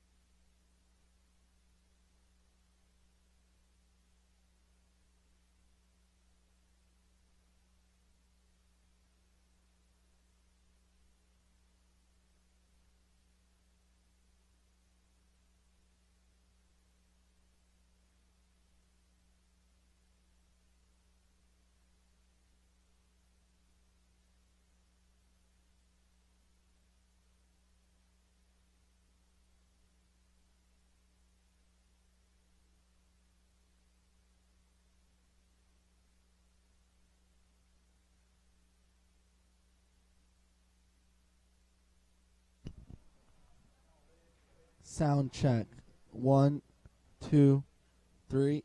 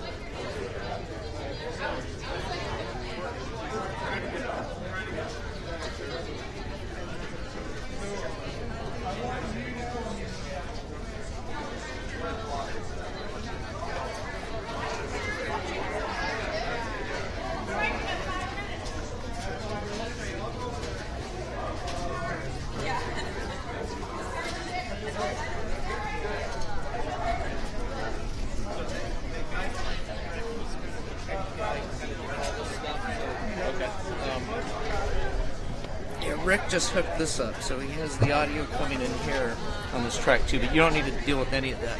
What I'm going to do right now, I'm going to start and stop this. We'll be right back, folks. Yes. Sure.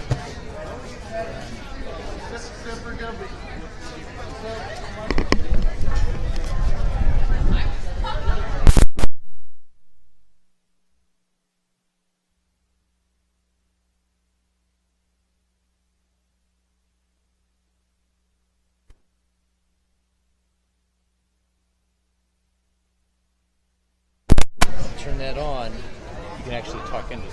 Okay.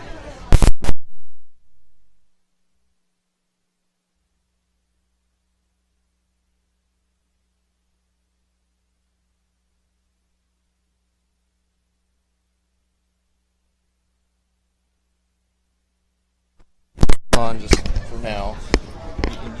You can hear, you know when it's on. When the water audio starts coming in, mute this. So Okay. Gotcha. So, And then you guys.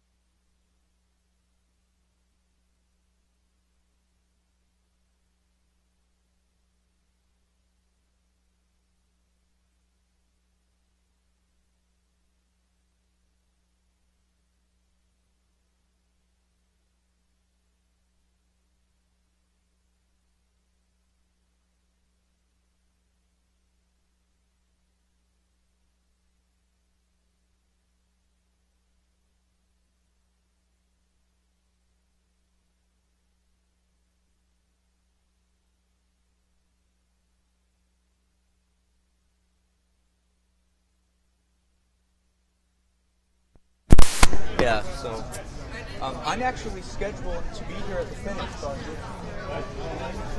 judge. Okay. Call one over there. So we'll be here. So I'll actually be here. Okay. Cool. If you have, because like this morning I was all the way down there, but Dave figured it out and Rick helped him out. So we're trying to do this over here. Paul didn't say how long you guys need me, so I just didn't know. Well, through the end of this next session, so it's like 5 o'clock. So, and feel free to help with whatever's over here. Okay. It's just you're kind of working with 10. I kind of work with your stewards, so. Okay, cool. So, yeah. That's it. Got it. No problem. Man, that last race with Coast and East of Santa Barbara, that was a good finish. That was close. Yeah, they're trailing right here. Their Balbo's almost in the lock, but Coast pulled it off. And I don't know how. I think they won by like a second. I don't know who this is. Okay. Might be Dave. I don't know. Probably went to go walk around. He might introduce himself.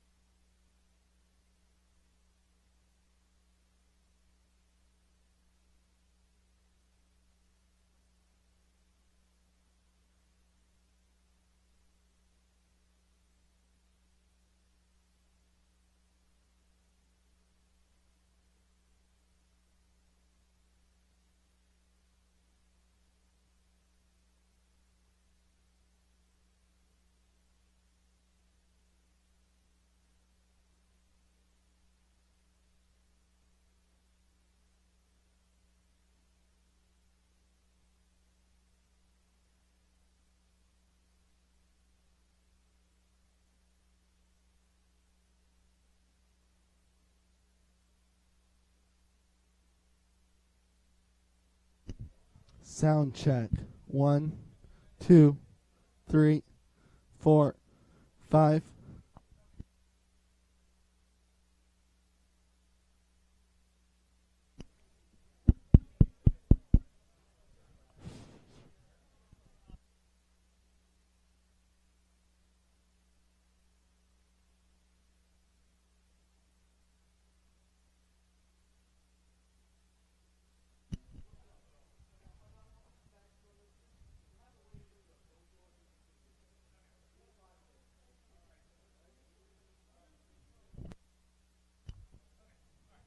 Sound check. 1, 2, 3, 4, 5.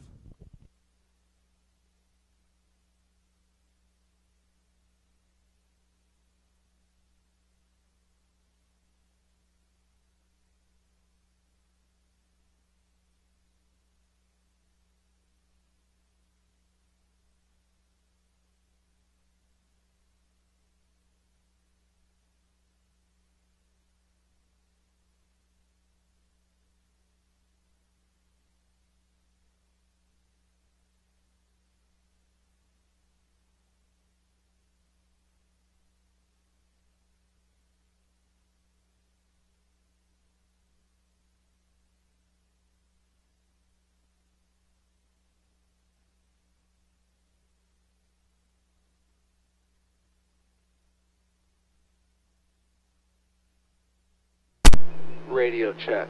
1, 2, 3, 4, 5.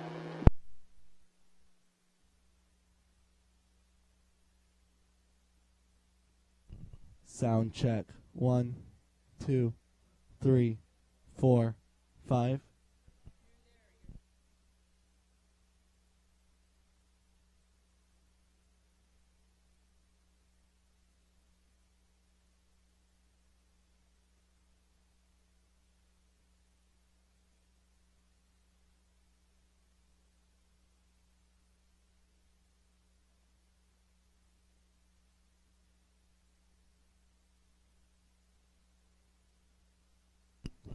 Sound check. 1, 2, 3.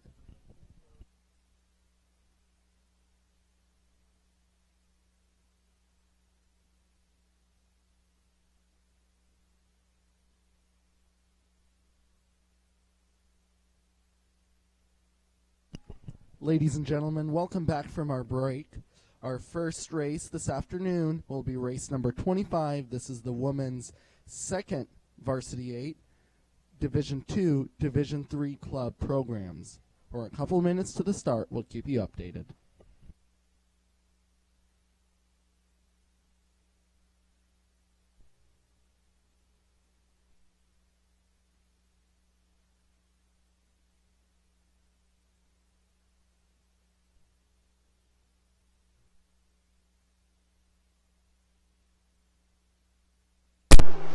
On the water radio check. 1, 2, 3, 4, 5.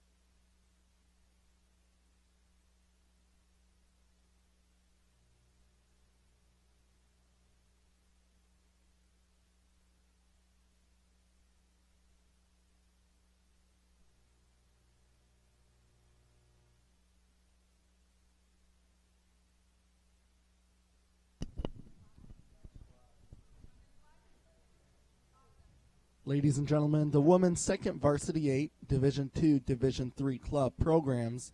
That's race number 25, and they're underway now. In heat number 1, we have Lane 1, UC Santa Barbara A. Lane 2, the University of Puget Sound. Lane 3, Humboldt State University. Lane 4, Pacific Lutheran University, Lane 5, Santa Barbara B, and Lane 6, Orange Coast College. As these crews approach the 1,000-meter mark, we'll get a race call from Adrian on the water.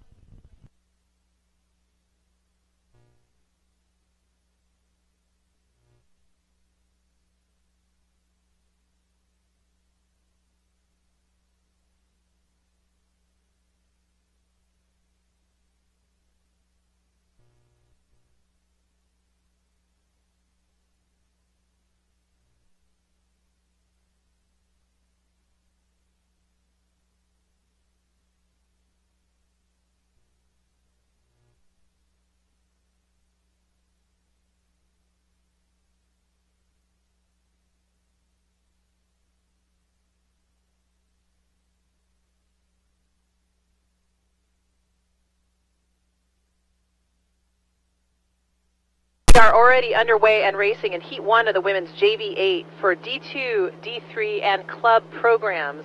This is a seated event, meaning that boats are placed in their lanes with opposing crews according to their rank in their region. So right now we have our first seed rowing out of lane 1. True to their seed, they are way out in front as we come across 1,000 meters. It is UC Santa Barbara with a 1-length lead over lane 2, University of Puget Sound A. So UPS has 2 entries in this event. Their B boat is in the other heat, but right now their A boat is holding on to that second place position, sitting about a length down from UC Santa Barbara, a length down of open water from UC Santa Barbara. In the third place position, it is HSU. HSU doing a nice job right as they cross the 1,000-meter line, taking a couple seats back away from UPS. So Humboldt State in third. They are followed by lane 4, Pacific Lutheran University. Now, Lutheran is bow to stern over lane 6, Orange Coast College, and in the final position in the 6th place, it is UC Santa Barbara B.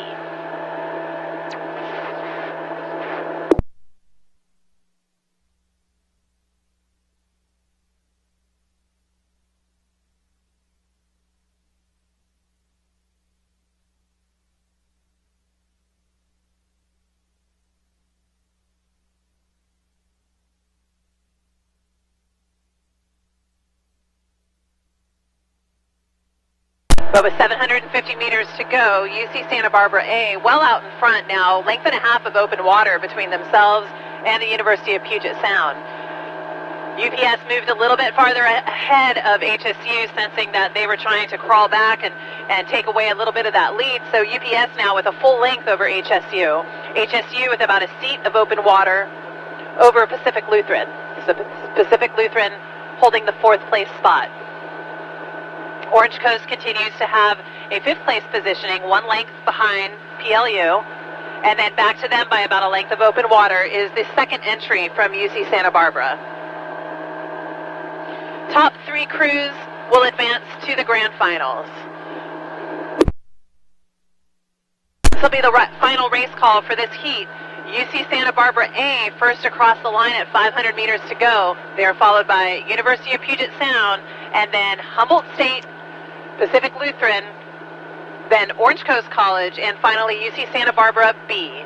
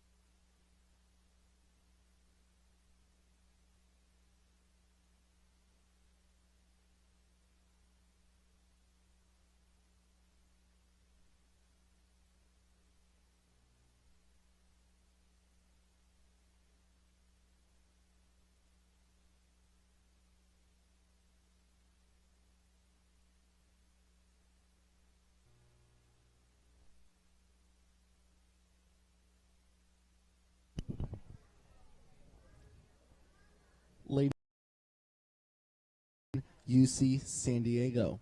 Lane 2, Western Washington University. Lane 3, UC Davis. Lane 4, the University of Puget Sound. B. Lane 5, Mills College. And Lane 6, Lewis and Clark. Again, close to the start for the women's second Varsity 8, Division 2, Division 3 club programs. The top 3 crews from here will be going on to the grand finals.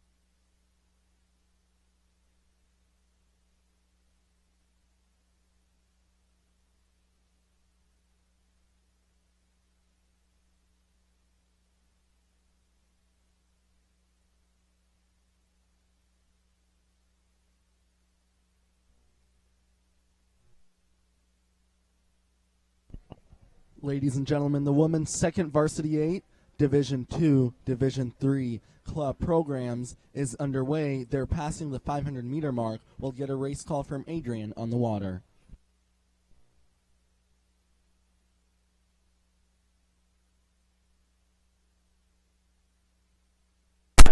And Heat 2 underway and racing in the women's JV8 for Division 2, Division 3, and club programs. In lane 1, we have UC San Diego already with a little bit of open water over both Western Washington and UC Davis. Slight advantage for that second place position goes to UC Davis. Half a seat, maybe 1 seat now over Western Washington. So Western Washington in third. Back to Western by 1.5 lengths of open water. Our 4th place crew is going to be University of Puget Sound B. So University of Puget Sound B and then Lewis and Clark College very close to each other. And in our 6th place position, it will be Mills College, just down by a couple of seats to both Lewis and Clark and University of Puget Sound. So all crews coming just past 750 meters. UC San Diego now with 3 seats of open water over Western Washington. So Western Washington taking over for that 2nd place position. Western Washington now ahead of UC Davis.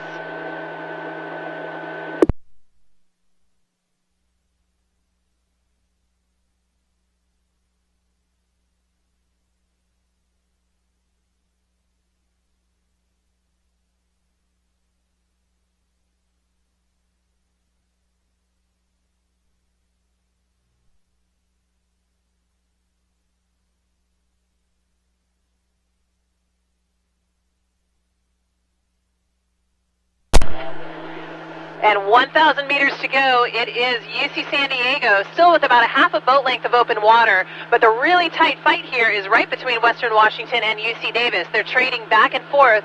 Now Davis with a slight advantage over Western Washington, just by about half a seat. 2 lengths of open water back. We move over to lane 4, University of Puget Sound. About 1 seat between them and Lewis and Clark. So Lewis and Clark sitting in 5th. They are 7 seats over Mills College, and Mills College in 6th place.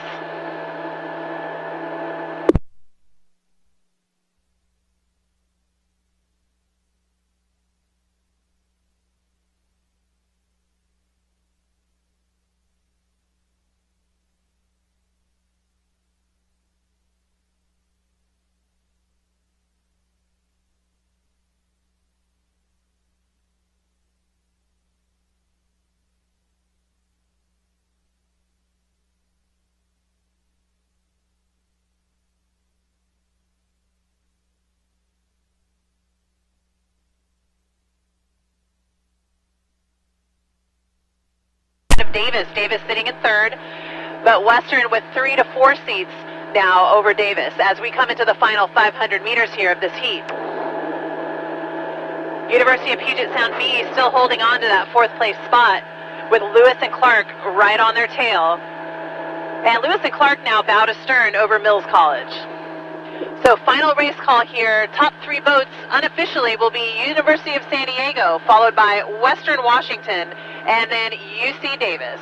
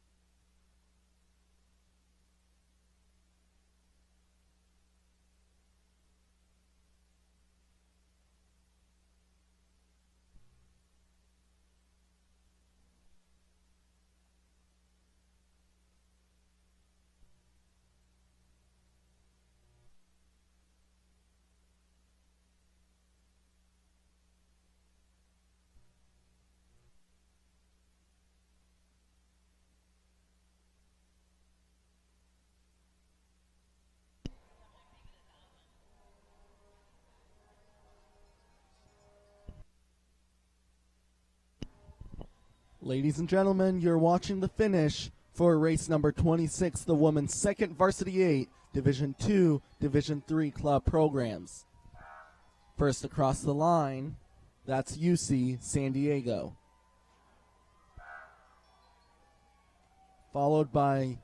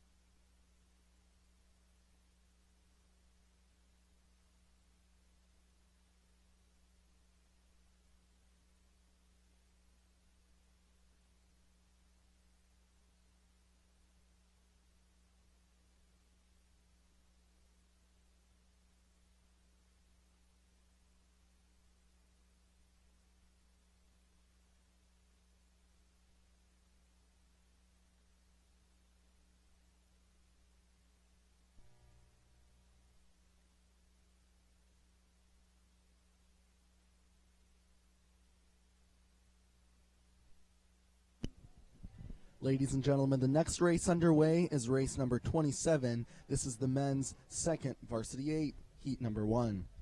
In lane 1, UC Santa Barbara. In lane 2, Santa Clara University. Lane 3, UC Irvine. Lane 4, UC Davis. Lane 5, UC Santa Barbara B.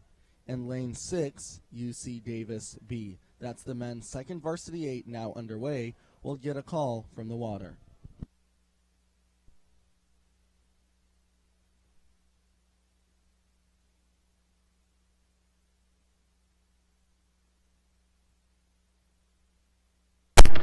Heat 1 of the men's JV 8, just coming up to 500 meters in.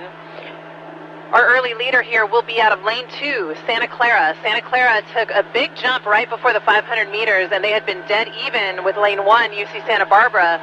But now Santa Clara took a big push, big power 10, and pulled ahead almost by a full boat length ahead of UC Santa Barbara. So Santa Clara in that first place spot. They're followed by UC Santa Barbara, and then right next to them in lane 3, UC Irvine.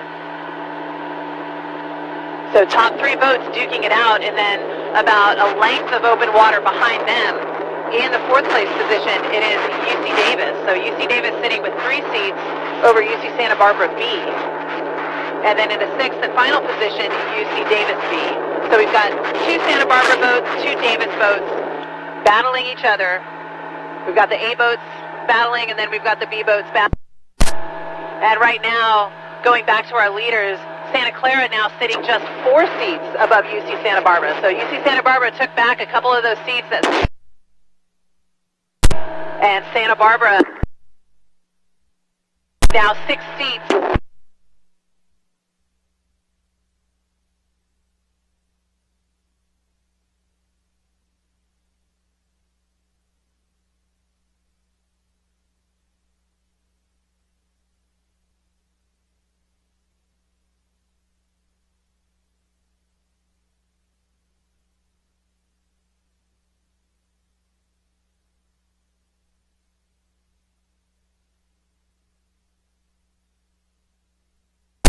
We've got pretty good chop and headwind here right at the 1,000-meter line. It's a little bit more exposed on the course, so we tend to see the water get a little bit rough, but these guys are handling it really well. Santa Clara doing a nice job getting their blades right in the water, quick catches, very clean, but they are definitely being paced here by UC Santa Barbara. So right at that 1,000-meter line, UC Santa Barbara took a big jump, and they are looking to pull even again with Santa Clara. Now, both these crews, Santa Barbara and Santa Clara, are looking back with open water to the remaining field. So UC Irvine slipping back. They're still in 3rd place, but they're now back by a little bit of open water. They're followed by UC Davis, A, and B.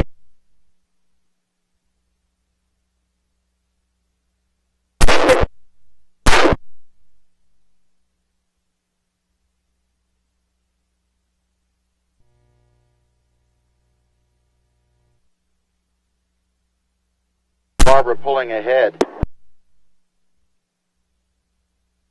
Which from Santa Clara, but they are holding on now to an advantage over Santa Clara. Santa Clara holding on to an open water advantage over 3rd place UC Irvine. Irvine with lots of open water over UC Davis. Davis about bow to stern over the B boat from Santa Barbara, and that boat about a boat length open water over the B boat from UC Davis. So very clear way to figure out this race here is the placing of the crews matches the lane. Santa Barbara's in lane 1, they're in 1st place. Followed by Santa Clara in lane 2 in 2nd place, and so forth. So 3 boats going to the grand final. It's Santa Barbara, Santa Clara, and Irvine at this point, with Santa Barbara coming out a little more controlled in the first 1,000 meters, and then a hard as they hit the 3rd 500.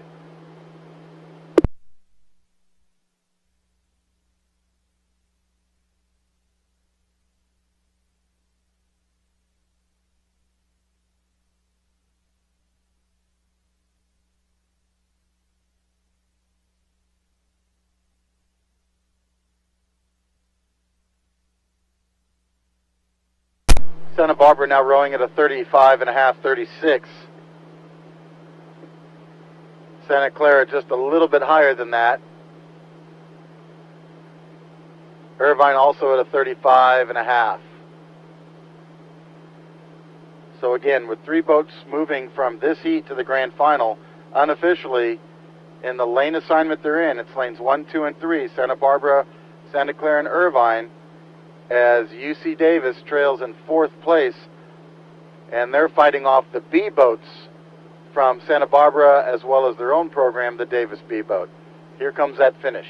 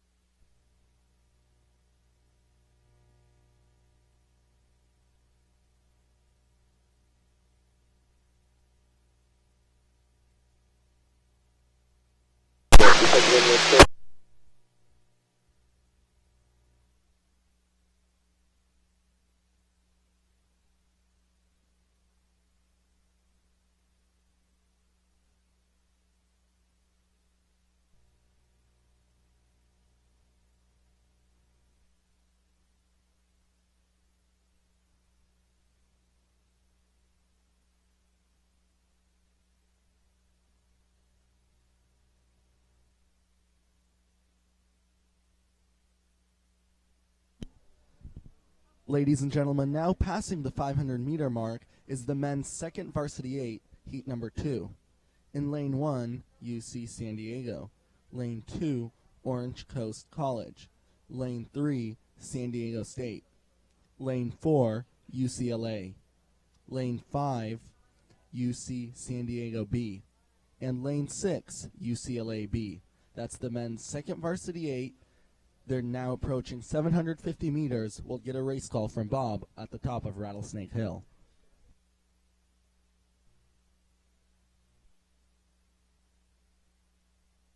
Ladies and gentlemen, heat number 2 of the men's JV8 now underway. We're actually approaching the 750-meter line, and at this point, again, to remind you, 3 boats go to the grand final. The leaders here are 2 boats from UC San Diego, lane 1 and lane 5. Both boats from UC San Diego, the A and B boat, proving to be fast here. In the 3rd place position, we're going to go to lane 2, Orange Coast College, but they are being very closely paced by lane 3, San Diego State. So it's lane 1 in the lead, followed by lane 5, the B boat from UC San Diego, chasing their brother boat in lane 1, then lane 2, Orange Coast, over 4th place, lane 3, San Diego State University.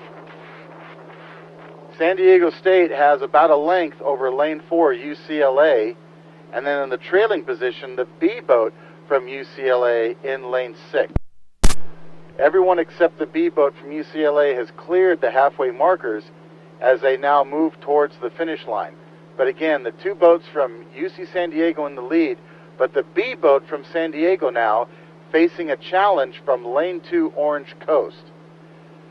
If Orange Coast moves up with San Diego State in lane 3, then San Diego State in lane 3 could challenge that B boat from UC San Diego for the 3rd qualifying position. At 1,250 meters, it's lanes 1 and 2 as the race tightens between San Diego State and the B boat from UC San Diego.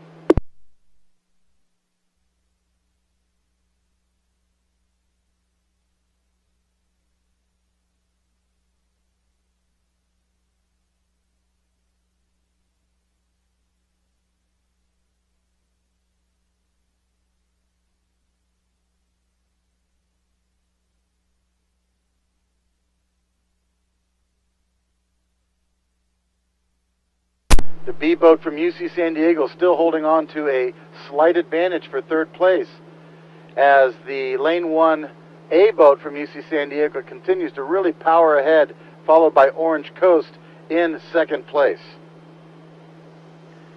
UCLA continues in 5th, followed by the B boat from UCLA.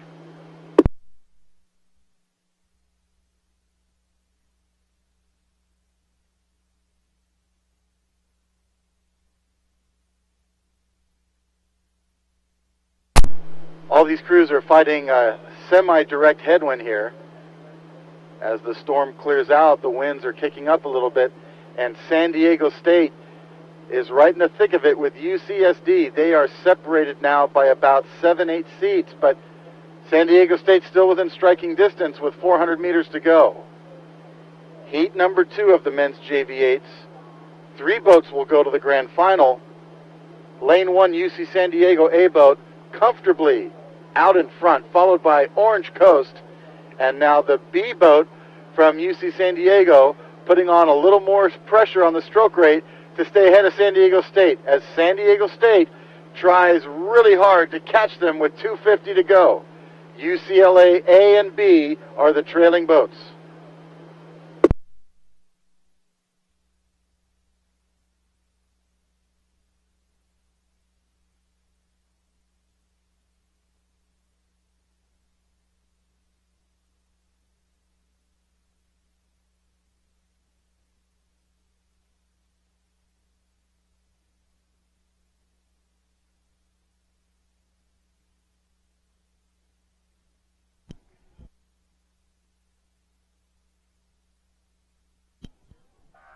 Ladies and gentlemen, that was the finish for race number 28, the men's second varsity 8, heat number 2, with the top 3 crews going on to the grand finals.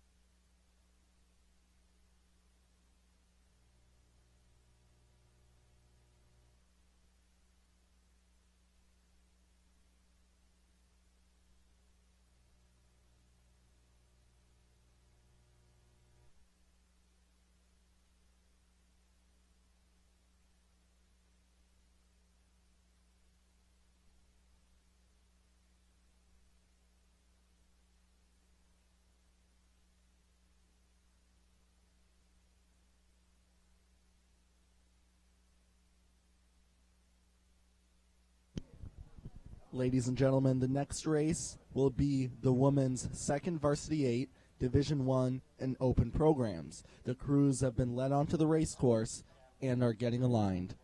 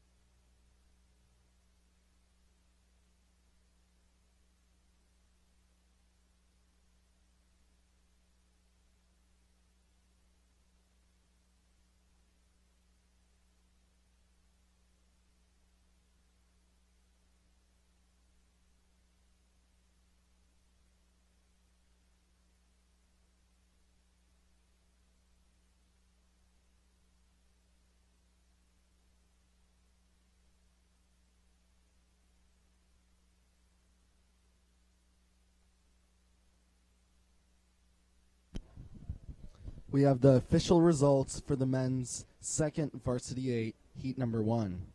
Top 3 crews going on to the grand finals, which are third place UC Irvine, second place Santa Clara, and first place UC Santa Barbara. Winning time 6:36.7.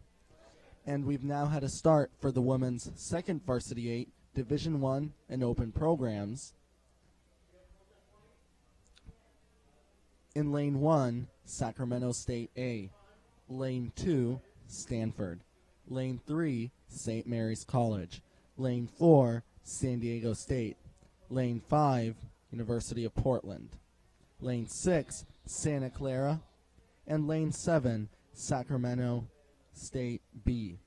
And the women's second Varsity 8 Division 1 Open programs now underway. We'll get a call from Adrian as the crews pass 250 meters.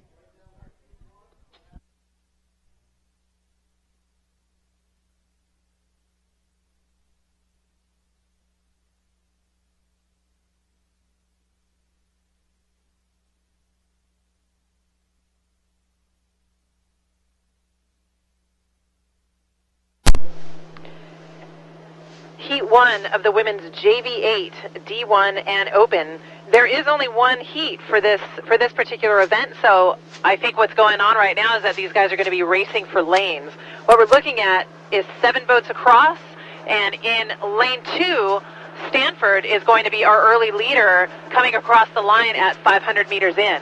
They have a 3-seat advantage over Sac State A, 2 Sac State boats in this race. So 4 seats, 3 to 4 seats for Stanford over Sac State A right now, early on in this race. In the third place position, we're going to move over to lane 4. That's San Diego State. So San Diego State holding on to the third place spot. They have 4 seats over St. Mary's College and University of Portland. So very close between St. Mary's College and University of Portland right now for that 4th place position. In 6th place, we're going to move to Santa Clara University. That would be lane 7, Sac State B. And in the 7th place spot, Santa Clara University in lane 6.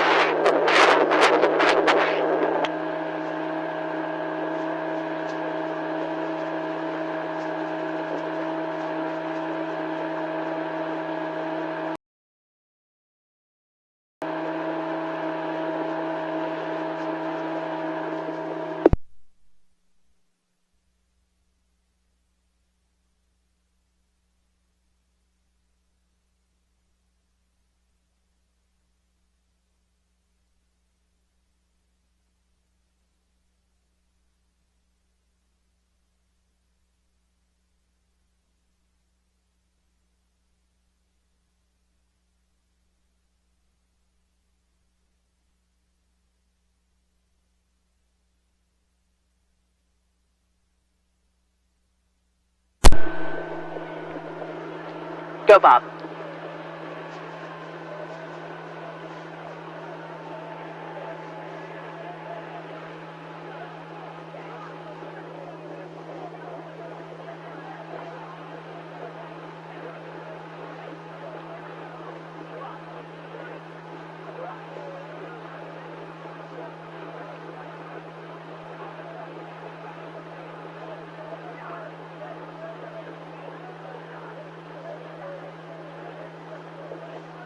So the heat for the women's JV8 D1 Open. Yeah, I think they're racing for lanes right now. But I'm not sure what's going on. Maybe one's going to be eliminated? I'm not.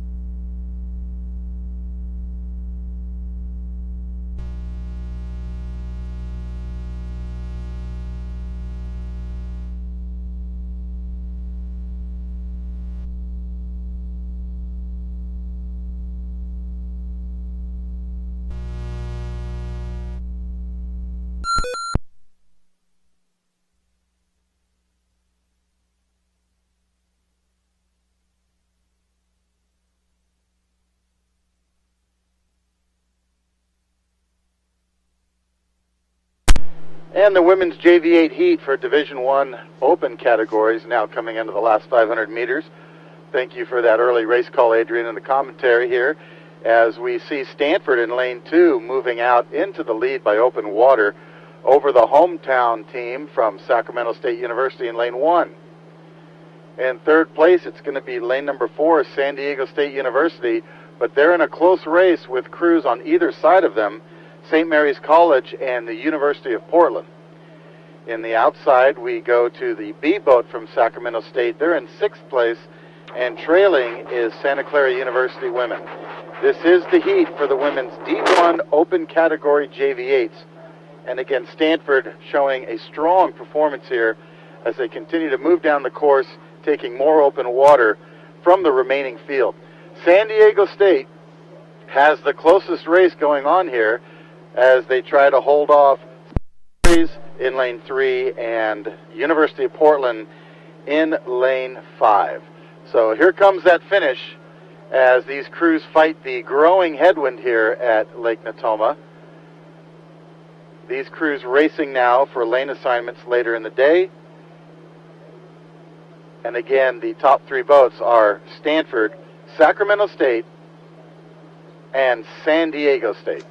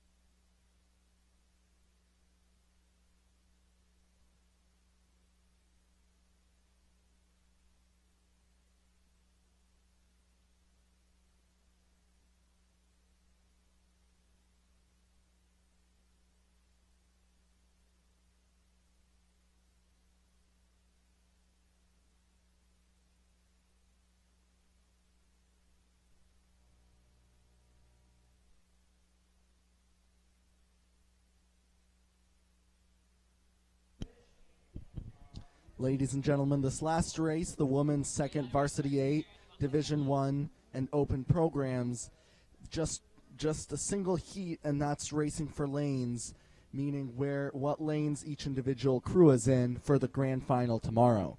Our next race underway is the women's varsity 8, Division 2, Division 3 club programs, first of 3 heats with top 2 from each heat going on to grand finals. In the first heat, Lane 1, UC Santa Barbara. Lane 2, the University of Puget Sound. Lane 3, Long Beach State. Lane 4, UC Irvine. And Lane 5,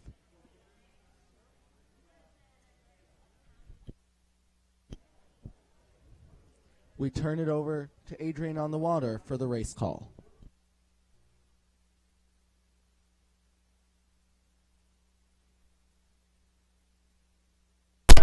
And we are just past 500 meters in the first heat of the women's varsity 8 for Division 2, Division 3, and club programs. In lane 1, we now have 5 seats over lane 2, University of Puget Sound. In the third lane, Long Beach State occupies that third place position. And then back to them by about 2 seats of open water. It is lane 4, University of California at Irvine. They have 1 seat over lane 5, Mills College.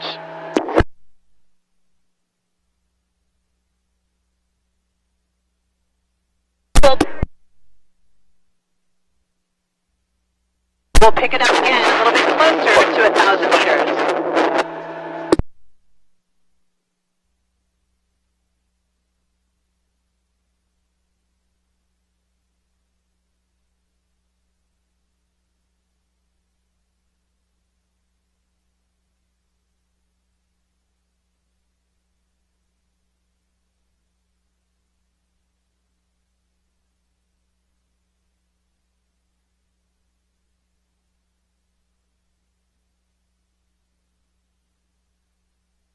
And approaching the halfway point, UC Santa Barbara continues to extend their lead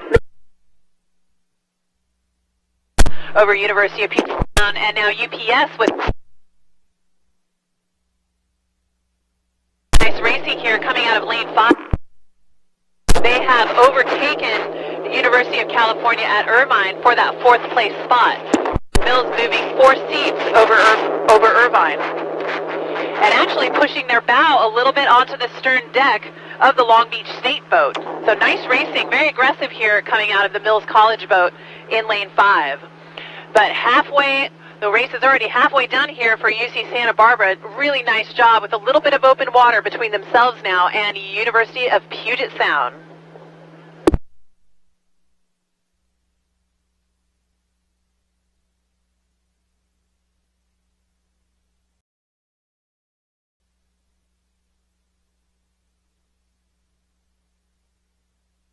Well, thank you, Adrian, for the first 1,000-meter call here. As the Heat 1 of the women's varsity 8 for the Division 2, Division 3, and club programs comes down the lake. As you heard, folks, Santa Barbara in lane 1 in the yellow jerseys, they are holding a commanding lead at this point over lane 2, University of Puget Sound. University of Puget Sound also has a good amount of open water over lane 3, Long Beach State. So Puget Sound in a good position now to continue on to the grand final, which will take place tomorrow. Long Beach State, however, has to watch what's going on behind them, as both Mills and UC Irvine, in fighting each other, keep trying to push up closer to Long Beach State.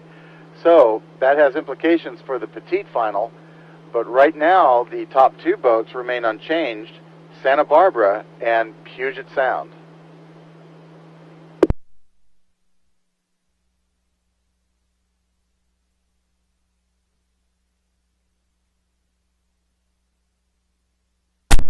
Irvine and Mills now have pulled even again, so good fight going on between these 2 schools. Mills, a Division 3 program, and UC Irvine, a club program, but they're showing the same speed here in this heat as they chase the leaders, Santa Barbara and Puget Sound. Long Beach State in lane 3, they're in a do-or-die position here. Can they catch Puget Sound and move into the grand final? with 500 meters to go. Time is running out. But Long Beach State could do it if they pull off a great effort here in the last 450 meters.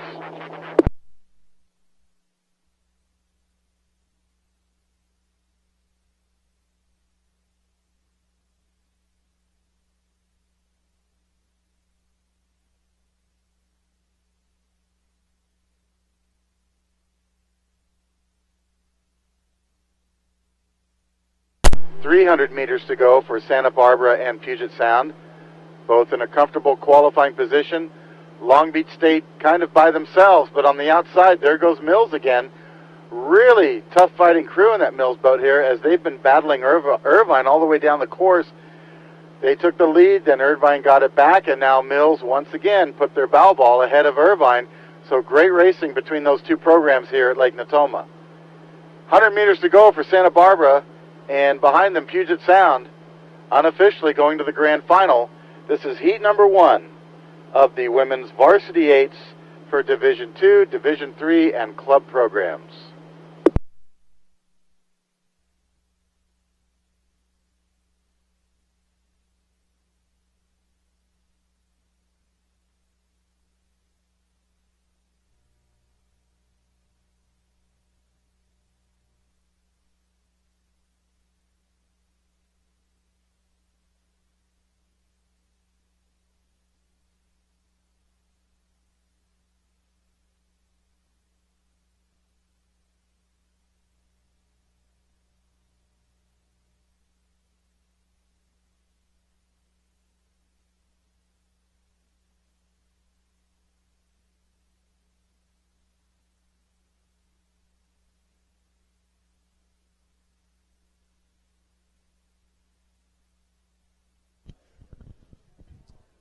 Coaches and athletes, may I have your attention, please? For the University of Puget Sound, the coach and the coxswain from race number 26, lane 4, University of Puget Sound B boat, please come to the finish line tent. For the women's second varsity 8, University of Puget Sound B, coach and coxswain to the finish line tent. Thank you.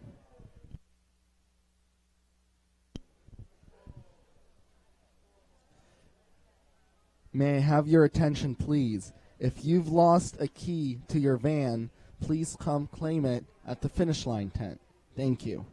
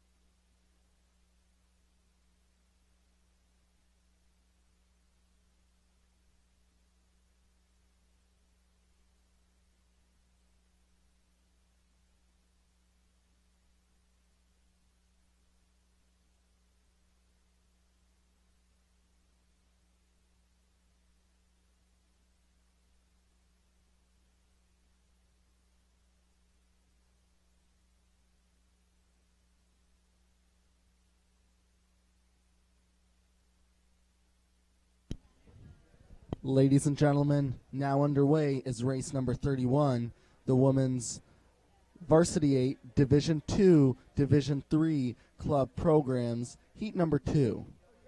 Top 2 crews going on to grand finals. In lane 1, Humboldt State. Lane 2, UC San Diego. Lane 3, the University of Oregon. Lane 4, Pacific Lutheran University. And Lane 5, Arizona State University. Now underway past the 500-meter mark, the women's Varsity 8, Division 2, Division 3 club programs, heat number 2.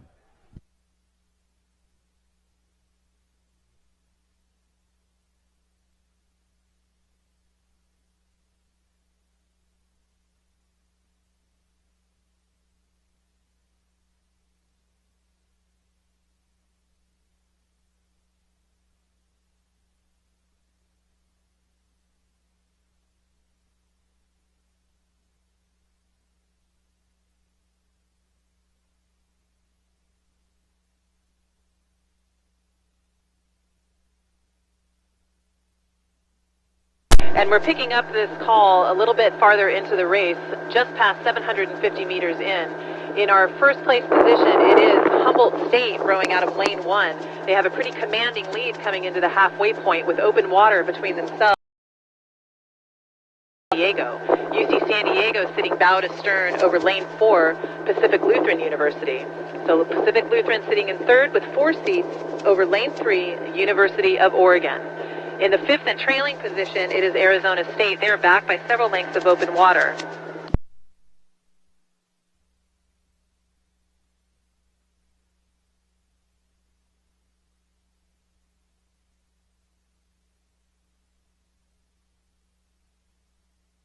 (1,000 meters), that positioning hasn't changed at all. It is Humboldt State with open water over UC San Diego, and UC San Diego open water between themselves and Pacific Lutheran. University of Oregon right there, right next to Pacific Lutheran. So we'll watch these guys as they come into the final half of this 2,000-meter race. In the 5th place position, it continues to be Arizona State, and we'll turn it over to Bob on the hill for the final race call. All right, well, thank you, Adrian. That was a nice, clear call on that time. We are having a great race here as the top 2 boats try.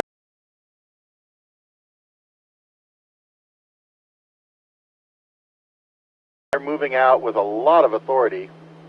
Humboldt State, a national championship program here in the WIRA League. UC San Diego in lane 2 also showing a lot of speed here as they try to catch Humboldt State, but they've got an open water deficit at this point at 1,250 meters. Now, bow ball to bow ball, we go to the outside lanes. Arizona State University and Pacific Lutheran.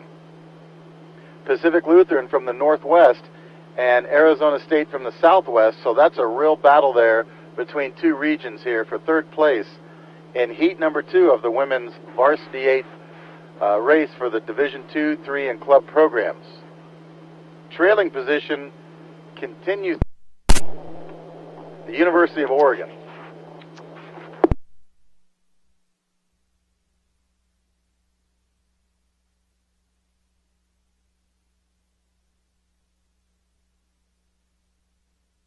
Folks, my correction.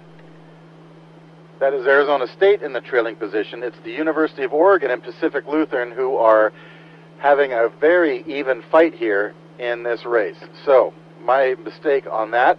However, the 2 leaders remain the same, Humboldt State and UC San Diego. We're now past the 1,500-meter line, coming into the spectator area. Top 2 boats go to the grand final.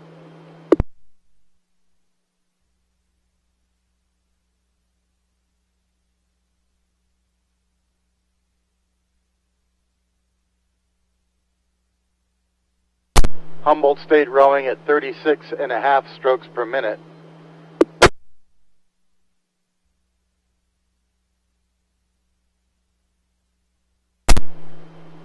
And UC San Diego at 36. So you're looking at 2 crews, the 2 leaders rowing at the same stroke rate, but Humboldt's just got more power. And they've got that open water advantage, which is comfortable to have coming into the finish line area. That race between Pacific Lutheran and Oregon continues to remain with both boats in contact with each other now, but Pacific Lutheran moving out to an advantage over Oregon as they come into the last 300 meters. Trailing continues to be Arizona State in the outside lane 5. This is heat number 2 of the women's varsity 8s, Division 2, 3, and Club. 2 boats to the grand final, unofficially Humboldt State and UC San Diego, with Pacific Lutheran and Oregon chasing.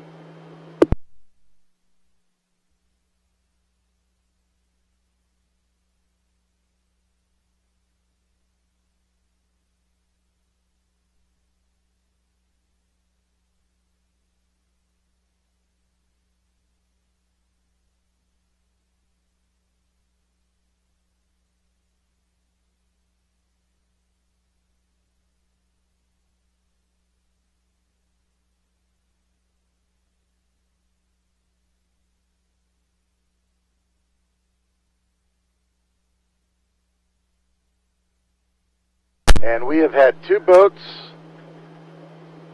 collide with each other here at the finish line.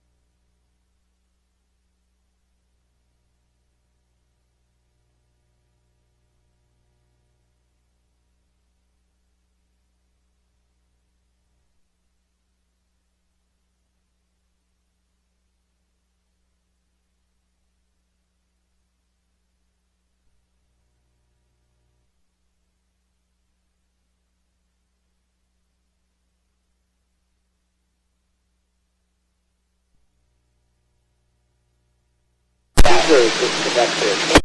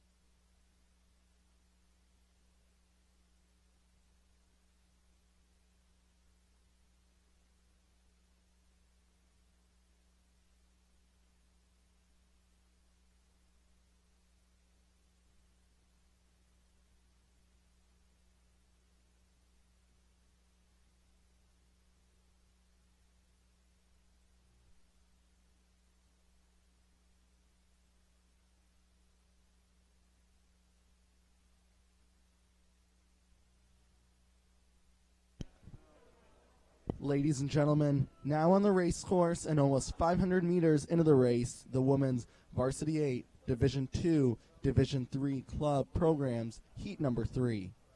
In lane 1, Western Washington University. Lane 2, Orange Coast College. Lane 3, Lewis and Clark. Lane 4, UC Davis. And lane 5, Willamette University. Women's Varsity 8, Division 2, Division 3 club programs. Heat number 3 will get a race call from Adrian. They are now past 500 meters.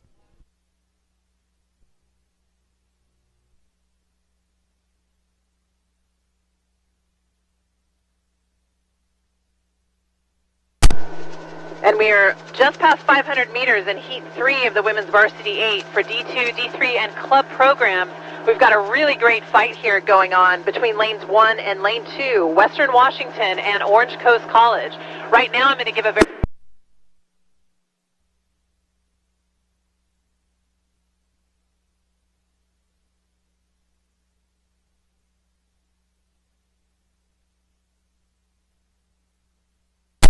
Davis, and then back to Davis by about 2 seats of open water. It is Lewis and Clark College.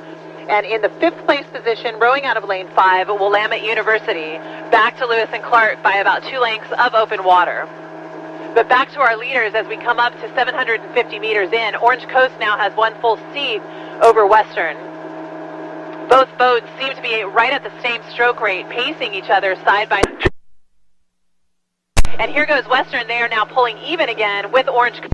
As we come into the halfway point, we'll watch these 2 crews as they come down the line. Only 2 crews will advance to the finals. Really, yeah.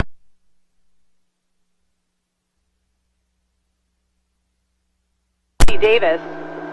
They are down to Orange Coast now by 7 seats, and then back to them by about a half a length of open water. It is Lewis and Clark. Willamette continuing in 5th. 1,000 meters to go here. We'll turn the race call over to Bob.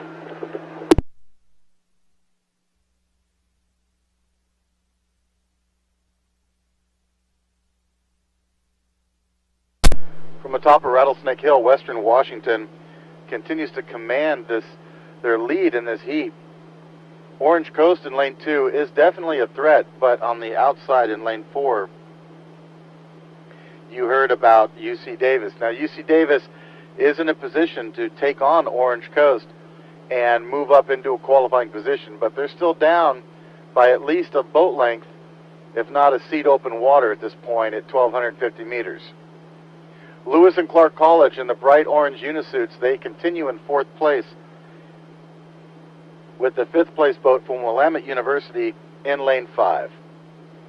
A little bit of a wind patch at 1,250 meters. As these crews handle it well, though, we're not seeing any major splash or issues. The water's really not that rough. It's just a little bit of headwind they have to fight through.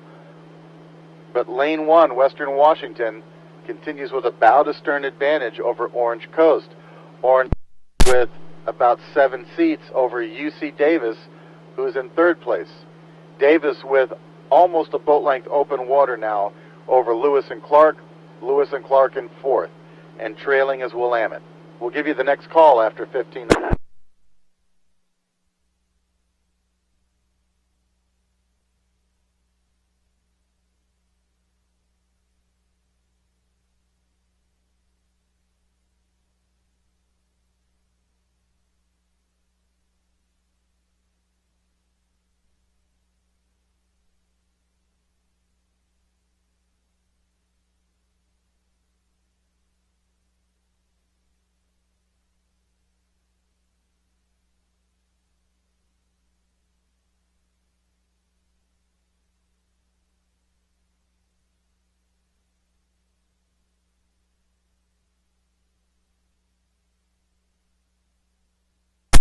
And just past 1,500, Western Washington, which is also a national championship program here from the WIRA League, they continue to dominate Orange Coast in lane 2. Orange Coast in the yellow shell holding off the challenge from Davis in lane 4, but with 400 meters to go, anything could still happen. Lewis and Clark continuing in 4th place in the orange unisuits and the white boat. So 300 meters to go for Western Washington and Coast, and then they can take a breather and rest up for the grand final tomorrow as Davis, Lewis and Clark, and Willamette chase them to the finish line here in the third and final heat for the women's varsity eights for Division 2, 3, and club programs.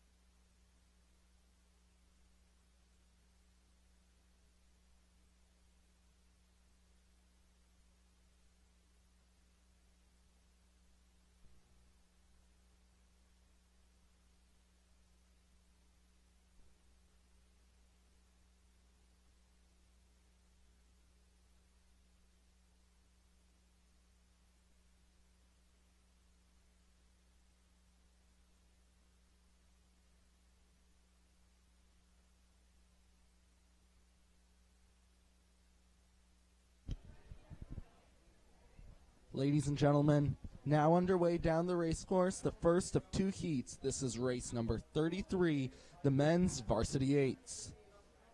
In lane 1, UC Santa Barbara. Lane 2, UC San Diego. Lane 3, Orange Coast College. Lane 4, UCLA.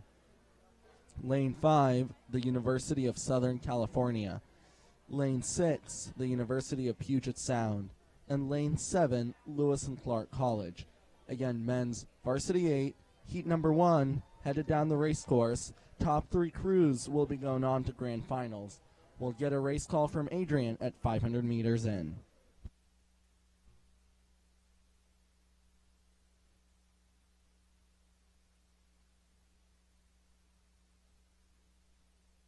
And ladies and gentlemen, welcome back to racing. We are in heat 1 of 2 for the men's varsity 8. Right now in lane 1, UC Santa Barbara has a very slight lead. They did have a very commanding lead right out of the gate, but Orange Coast College has done a really nice job here just past the 500 of almost pulling even with them. So right now we have UC Santa Barbara and Orange Coast almost in a tie for that first place position. And then in the second place spot, UC San Diego. So UC San Diego in the third place position. In fourth, we'll move over to lane 4. That's UCLA. UCLA with 2 seats over their rivals from crosstown at USC. So USC sitting in 5th. Back in the 6th place spot, we'll move over to lane 6. That's University of Puget Sound. They have 3 seats over lane 7, Lewis and Clark.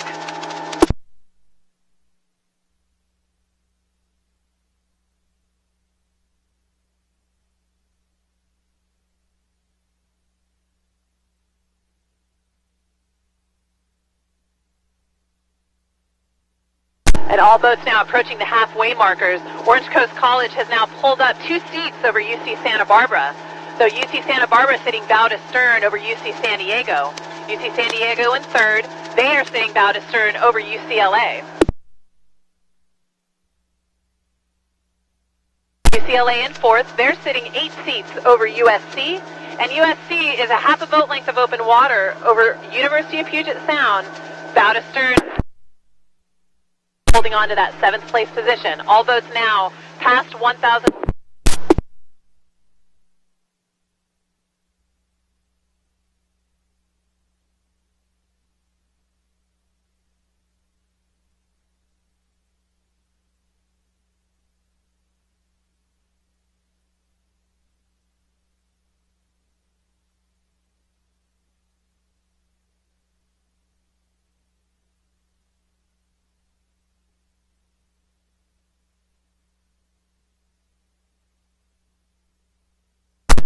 And heat 1 for the men's varsity 8s now approaching 1,250 meters. And the leader, as you heard Adrian say, is still lane 1, UC Santa Barbara, rowing at 36 strokes per minute.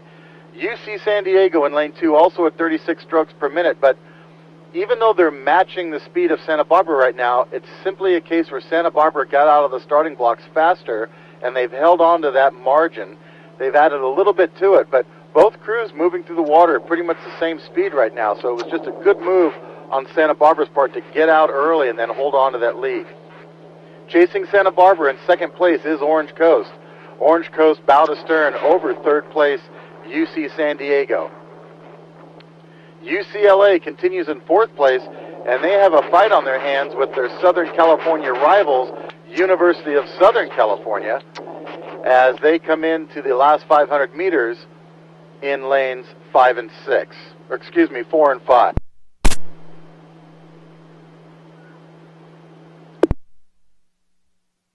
University of Puget Sound continues in 6th place with now an open water advantage over 7th place, Lewis and Clark. So 3 boats go to the grand final from this heat, and we'll give you that next call here in just a moment.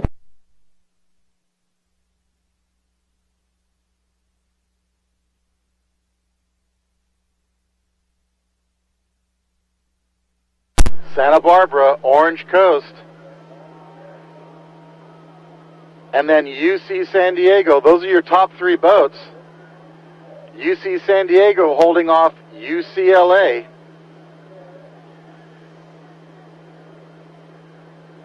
About 2 seats open water advantage for UC San Diego. If they can keep UCLA and University of Southern California behind them, then they're looking at a ticket to the grand finals tomorrow. Men's varsity 8s, heat number 1, now finishing Santa Barbara, Orange Coast, UC San Diego, top 3 boats to the grand final with UCLA and Southern California chasing, followed by Puget Sound and Lewis and Clark.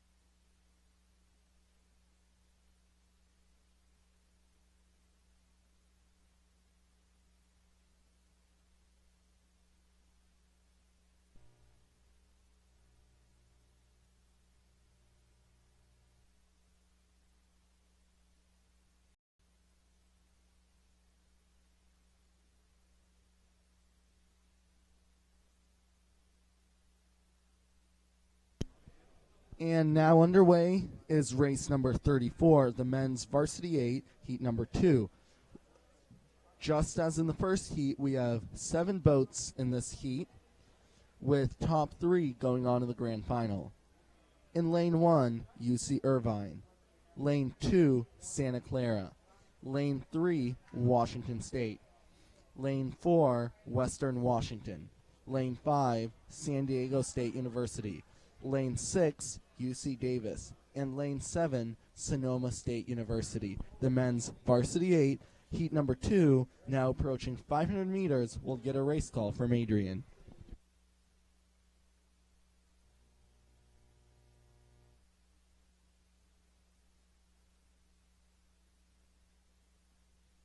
And just past 500 meters in, this is heat 2 for the varsity 8.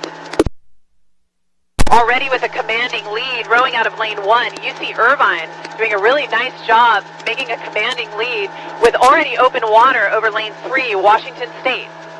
Washington State is sitting 7 seats over lane 2, Santa Clara. So Santa Clara right now in 3rd place. Back to them by 2 seats of open water. Too close to call for that 4th place spot. It is right between Western Washington and San Diego State. Very slight advantage right now to Western Washington. Back in the 6th place spot, we're going to move over to lane 6. That's UC Davis. They are 3 seats above Sonoma State in lane 7. But our leader continues to be lane 1, UC Irvine, looking to have a little bit more open water between themselves and Washington State, with Santa Clara hot on their heels.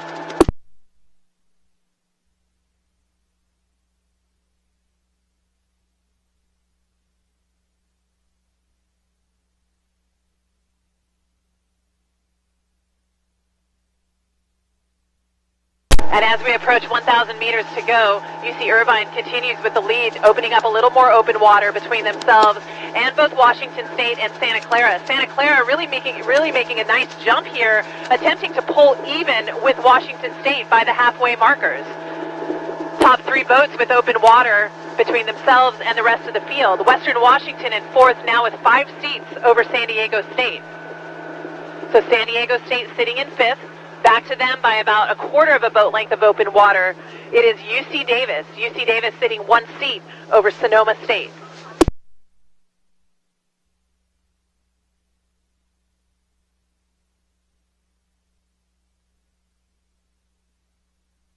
And heat 2 of the men's varsity 8s now coming at you in the second 1,000 meters. UC Irvine in lane 1 showing lots of early speed. They've gotten out of the starting blocks very quickly, and they've held on to that advantage without giving up an inch to the other teams. However, what we're seeing in lane 2, that's Santa Clara University, they are now almost even with Washington State in lane 3.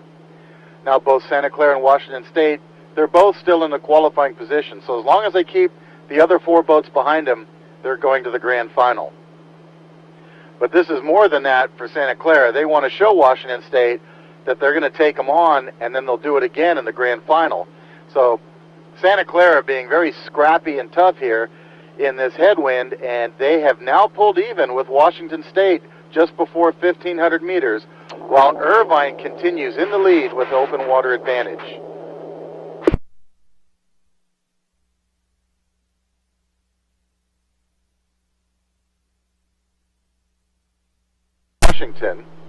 Western Washington continues to hold an advantage over San Diego State. San Diego State down about 8 seats now from Western Washington. From Western Washington, and then we go to the outside lanes, UC Davis and Sonoma State for the 2 trailing positions.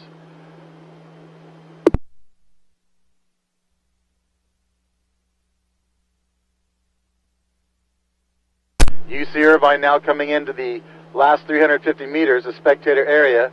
We're going to get a stroke rate on them here, see what they're at. And they are clocking in at 36.5 strokes per minute. And there's Santa Clara in lane 2. They have challenged and pulled even and now ahead of Washington State. So top 3 boats going on to the grand final. Unofficially, it's looking like Irvine, Santa Clara, and Washington State. Chasing is Western Washington State University in 5th. Then Davis just holding off Sonoma State for the last 2 positions here in the second and final heat for the men's varsity 8s.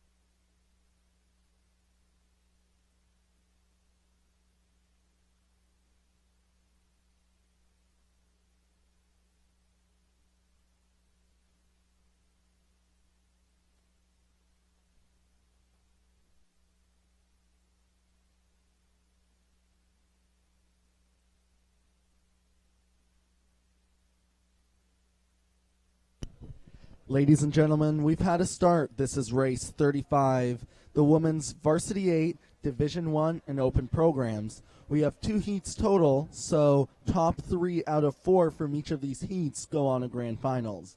Let's set lanes for this first heat. In lane 1, Loyola Marymount. Lane 2, St. Mary's College. Lane 3, the University of Portland. And lane 4, Santa Clara University. The women's varsity 8, Division 1 and open programs now underway for the first heat. We'll get a call from Adrian as they approach 500 meters.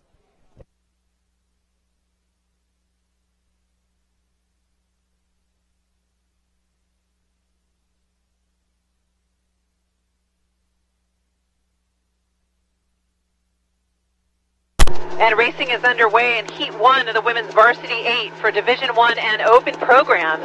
As we approach 500 meters in, our leader very early on is St. Mary's College, rowing out of lane 2. St. Mary's, with a very quick start, they jumped ahead of Loyola Marymount right off of the first few strokes. But Loyola Marymount, rowing at a slightly lower stroke rate, is taking inches away from St. Mary's as we come further down the course. And now, actually, just as I've said that, St. Mary's and Loyola are pulling even with each other.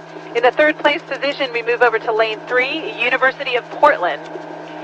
Now back in the fourth place position by about a length of open water, it is Santa Clara University. So just 4 boats in this heat. And right now our top 3 boats, Loyola Marymount and then St. Mary's, followed by University of Portland, have open water over Santa Clara.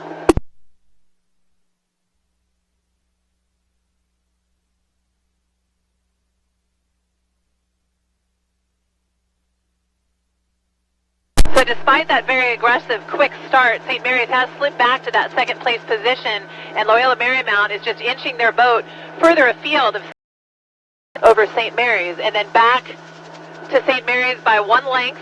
It is University of Portland. 1.5 lengths of open water back. It is Santa Clara.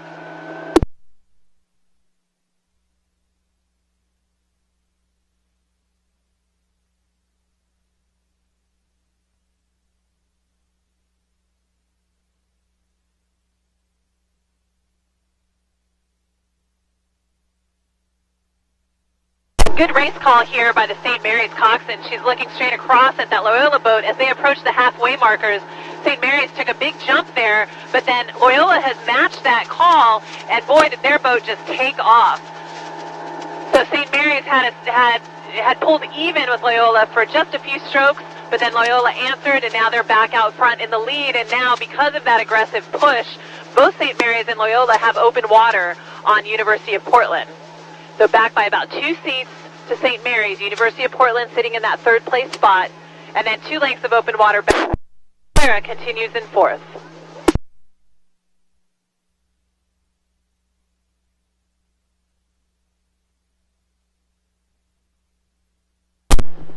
And good coxing, like you just heard from Adrian, you can't buy that sort of coxing. That just comes from experience and a really smart coxswain to let the other crew play out what they're doing, and then once they're done, attack them, which is very demoralizing for the other crew, and that's worked to the advantage of Loyola Marymount here, as they still have the lead. After St. Mary's made their charge, Loyola came right back and said, oh yeah, well now it's our turn, and they still hold the lead here as we approach 1,500 meters. Now both Loyola and St. Mary's continue to put a little bit more of open water between themselves and the University of Portland.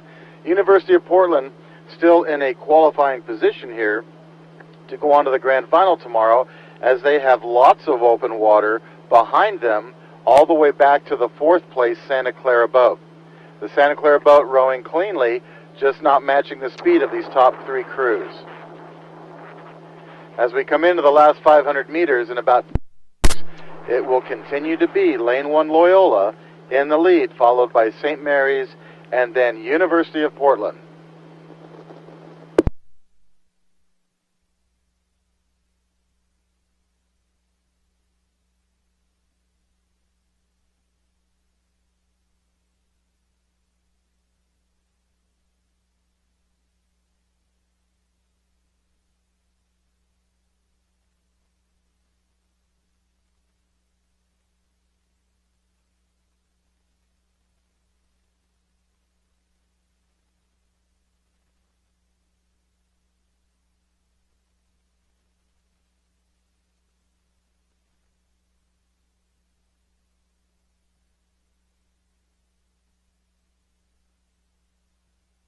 350 meters to go for Heat 1 of the women's Division 1 and Open Varsity 8s.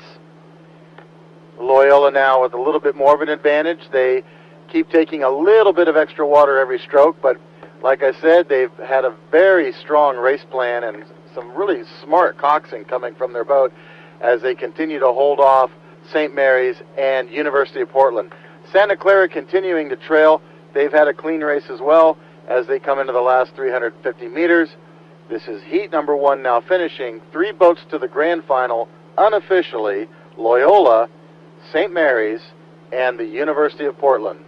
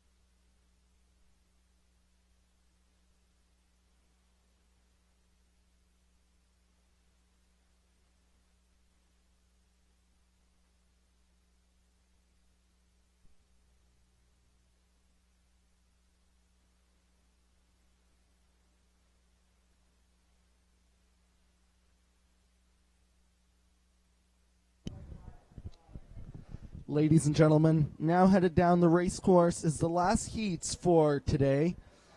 This is the women's Varsity 8, Division 1, and Open programs. This is heat number 2. 4-boat race with 3 of the boats going on to grand finals tomorrow. In lane 1, Stanford. Lane 2, Sacramento State.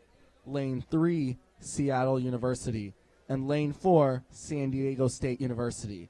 The final heat for this morning's racing, the women's Varsity 8, Division 1, and Open programs, now headed down the race course. We'll get a race call from Adrian as they approach 500 meters.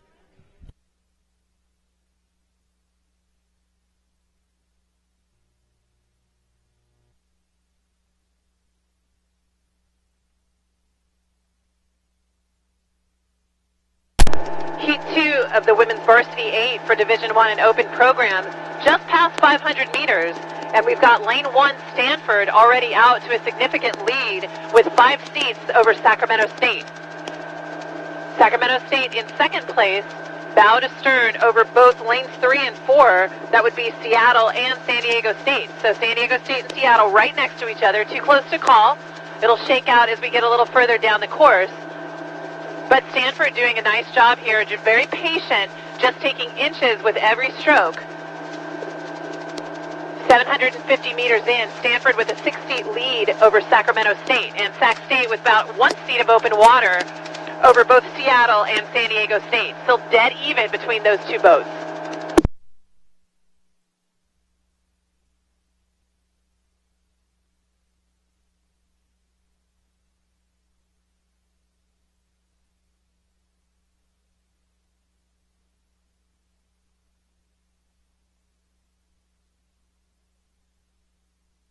Stanford and Sac State continuing to push each other here. Sacramento holding on very tightly here to Stanford, not wanting to let them walk away. 1 seat off of Stanford's lead. So right now Stanford just with 4 seats over Sac State as we approach the halfway line. With these two boats pushing each other hard, what that means is that they've pushed a little bit farther away from the remaining 2 boats. So almost 1 boat length of open water between Sac State and San Diego State in that 3rd place position.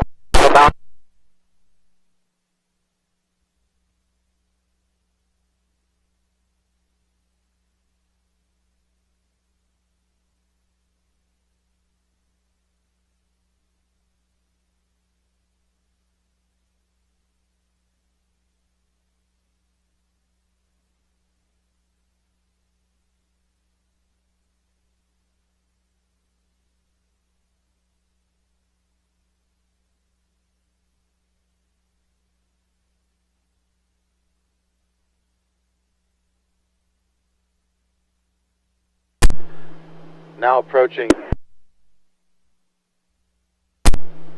Stanford continues in the lead. In fact, they've increased their lead now in the last 250 meters over Sacramento State.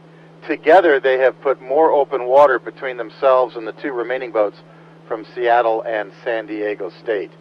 So Seattle and San Diego State are basically dead even right now. Bow ball to bow ball may be separated by a seat, but it's very close as they're in contact in this battle for that 3rd place position, because 3 boats will go to the grand final. So will it be San Diego State in lane 4 or Seattle in lane 3? And now San Diego State making a move. I see it from Rattlesnake Hill here. They're making a big push, and they're taking water away from Seattle, but Seattle still has the 3rd place position as we approach 1,500 meters. So noble effort by San Diego State, but will it be enough to take the 3rd place position away from Seattle?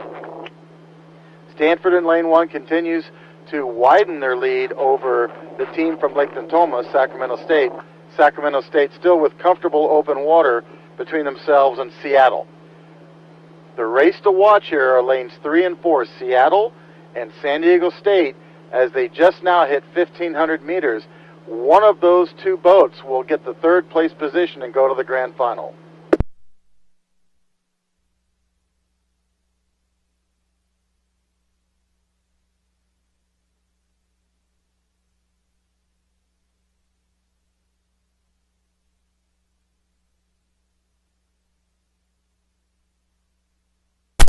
.450 meters to go for Seattle.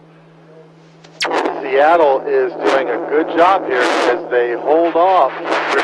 As they hold off that team in lane 4, they are really trying to keep San Diego State away from their bow ball.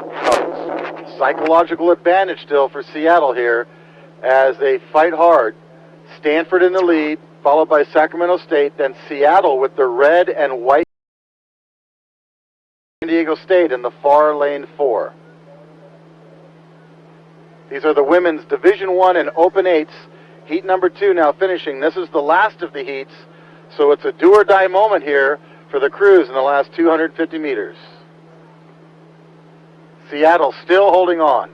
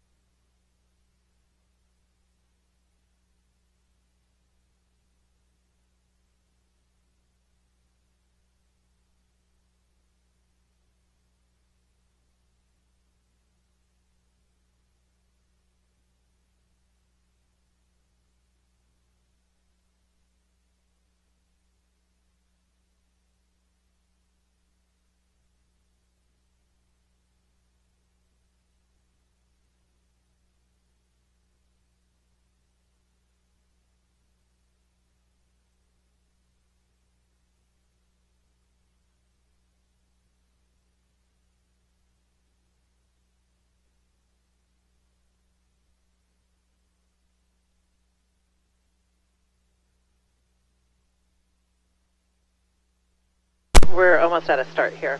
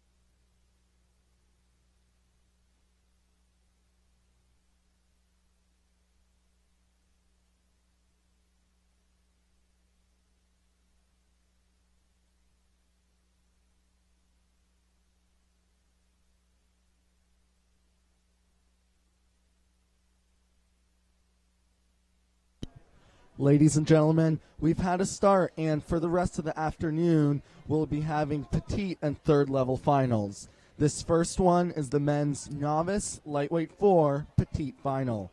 3 boats here in lane 1, Long Beach State. Lane 2, San Diego State. And lane 3, the University of Oregon. That is the men's novice lightweight 4 petite final now underway. We'll get a call from Adrian as these crews approach 500 meters.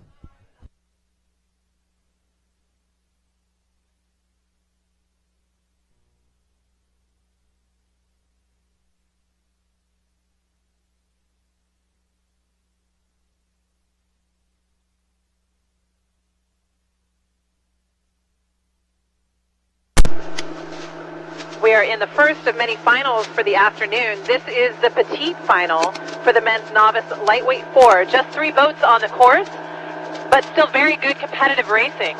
And out of lane 2, San Diego State has taken over the lead, and they are sitting 4 seats above University of Oregon. So University of Oregon rowing out of lane 3. They are bow to stern over lane 1, Long Beach State. All boats now approaching 500 meters in.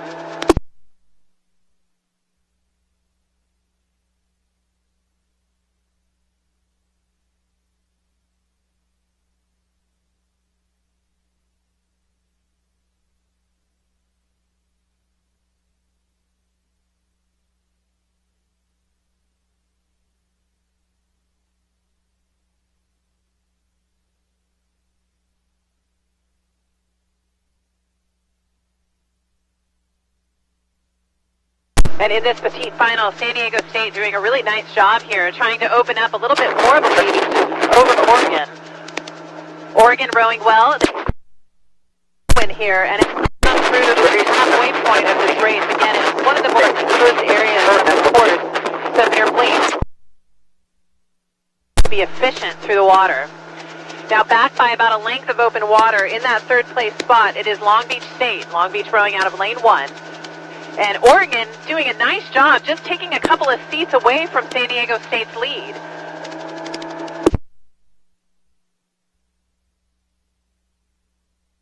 .750 meters in, and University of Oregon has taken over the lead from San Diego State.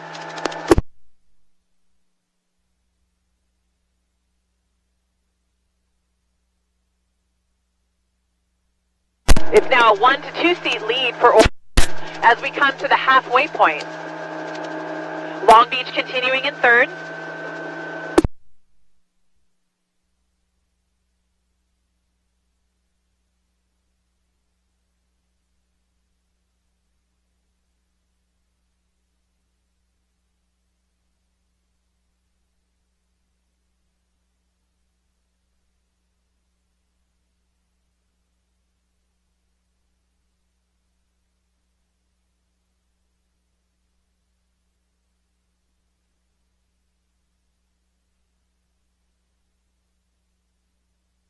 At 1,000 meters to go, Oregon now with a 1-length lead over San Diego State.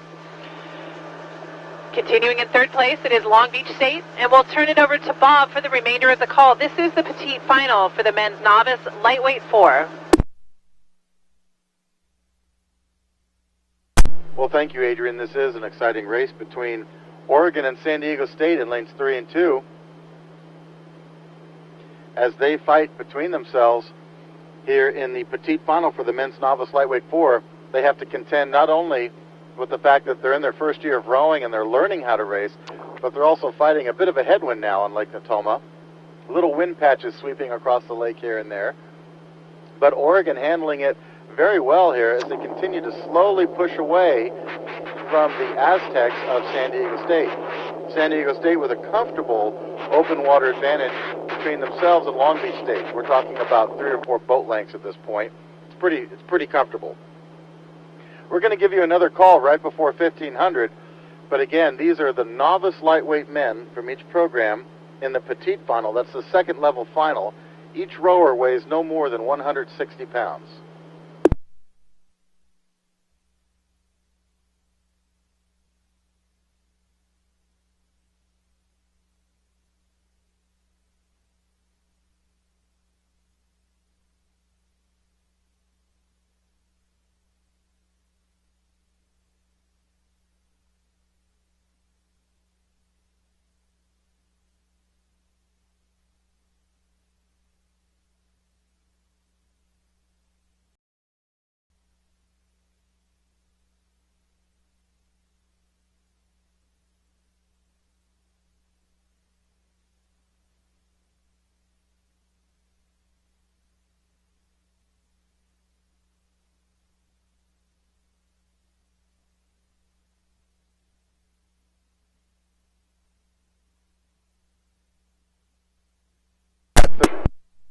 Higher.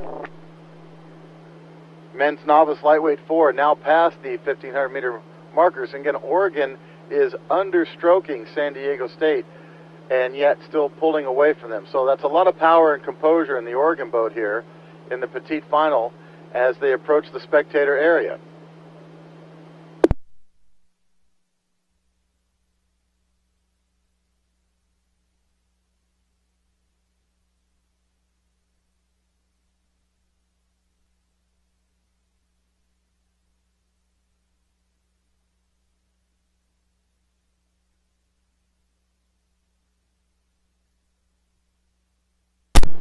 The Oregon lightweight men continuing to power away by an even greater margin now, 2:50 to go.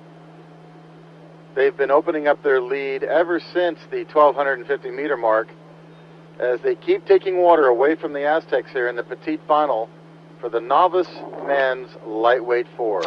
It's Oregon, San Diego State, followed by the trailing team from Long Beach. Here comes the finish for the Oregon lightweight rowers, as well as San Diego State and Long Beach in the petite final.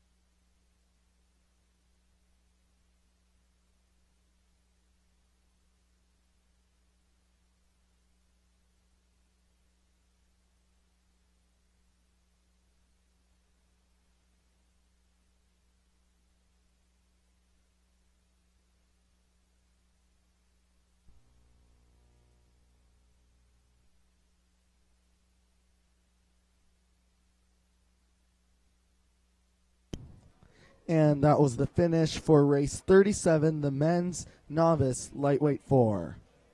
Next up will be the women's novice 4 third level final with 7 boats in the race.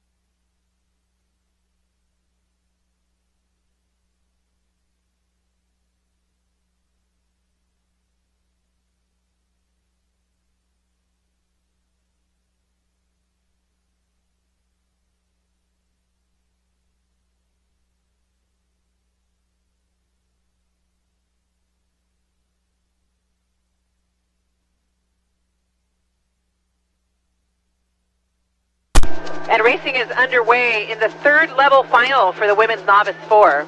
We have 7 boats on the course, and in lane 1, University of Oregon, lane 2, Arizona State, lane 3, California, lane 4, Willamette University, lane 5, Sonoma State, lane 6, University of Puget Sound, and lane 7, UC Santa Barbara.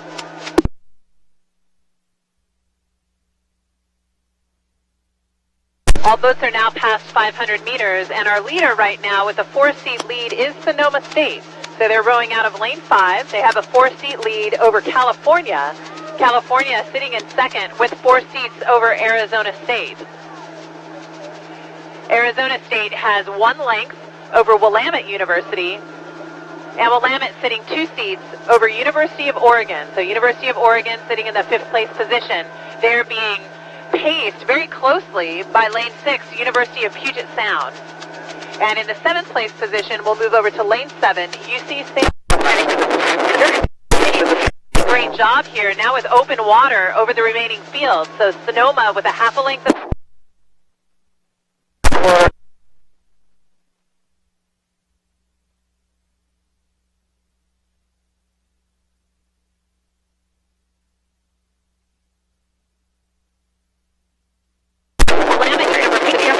that 3rd place spot, with Arizona dropping back to 4th, and then now University of Puget Sound moving up into the 5th place position, with Oregon dropping to 6th, Santa Barbara continuing in 7th.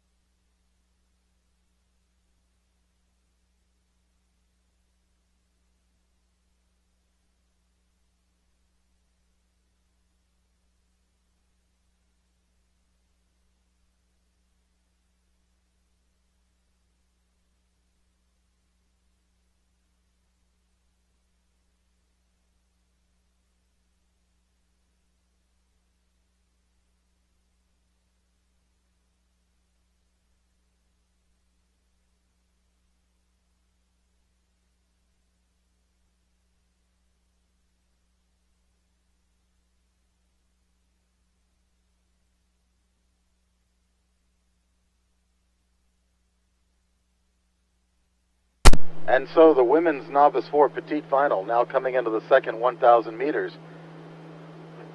A lot of these crews, you know, they wanted to make the grand final, so they're not happy to be in the petite final, and so there's racing anger as they race for honor. They want to come in and say, okay, we're at least the 7th place crew in the WIRA League. Sonoma State is doing that right now with a ton of authority. They have tons of open water between themselves and the next closest crew. It's 4 boats behind them, all in a close battle.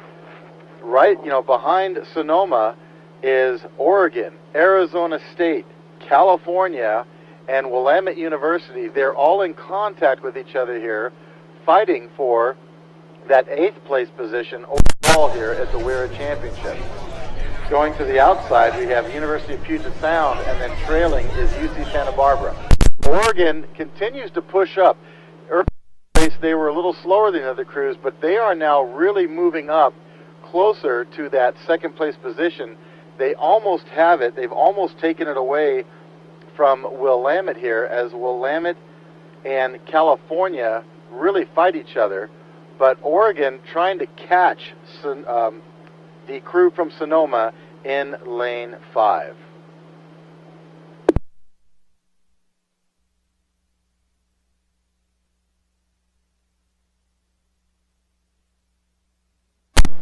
And as we approach 1,500 meters, it's still going to be Sonoma with the lead here in the petite final for the women's novice 4s.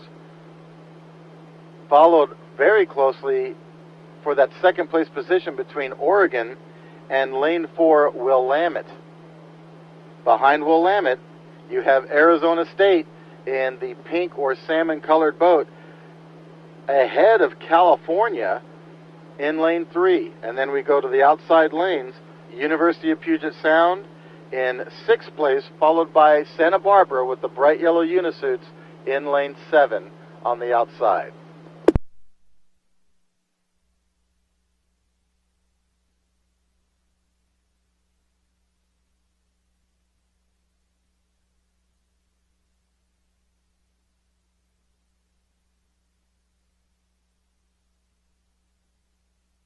It's too close to call between Willamette and Oregon for 2nd place, but Sonoma State, that's an easy call, out in front now by boat lengths of open water as they approach the last 350 meters. This is the petite final for the women's novice fours.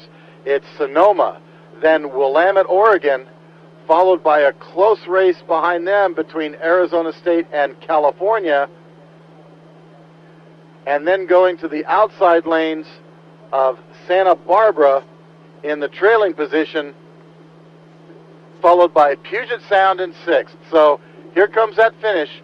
Keep an eye on Oregon in lane 1 and Willamette. Now looks like Oregon's moving up a little bit. Oregon for 2nd, Willamette for 3rd, Arizona for 4th, Cal 5th, Puget Sound trying to catch Cal.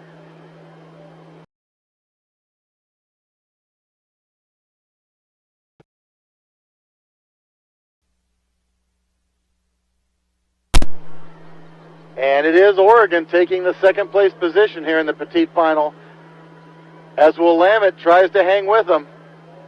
These are the women's novice fours. The winner claims 7th place overall, and that is Sonoma right now as the finish line approaches.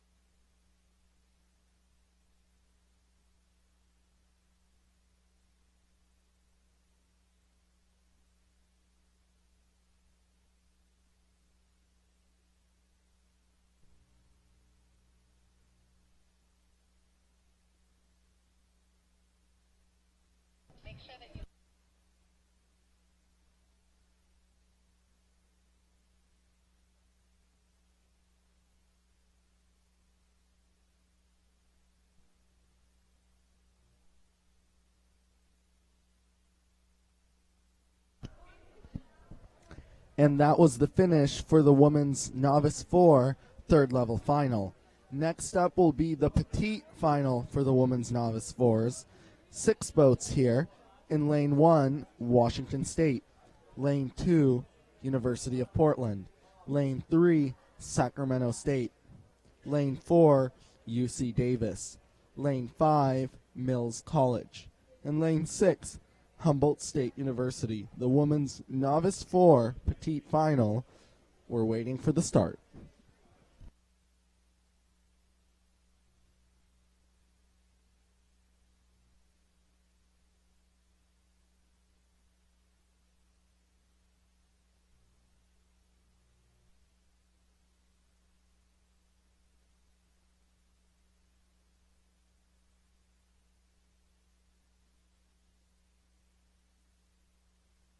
And we are approaching the 500-meter line here in the petite final for the women's novice 4.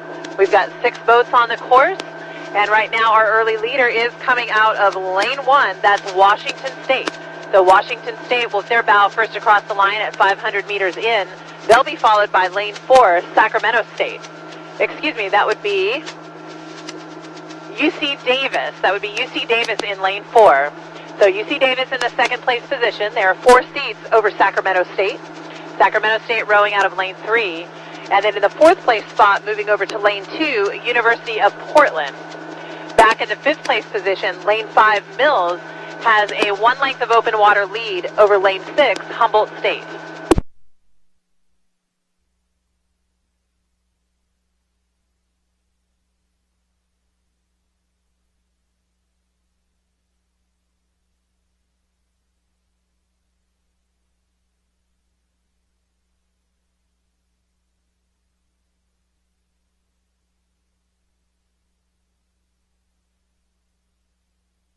Washington State doing a fine job here, continuing to extend their lead. They now have 1 seat of open water over Davis. Davis also pushing themselves a little bit farther away from both Sacramento State and University of Portland. So it looks like Portland has actually overtaken that 3rd place spot from Sac State. So Sac State slipping back to 4th, but still holding 1 length of open water over Mills, and then back to them by 1 length of open water, Humboldt State.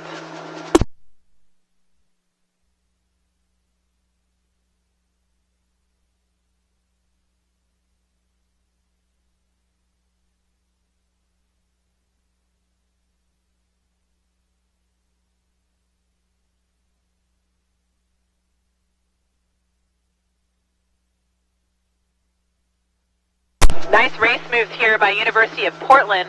They're actually attempting to pull even right now with Davis as we approach the halfway mark. So Washington State still holding on to their lead, and with Davis in second, but with University of Portland making a move here, trying to see if they can come into contention with UC Davis.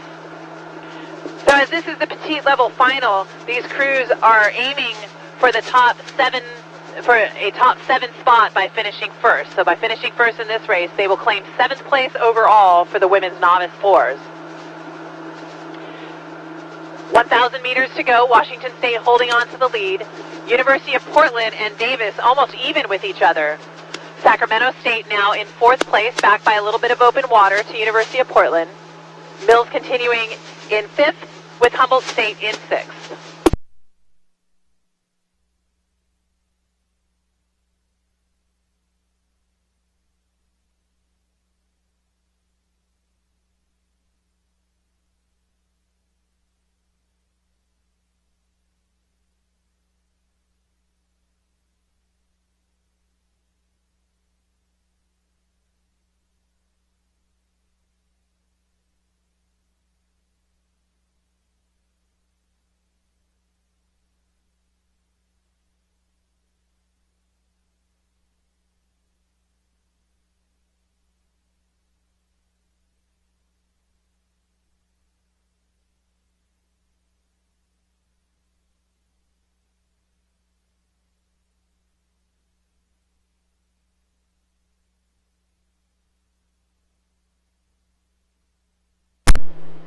And folks, I apologize. I recalled the last race incorrectly. The last race was the 3rd level final.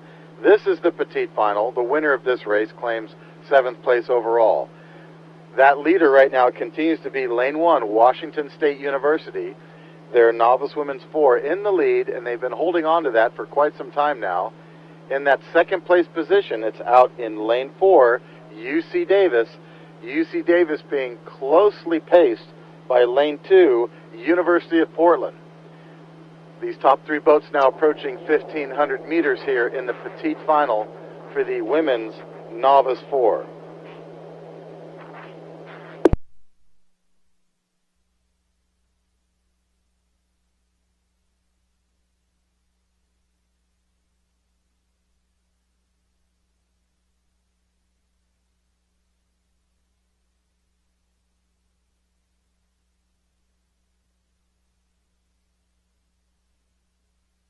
Leaders, Sacramento State is in 4th place. And then we go to lanes 5 and 6, Mills and Humboldt State University. They're in the last 2 positions here in the petite final for the women's novice 4s. As the leader continues to be the Cougars from Washington State. 450 meters to go here, and they can claim 7th place overall among the women's novice 4s. UC Davis in lane 4 continues in 2nd place, followed by lane 2, University of Portland. Top 3 boats are now approaching the 350-meter overlook mark as they come into the spectator area.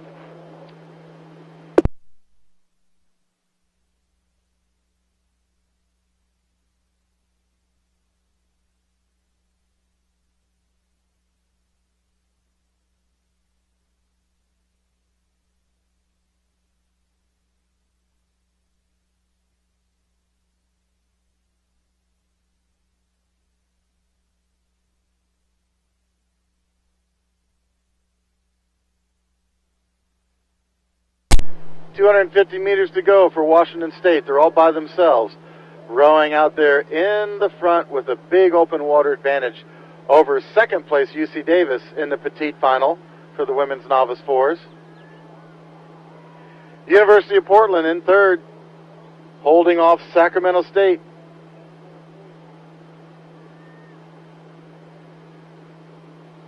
Mills in lane 5 holding off Humboldt State by a significant amount of open water, as the petite final for the women's novice fours now finishes with a great racing performance by Washington State in lane 1.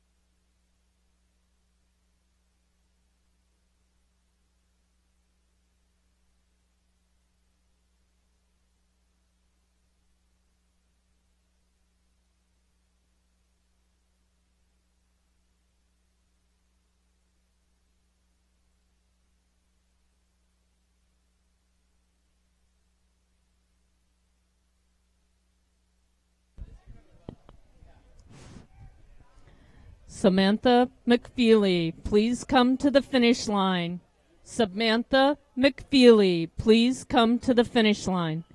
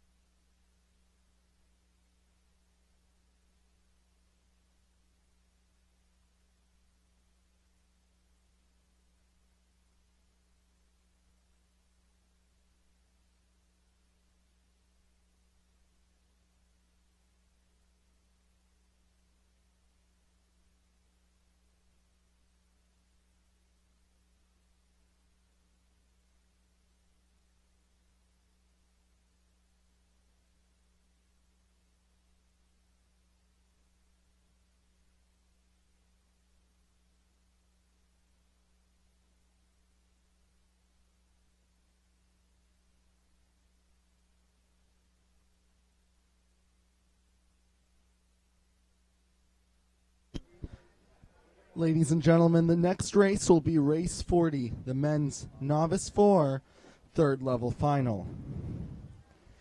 In lane 1, Humboldt State. In lane 2, Washington State. Lane 3, Arizona State. Lane 4, Sacramento State. Lane 5, Long Beach State. And lane 6, Seattle University.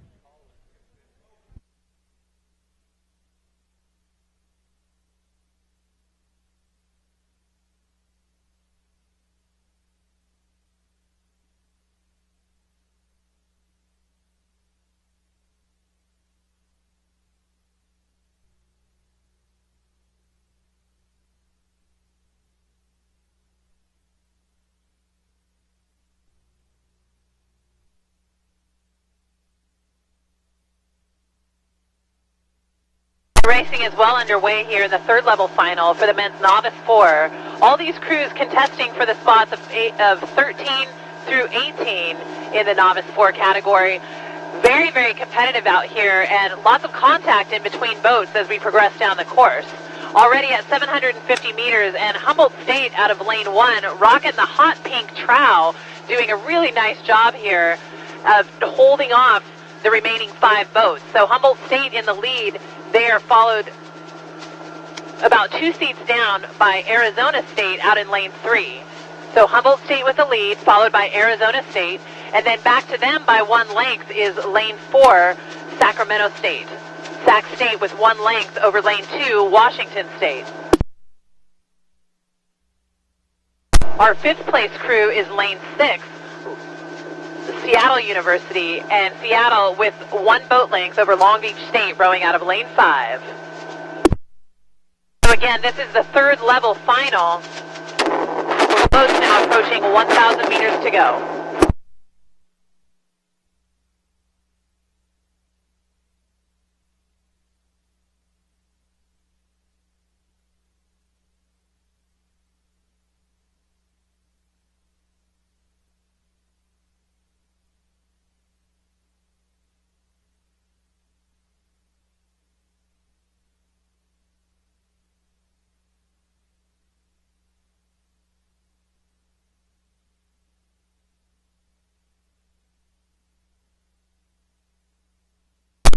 And Humboldt State really is showing those pink trout, because I can see them from up here on top of Rattlesnake Hill as Humboldt State continues to motor down the course in first place, hotly pursued by Arizona State in lane 3, and right behind them in 3rd place, Sacramento State University.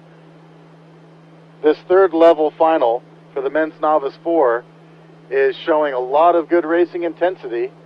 Despite the fact that it's a 3rd level final, these crews are racing for placing, as they want to say, we beat so many teams at WIRA's. And right now, Humboldt State has that advantage still. But again, Arizona State probably wants to try to get in there and ruin that party for them here as we approach 1,250 meters. Sacramento State in lane 4, they're in 3rd, but they're still trailing Arizona State now by almost a boat length. We then go to lane number 5, Long Beach. Long Beach moving up to Seattle University, and now in the trailing position, it's going to be lane 2, Washington State. They have fallen back to 6th place here in the 3rd level final of the men's novice 4s.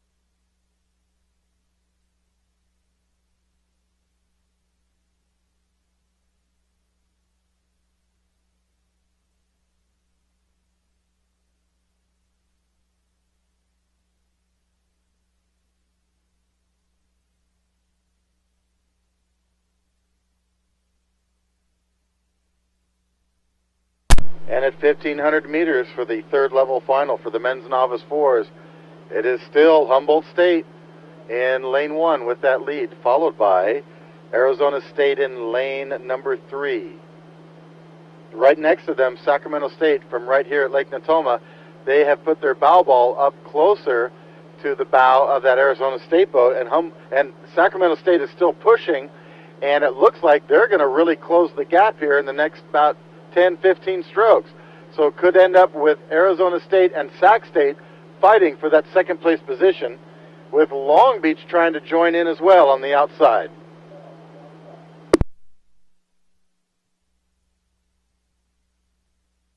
And there goes Sacramento State. They just took off like a rocket, and they are walking through and now away from Arizona State, and they may even take on Humboldt State for the 1st place finish here in the 3rd level final.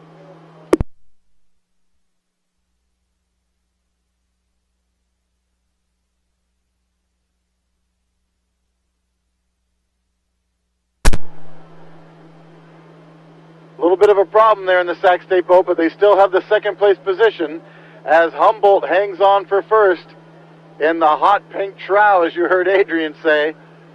It's Humboldt, followed by Sac State, then Arizona State, then Long Beach State, and then on the outside we have Seattle University and Washington State finishing it up.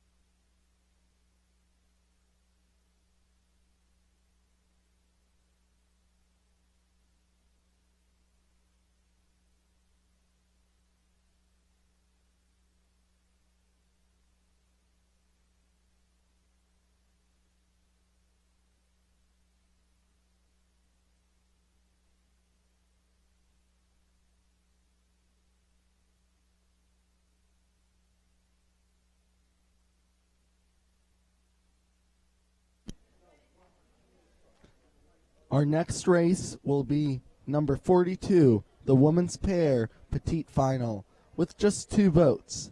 Lane 1, Humboldt State University, and Lane 2, St. Mary's College.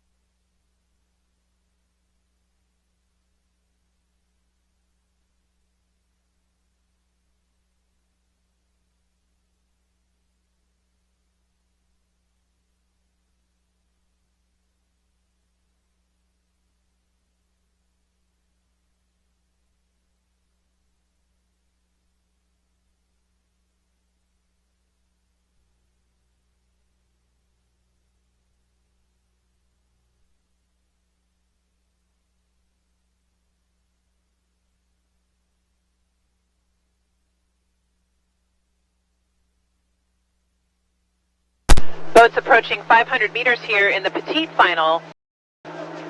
Right now, our leader will be out astern advantage over their cross.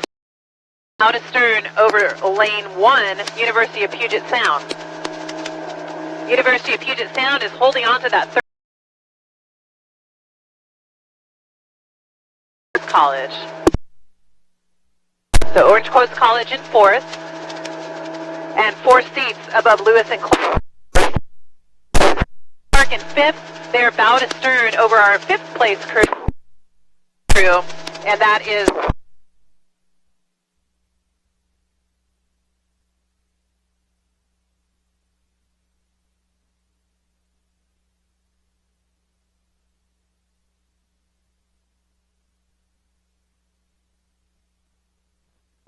and USC holding off a nice charge here from UCLA.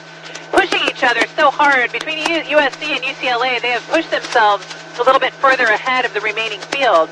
Although University of Puget Sound, as we so our lane 5 crew from Orange Coast College. So Orange Coast in 4th, holding off Lewis and Clark. So Orange Coast sitting 2 seats over Lewis and Clark, and Lewis and Clark sitting bow to stern over Sonoma State.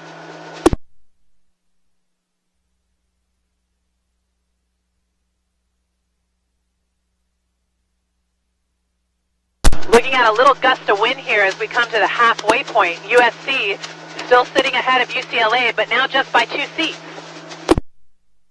University of Puget Sound still holding on to 3rd. Bow to stern advantage over Orange Coast College. And now Orange Coast pulling 1 full length over Lewis and Clark. Lewis and Clark sitting in 5th. And Sonoma State still in 6th. Water getting a little bit choppier here at the halfway point. It'll become a little bit more protected with 500 meters to go. But right here, it's a little bit rough, a little bit choppy. These guys doing a nice job of handling the conditions.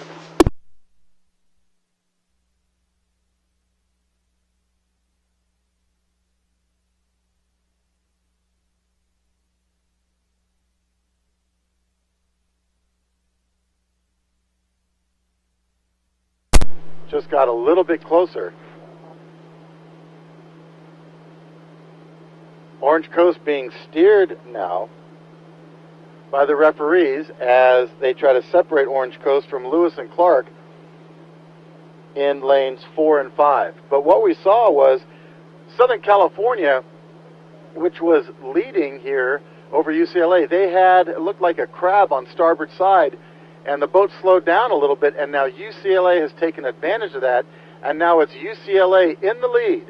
It's UCLA overtaking Southern California now by almost a bow to stern advantage at 1,250 meters.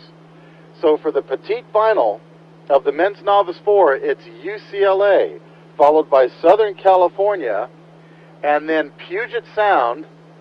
Then we go outside to lane 5, Orange Coast, and then too close to call for the last spot between Lewis and Clark and Sonoma.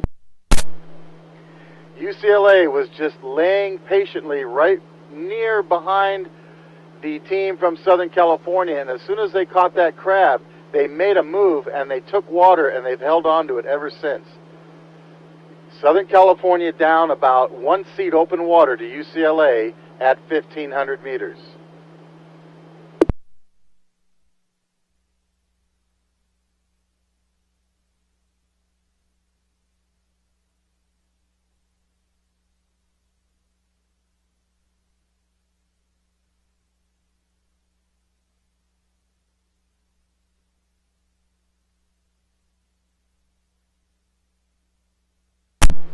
And just past 1,500 meters for the petite final of the men's novice 4, UCLA continues to take water as they now up the rate a little bit higher, and they're walking away about every 2 strokes. They're taking about half a seat every 2 strokes from Southern California. Southern California in second, but they've got to watch out for lane 1, Puget Sound, who now is in contact with their boat. In the outside lanes, it's Orange Coast in 4th, followed by Sonoma State. Meters.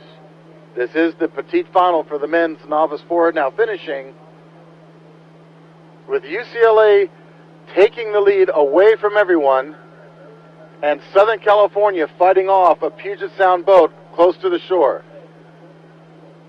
Winner of this race is the 7th best novice 4 overall, and here comes that finish.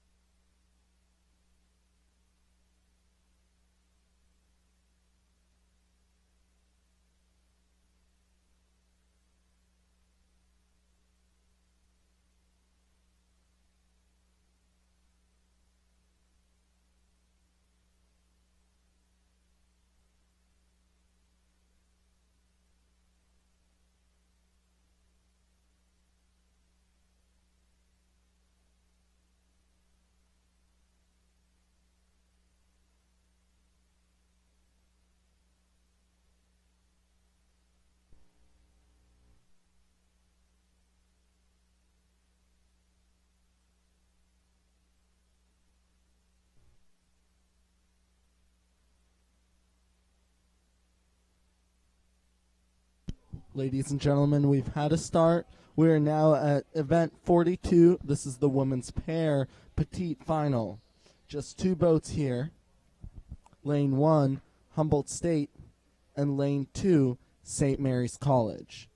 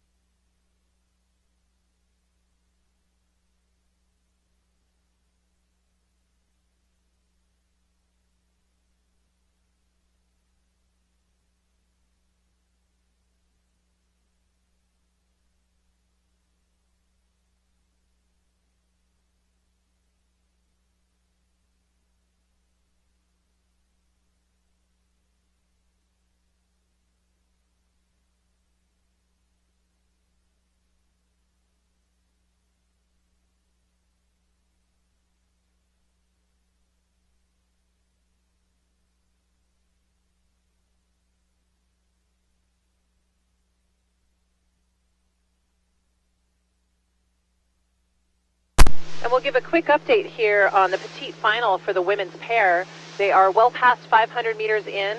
It's just 2 boats on the course, with Humboldt State in lane 1 and St. Mary's College in lane 2. And Humboldt State now has an open water lead over St. Mary's. Bob will pick up the race call with 500 meters to go to give you any updates.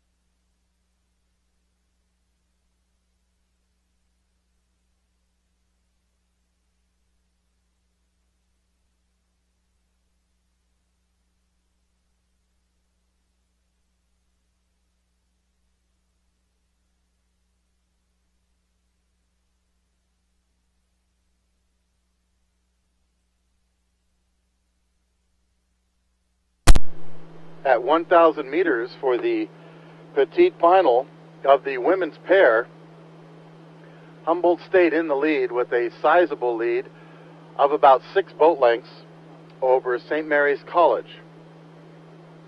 Again, this is the petite final for the women's pair. The winner of this race can claim 7th place overall among the women's pairs here at the WIRA Championships.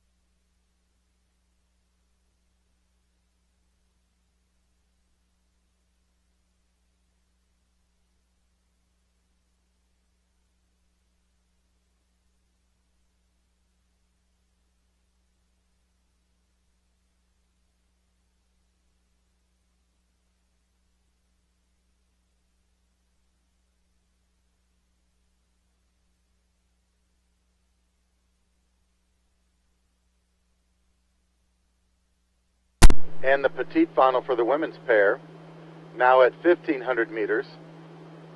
Only 2 boats on the course, Humboldt State and St. Mary's, with Humboldt State in the lead with the yellow blades, now by about 8 boat lengths of open water.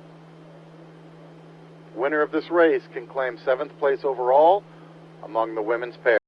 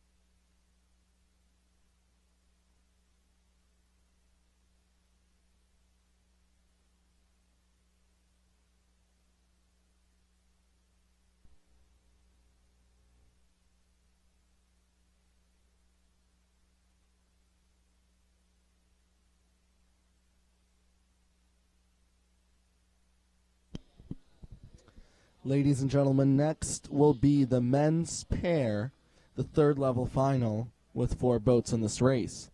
In Lane 1, Loyola Marymount University. Lane 2, the University of Puget Sound. Lane 3, the University of Southern California. And Lane 4, UC Davis. Men's pair, third level final, now underway.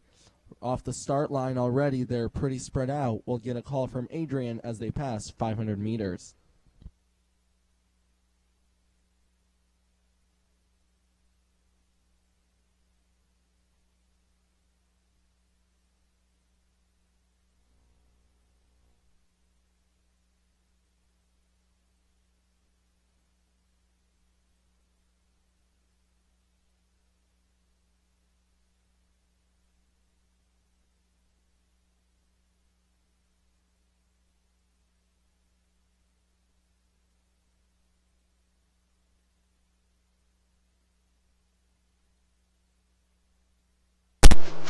And just a quick update here on racing in the third level final for the men's pair. Just 4 boats on the course, but with their bow first across the line at 500 meters in, it will be lane 1, Loyola Marymount University. They have a bow to stern advantage over lane 3, USC, and USC in that second place spot with 1 length of open water between themselves and our third place crew, UC Davis. In the 4th place position, it'll be University of Puget Sound.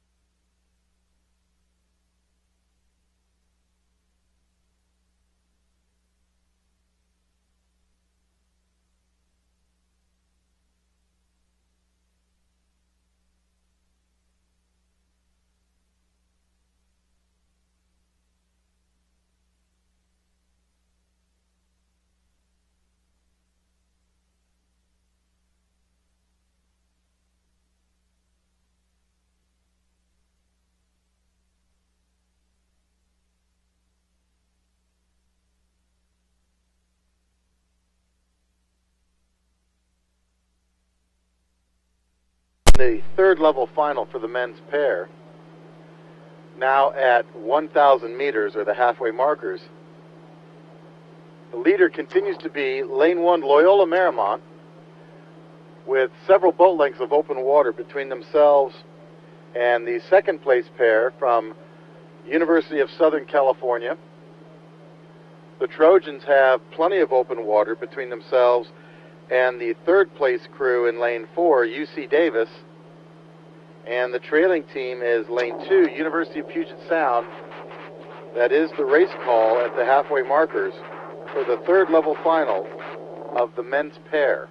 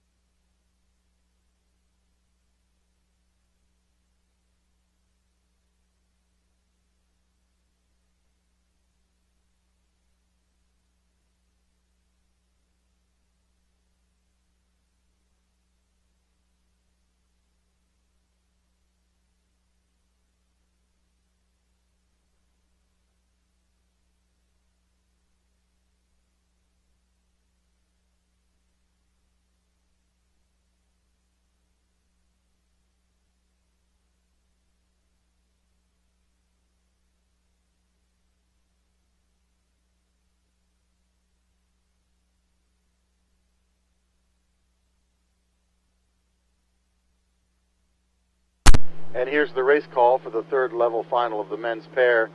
At 1,500 meters, it's Loyola with open water over Southern California, and they have open water between themselves and third place UC Davis, followed by Puget Sound. These boats, top three boats now coming into the spectator area. The winner of this race can claim 13th place overall among the men's pairs.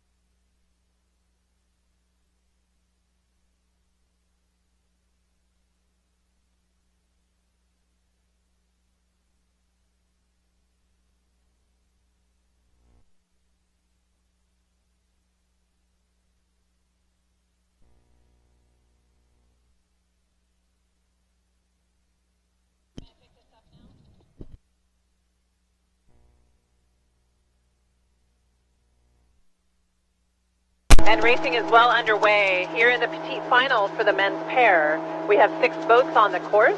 And in lane 1, Chapman University. Lane 2, San Diego State. Lane 3, Sac State. Lane 4, Long Beach State. Lane 5, Seattle University, and Lane 6, Arizona State. And right now, our leader coming into 750 meters to go is Lane 1, Chapman. Chapman with a very significant lead over the rest of the field. In the second place position, we'll move out to Lane 6. That's Arizona State, rowing very cleanly in the outside. They have a bow to stern advantage over Lane 5, Seattle University. So Seattle sitting in third. They have bow to stern over Lane 3, Sac State. Now back to Sac State by 1 length of open water is Lane 2, San Diego State, and San Diego State in 5th with 1 length over Long Beach State in Lane 4.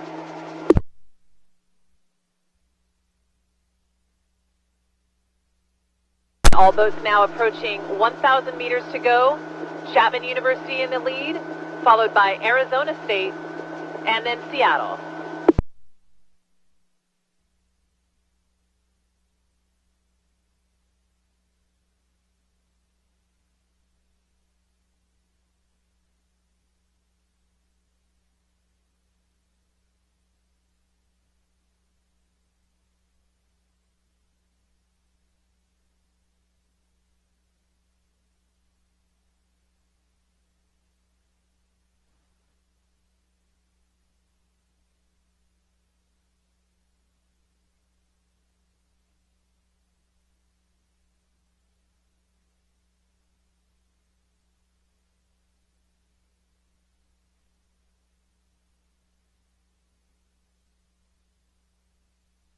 Pair now past the halfway markers.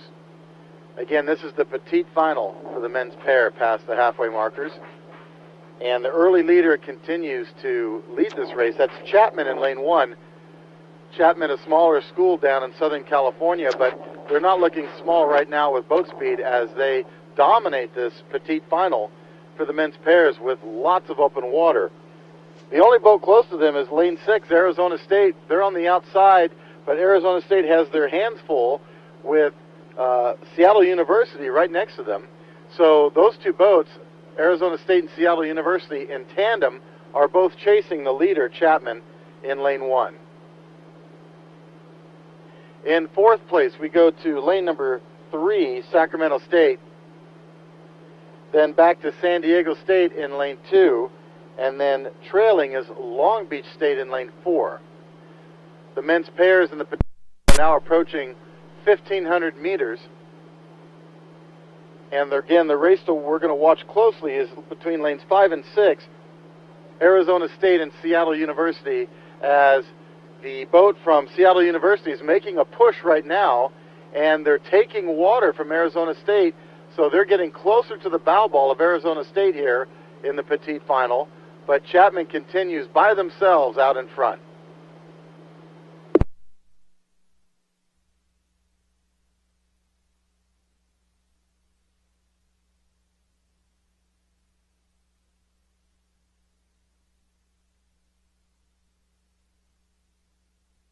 And now Arizona State responding right at 1,500 meters. After Seattle University finished their push to take water, now Arizona is responding and taking water back away from Seattle University.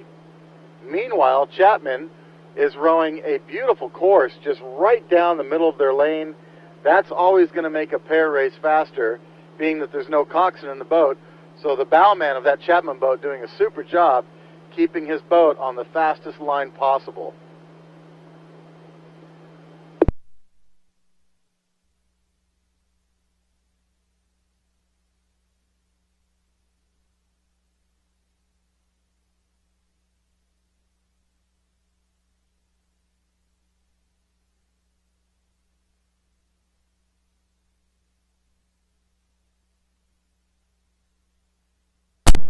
Sacramento State continues in 4th place. Behind them is San Diego State. And then finally Long Beach State here in the petite final for the men's pair. The winner can claim 7th place overall among the men's pairs. And that looks to be Chapman University with 250 meters to go, as Arizona State holds off a Seattle University boat that has been challenging them all the way down the course. And then Sacramento State in 4th here in the petite final. holding off San Diego State and Long Beach.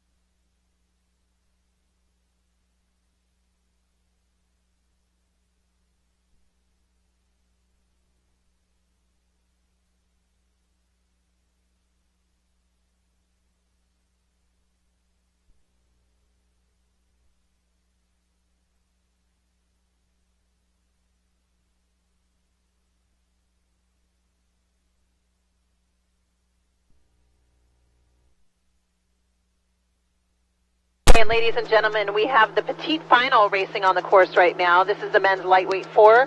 Just 2 boats on the race course with Sacramento State in lane 1 and Chico in lane 2. And just past 500 meters in, Sacramento State has a lead of 1 length over Chico State. We'll be back with a race update a little bit farther down the course, and Bob on the hill will take that over from there.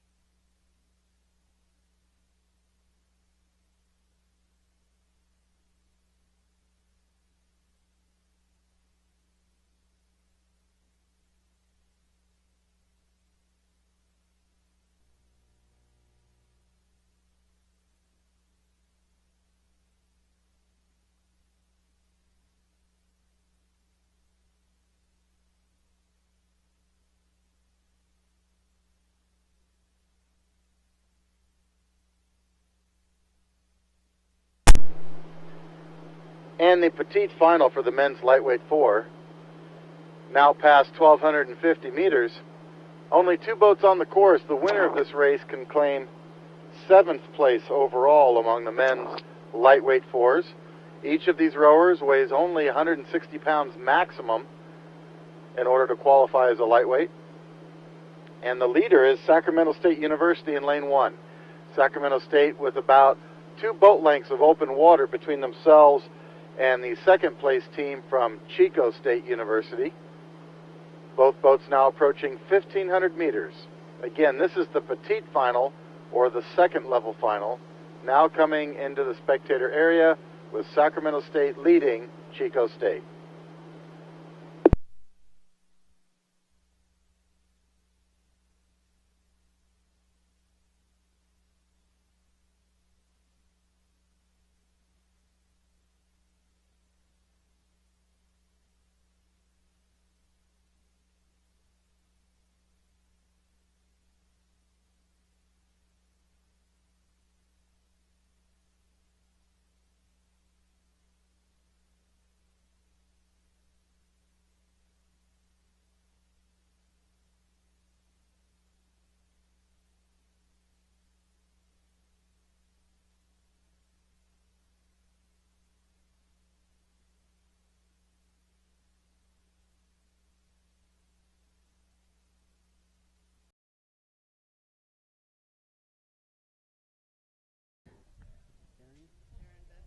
Aaron Benson or Colin Truex, please come to the finish line tent.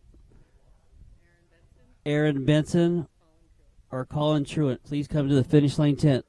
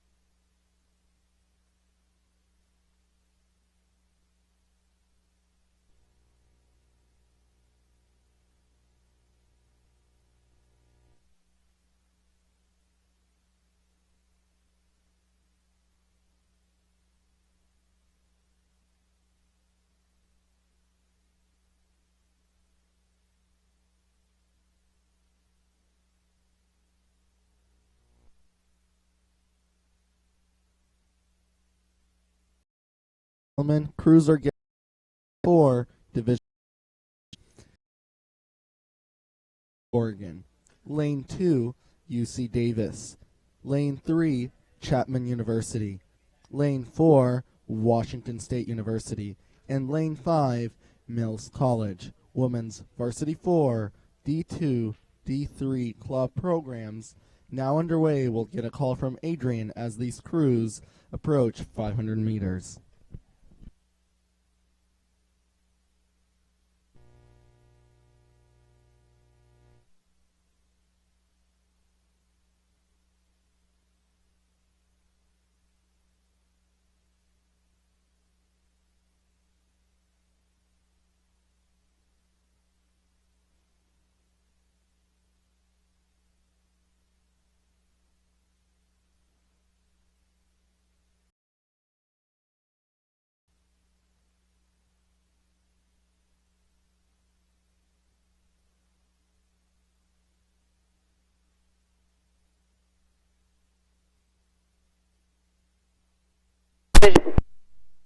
And club programs.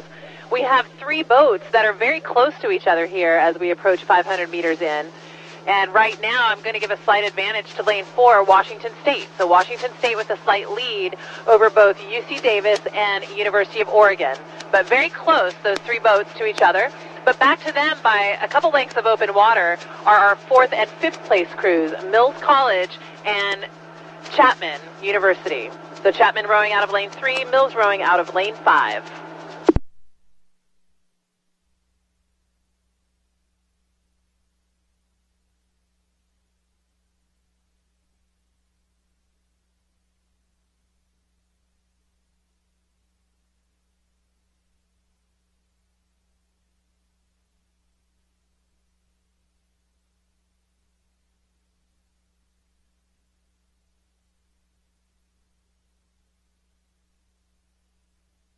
And all crews are now past the 500-meter line. Washington State still holding on to a lead with 3 seats over UC Davis.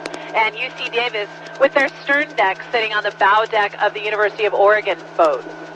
So Oregon in 3rd, and these top 3 boats with considerably more speed than the final 2 crews. So they have several lengths of open water already between them and Mills, who is in 4th place with 1 length over Chapman in 5th.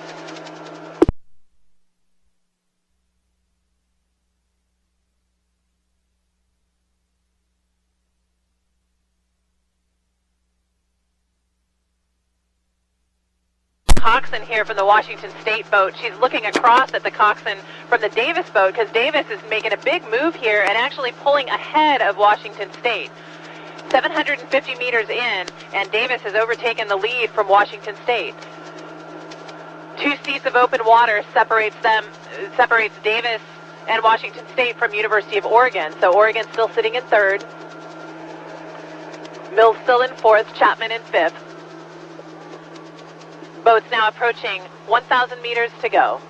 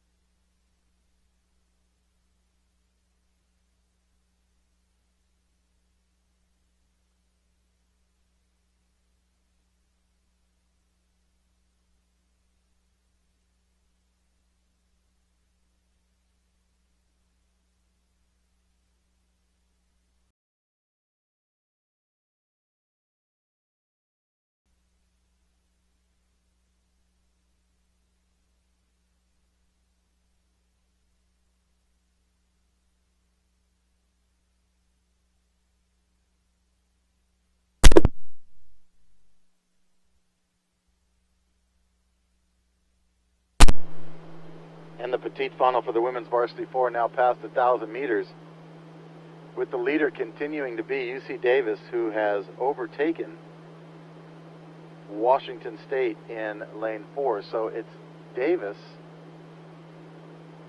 really showing the speed here in the second 1,000 meters. Pacing them is Oregon in lane 1, Washington State in lane 4. Then on the outside, we go to Mills in 4th, with Chapman in the trailing position. The petite final for the women's varsity 4 here for D2, D3, and club programs can claim 7th place overall, whoever finishes first in this race. Right now that appears to be Davis. We're watching Oregon in lane 1 to see if they move up closer to Washington State in lane 4. It's still a very good race between Oregon and Washington State as we approach and pass 1,250 meters. Davis with about a 1-seat open water advantage over Oregon and Washington State, but it's too close to call from top of the hill for that second place position as it keeps changing. Oregon crews are known for coming into the second 1,000 and being pretty strong, and they're showing that speed right now against Washington State. So at 1,500 we'll make that call for second place.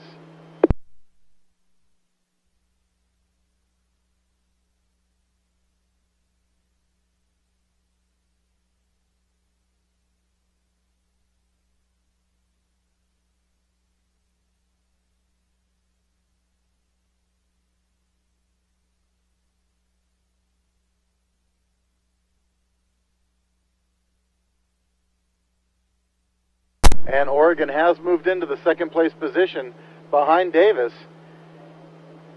In fact, they've got their bow ball now on the stern of Davis's boat. So it's UC Davis, Oregon, and now Washington State in the petite final for the women's varsity 4s for D2, D3, and club programs. Mills continues in 4th place, followed by Chapman University. With the grand finals for the top boats being tomorrow, this race is for 7th place and bragging rights of beating at least as many teams as you can before you head home to your boathouse. And right now, Oregon has clearly outclassed the team from Washington State in the second 1,000 as they've taken water, and they're still taking water, and they're slowly getting closer to UC Davis.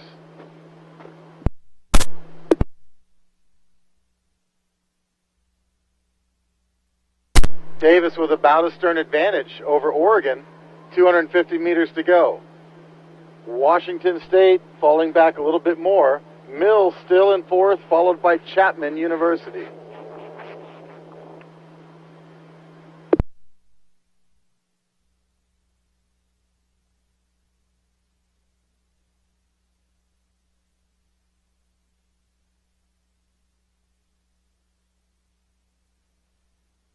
Final of the women's varsity 4s. Davis holding off a hard-charging Oregon. Oregon putting Washington State, Mills, and Chapman behind them as they come to the line.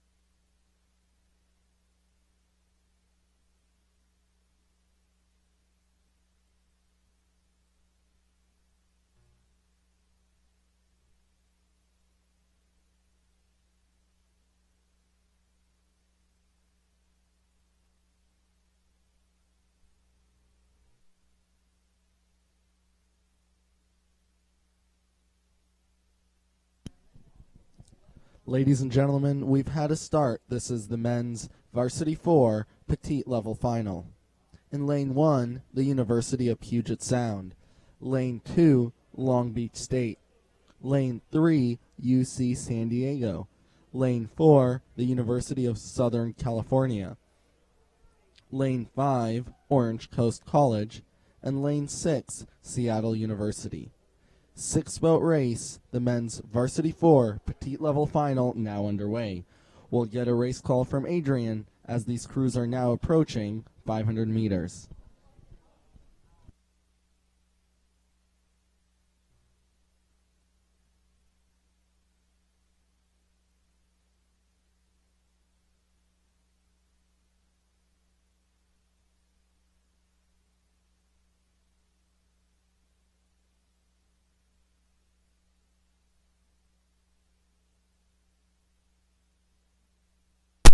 And we have the petite final on the course of the men's Varsity 4. 6 boats across. Our early leader as we approach 500 meters in is Lane 2, Long Beach State. Long Beach State has a 3-seat advantage over our crew from Lane 1, University of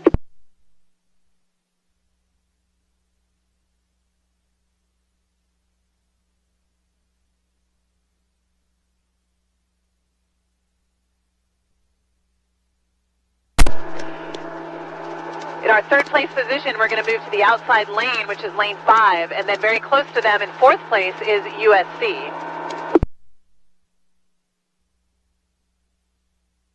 So again, our top crew, Long Beach State, they are followed very closely by University of Puget Sound in lane 1, and then in that third place spot, Orange Coast College. Next to them in fourth is USC. And now back to our fifth place crew, lane 3, California.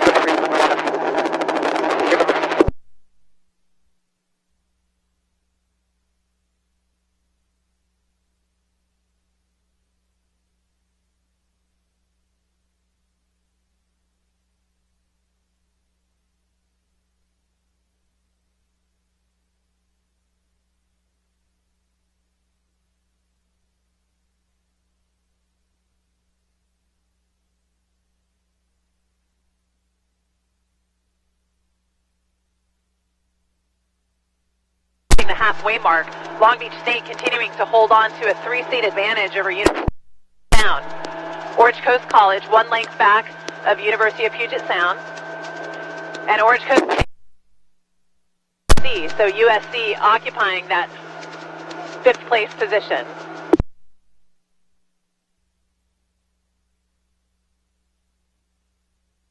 And USC, sorry, would be occupying that 4th place position. UC San Diego.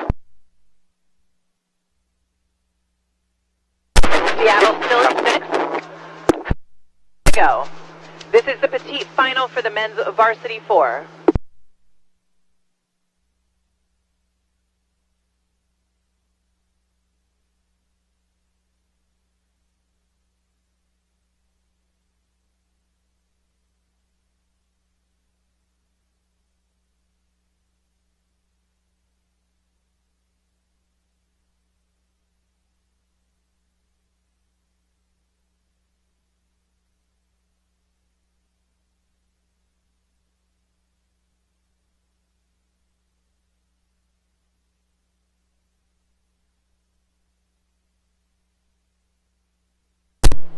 And the petite final for the men's Varsity 4, now approaching 250 meters. Lanes 1 and 2 continue to be in a very close battle, with Long Beach State having a very slight advantage now over Lane 1, University of Puget Sound. University of Puget Sound finding themselves down about 1 to 2 seats, but they're making a little bit of a move right now. It's not a power 10, just looks like they're trying to lengthen the stroke a bit and get some more water and move up. Now these top 2 crews are holding on to an slight open water advantage over lane number 4, the University of Southern California. Southern California is bow to stern over UCSD and Orange Coast, with UCSD in 4th place and Coast just behind them in 5th. Trailing is Seattle University in lane 6th. As the crews now approach 1,500 meters here in the racing for 7th place overall. It continues to be extremely close between Long Beach and Puget Sound, with USC in 3rd, holding off a double challenge from Orange Coast and UC San Diego.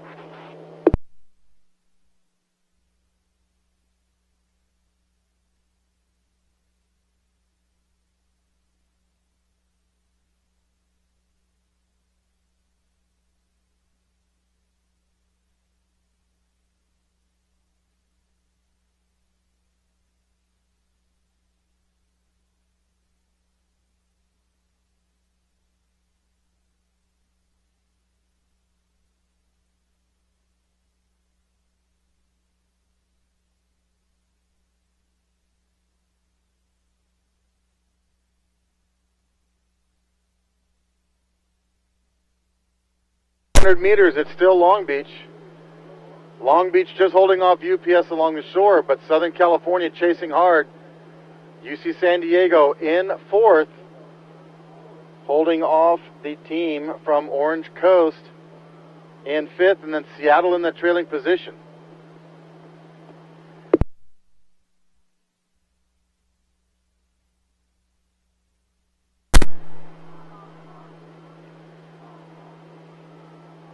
Huge push by Puget Sound here to see if they can catch Long Beach. It's going to be a chase to the finish line here. Beach is holding on.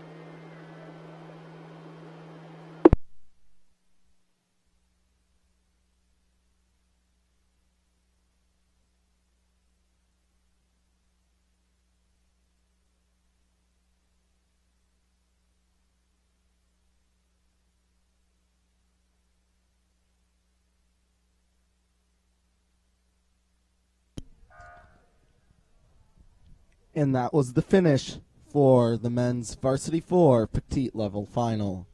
Next up will be the women's Novice 8 Third Level Final, followed by the women's Novice 8 Petite Level Finals.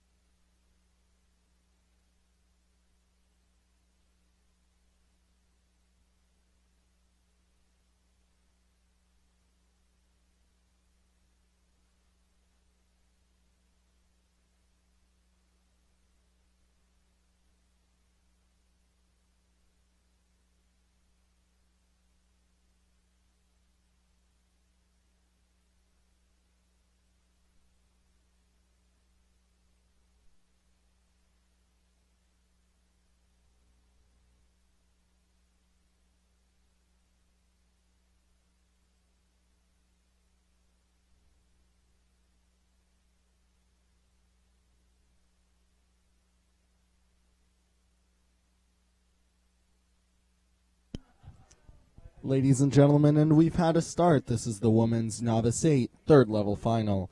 In lane 1, the University of Oregon. In lane 2, UC San Diego. Lane 3, St. Mary's College. And lane 4, Pacific University. These 4 boats are now headed down the race course. We turn it over to Adrian on the water for the race call.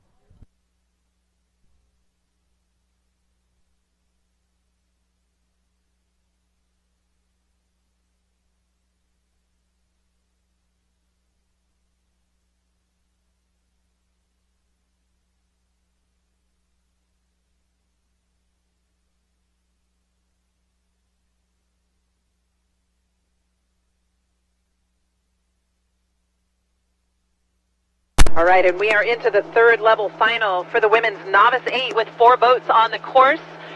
And just past 500 meters, our leader here is University of California at San Diego, rowing out of lane 2. They have a 1 full-length lead over lane 4, Pacific University, a fairly new program racing on the West Coast, but doing a nice job here in the Novice 8. So Pacific University in second. They're followed very closely by St. Mary's College, and in that 4th place position, University of Oregon, rowing out of lane 1. But very, very close here between Oregon, St. Mary's, and Pacific University. UC San Diego has established a clear lead just past 750 meters. They have 1 full length and are looking for a little bit of open water at the halfway point.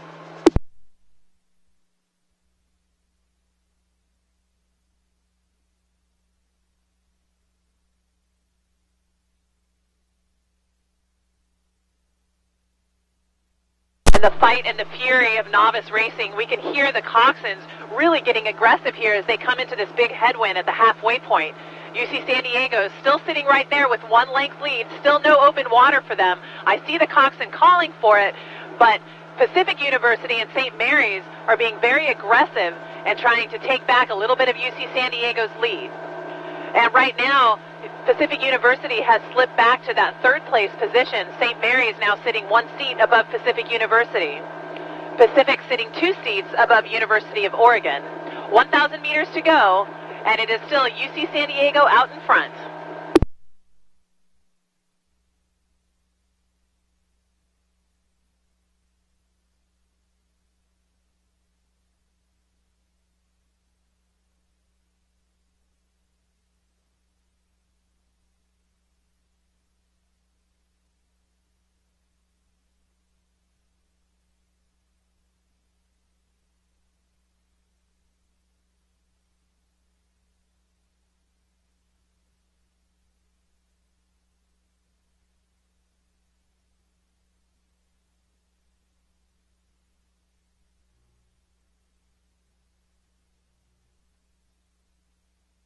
Well, in this third level final for the women's Novice 8s, we're going to pay close attention to the race between Oregon and Pacific University, as well as St. Mary's. Those 3 boats all chasing the leader, UC San Diego, in this third level final for the women's Novice 8s. All boats now at 1,250 meters, with UC San Diego holding on to a 1 length, almost a 2-seat open water advantage over the trailing boats. Now, Oregon appears to be staying a little bit longer than St. Mary's, and it's very close. It's too close to call. St. Mary's still has a slight advantage at 1,250 meters, but Oregon is definitely in contact, as is Pacific University with the St. Mary's boat. So anything could shake out here after 1,500 meters between those 3 crews. Meanwhile, UCSD continues to lead as we hit 1,500. See if their margin of open water increases or stays about the same.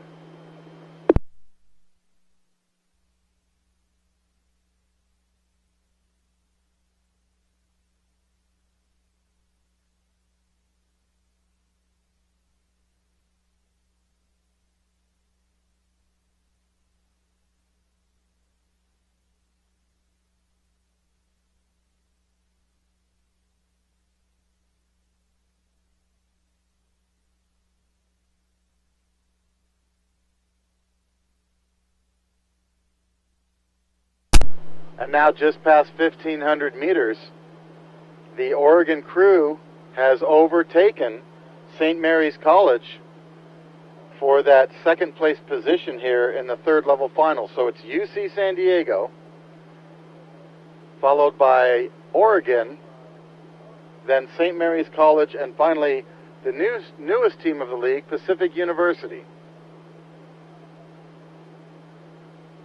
All boats now coming into the last 350 meters. And Oregon still pushing away from the two trailing boats. We'll see if they get any closer to UC San Diego, although UC San Diego has a good advantage here coming into the last 300.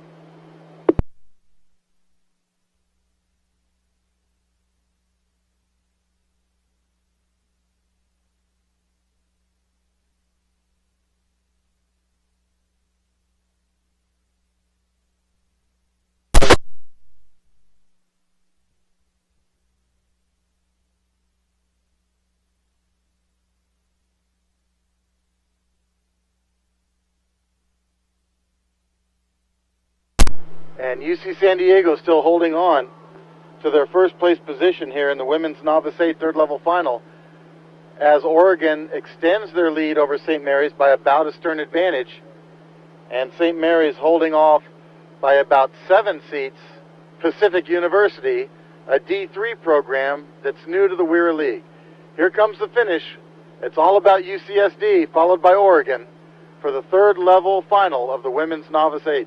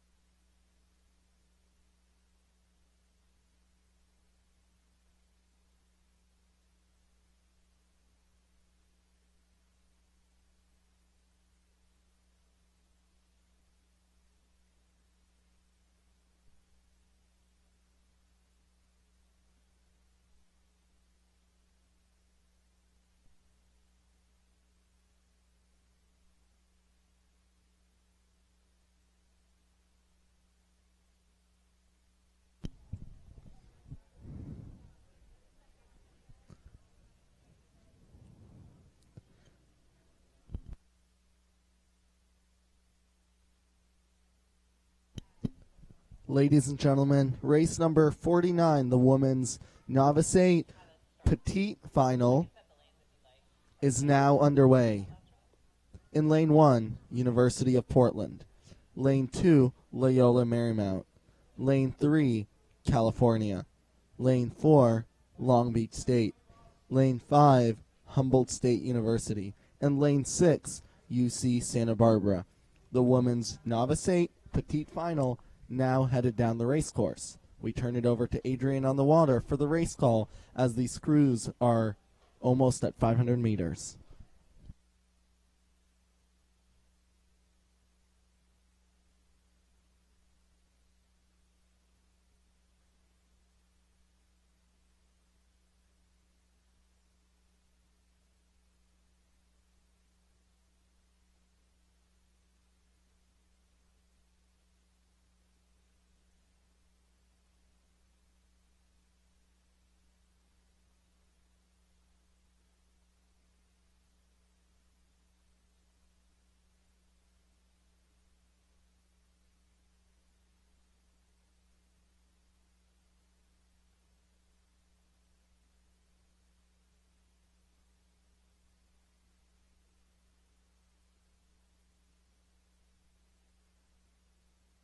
And up next on the course here is the Women's Novice 8 Petite Final. With 6 boats racing, we already have some good separation between crews, and we're not even quite at the 500-meter line.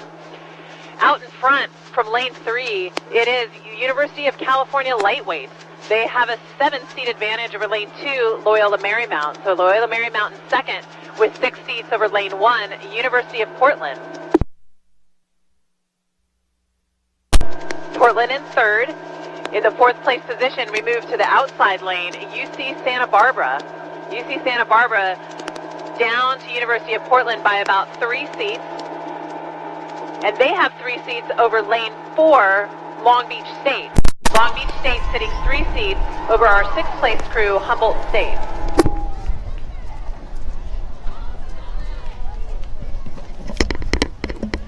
But California doing a nice job here, rowing out in front, now 7 seats above Loyola Marymount. And Loyola Marymount sitting 7 seats above University of Portland. But with UC Santa Barbara on the outside, looking to challenge University of Portland and their 3rd place spot. UC Santa Barbara putting on a nice show here in the outside lane. That coxswain looking across at that top crew and now trying to pull even with Loyola Marymount. So big charge here from UC Santa Barbara as we come towards 750 meters in. 5th place still belongs to Long Beach State. Long Beach being paced very closely now by Humboldt State. So Long Beach State and Humboldt dead even.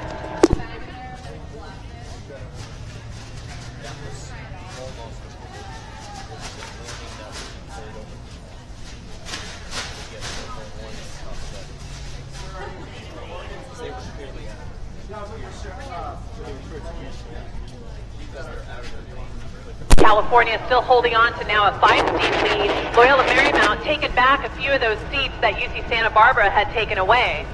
But too close to call here between UC Santa Barbara and Portland for that 3rd place spot.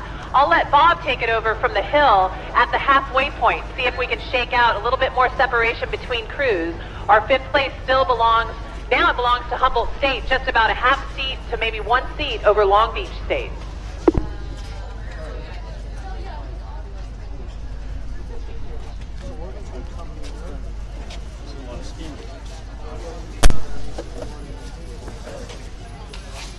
Thank you, Adrian. This is a close race here, even from the top of Rattlesnake Hill.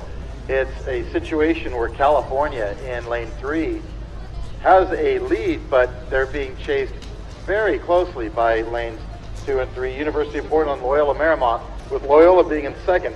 Santa Barbara on the outside is challenging University of Portland for that 3rd place position.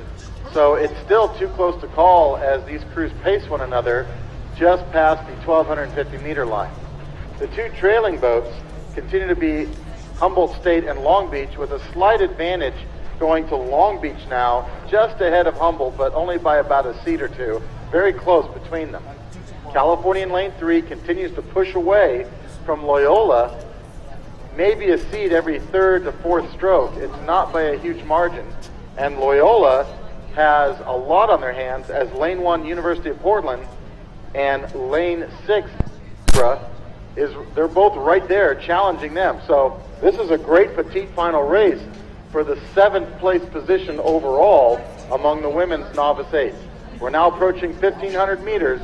It's still California in the lead, but now it appears to be Santa Barbara overtaking Portland for that 2nd place position, with Loyola right behind.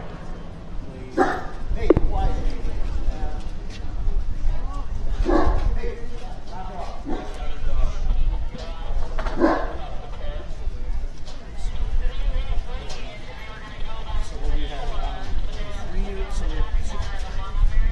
Top 2 advance to the grands, right? In each heat, so that must be our time. 100 meters for the petite final of the women's novice 8. It is California extending their lead slightly over the 3 remaining teams that are closest to them, Portland, Loyola, and Santa Barbara. Now Santa Barbara made a good push, but just after they finished that, lane 2 Loyola started pushing back, and now lane 2 Loyola in 2nd place, taking it back from Santa Barbara. Santa Barbara and Portland even again as we approach 450 meters. So it's California, then Loyola, and now Portland moving up just slightly ahead of Santa Barbara, then back to Long Beach and Humboldt State. Longbeach was in the lead up to 500, and then kind of faded. 300 meters to go for the petite final of the women's novice 8. It's California, it's Loyola, it's Portland, and then Santa Barbara. Long Beach and Humboldt in 5th and 6th. Portland in lane 1, really sprinting well here as they take water from Santa Barbara. Santa Barbara had them a little further back, but Portland answered and has now moved into 3rd place.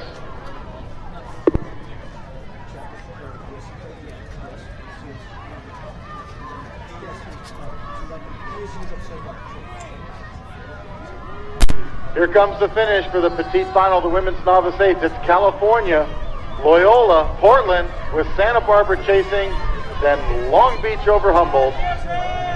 Here's the finish.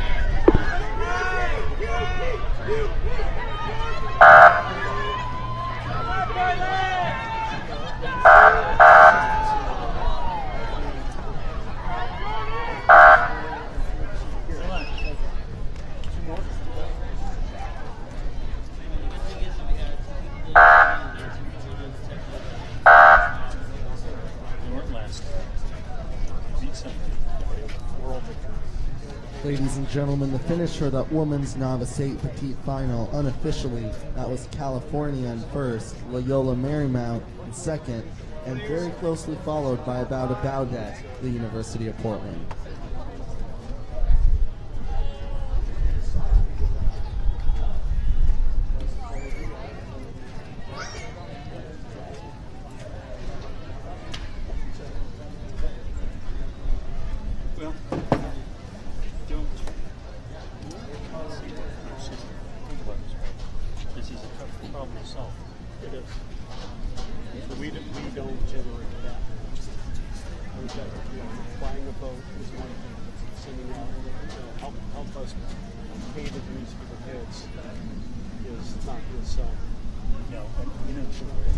I think it boils down to the guys coming into it just not that serious. They want to have club sport experience and goof off, and they want the fraternity to goof. And that's the message that came through. And maybe then you get guys like Jake who want to win. So you have to have to separate one from the other. You separate the one, that kind of messes up our two-tier, two-coach approach. But we could have, you could have one coach for varsity and one for the varsity and one coach for the club team, if you will, original novice. So it was basically here's my time, varsity both. I spend my time with occasionally calling the other guys around, but that is true. That is true. That's where you go. What I do remember is that JV boat in '68. Yeah. You know, we had about 10 guys, and so my commitment to everybody, because Lockyer was at age 1, was everybody would get to row at least one race. And so, Rob, remember Rob Maynard? He rode one race with us. Chubby guy rode one race with us. It was hard to say, sorry, Rob, but that he replaced Ken Miller. It's hard to go from this to that. And so, we're not as fast with him. But he got to row with the team. He rode all semester, all year. And, he didn't come back, but I think he felt like he got a good experience. Yeah, right.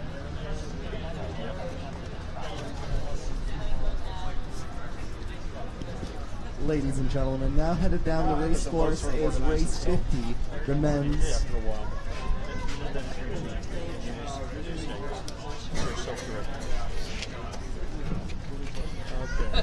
Sorry about that. May the Pacific Lutheran University women's varsity coach please come to the finish line tent. Pacific Lutheran University varsity women's coach to the finish line. Oh, that's right. but the stroke. So just to give an update, the men's Novice 8 third level final with 2 boats, Long Beach State and California, are headed down the race course. Early on they were even, but here we're going to get a race call from Adrian as they make it down the course.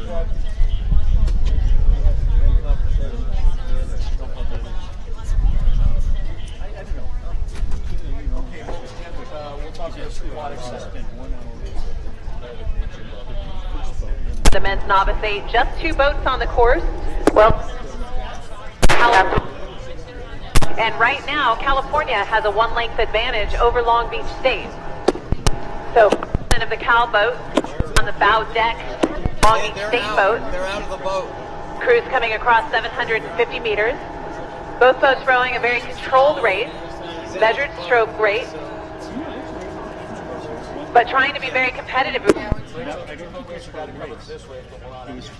Looking by that halfway point.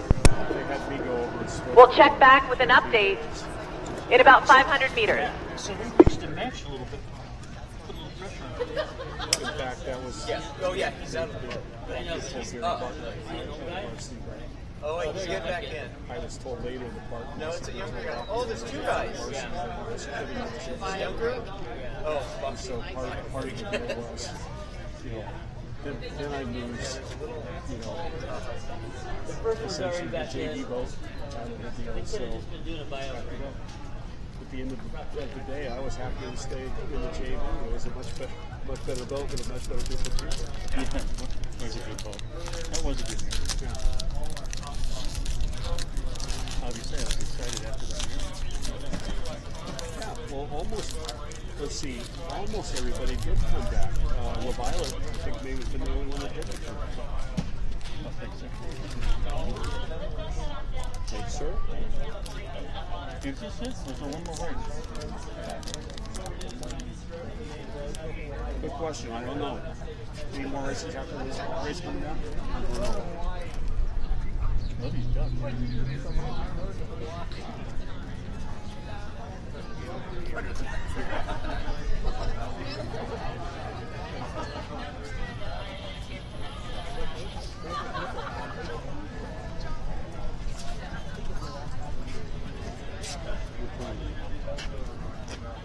Last race is at 5:50.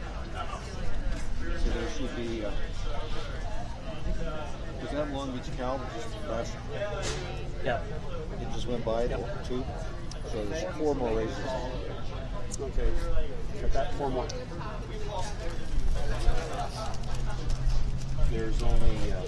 And the update for the 3rd level final for the men's Novice 8 is coming into you at the 1,400 meter mark. California in the lead by half a boat length open water over Long Beach State. Yeah, okay. So as we hit the 1,500 meter markers, it will be California leading Long Beach in this 2-boat race for the 3rd level final of the men's Novice 8. The winner of this race can claim 13th place overall among the men's Novice 8 entries.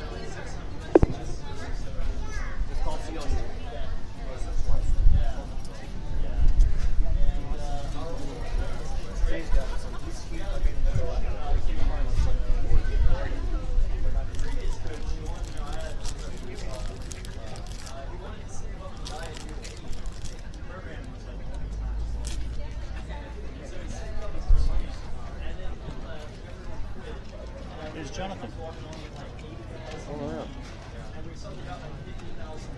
How come we can't do that?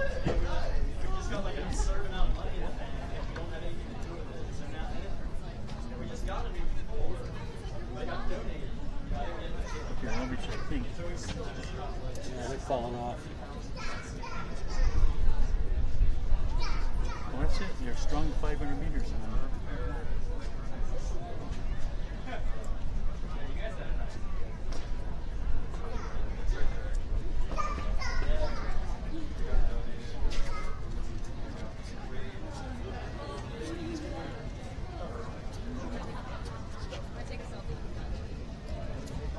This is the 3rd level final for the men's Novice 8, now finishing with California in the lead over Long Beach State.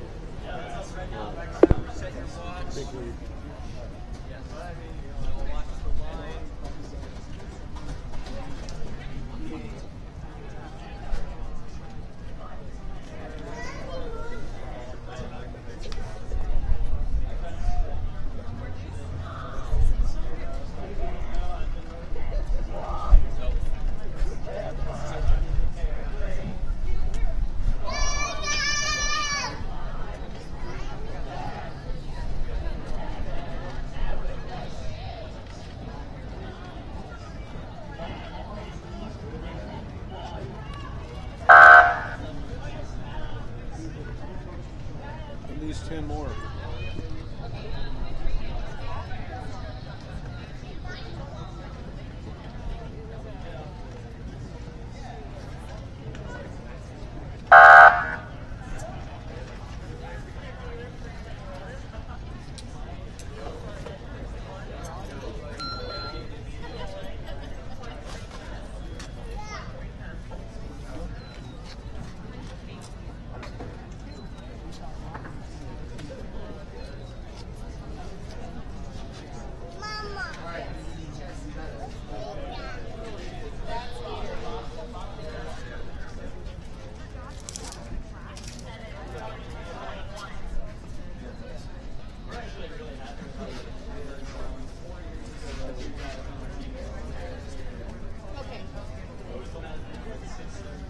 Well, let me head back.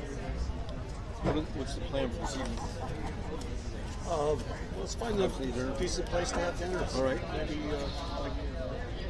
like steak. Do you eat steak? I don't, but that's fine. Actually, I haven't.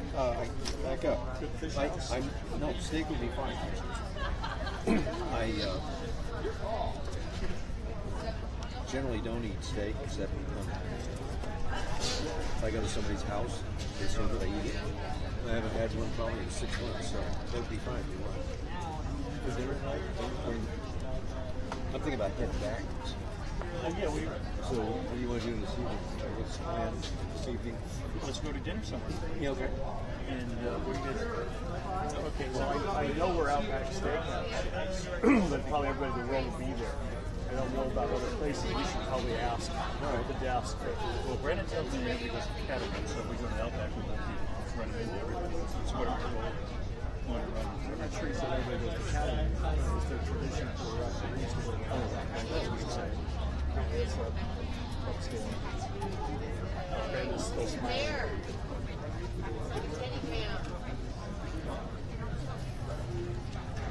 Well, let's go. You can go back to your room. Yeah, I think I go back to the room. Okay, should we run? Give me a cup of tea. That's probably good. Yeah, 70 fine. 6:40 fine. 6:37. Because we probably should be here, or do we have to be on again? So tomorrow. Yeah. It's supposed to be an OC cycle anyway. So if you come to start, they'll come by maybe 8:05. They start at 8 o'clock. 8 o'clock, all right. So I'll be here by 7 to 8. And I'll just leave it set it up. Yeah. Okay. Oh, this will probably be just over the fence. Good, that's fine. That'll be better. Although, again, the glare, there's some. Well, remember, the sun will be over there, and it won't get over us until after the race. All right. So where's Matt Anthony Wayne to run the camera? He went to dinner with Coast. No kidding. So he just left it there? So what about all the live stream fans? All they do is come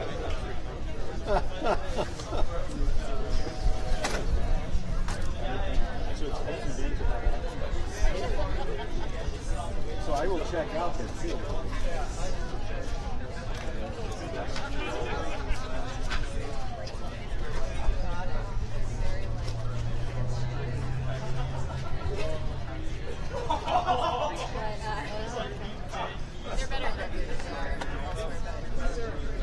Wait, that was today's shoot. Yeah. It's supposed to be next month.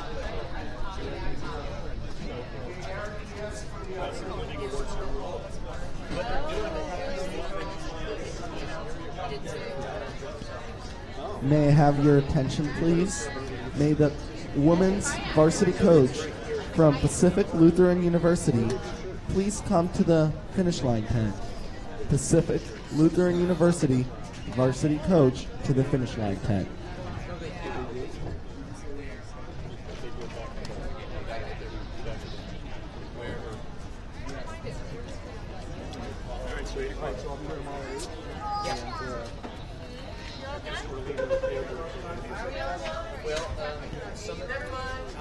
Ladies and gentlemen, wind's picking up, but only 4 races to go. We're now looking at the men's Novice 8 Petite Final. In lane 1, Sacramento State University. Lane 2, UCLA. Lane 3, San Diego State. Lane 4, the University of Southern California. Lane 5, the University of Oregon. And lane 6, Sonoma State University. Again, 4 races to go. Men's Novice 8, Petite Final now underway. We'll get a race call from Adrian as these crews are now approaching 500 meters.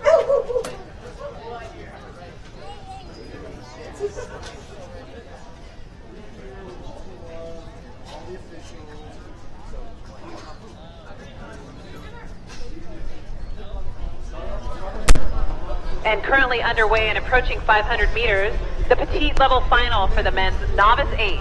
6 boats on the course, and our clear leader here very early on is San Diego State University, rowing out of lane 3.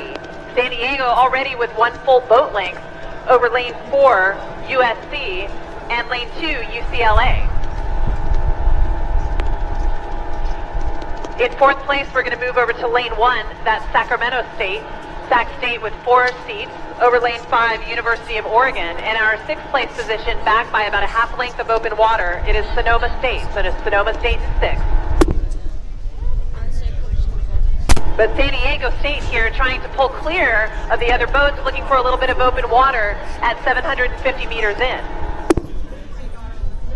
UCLA moving up to a solid 2nd place position, now 4 seats over USC. USC sitting in 3rd.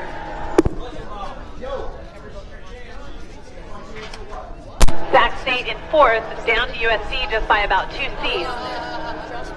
And with Oregon still holding on to 5th, Sonoma in 6th.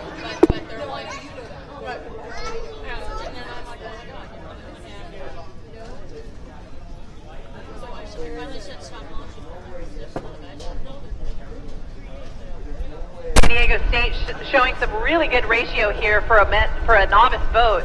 Really nice length. And they're pulling clear of UCLA.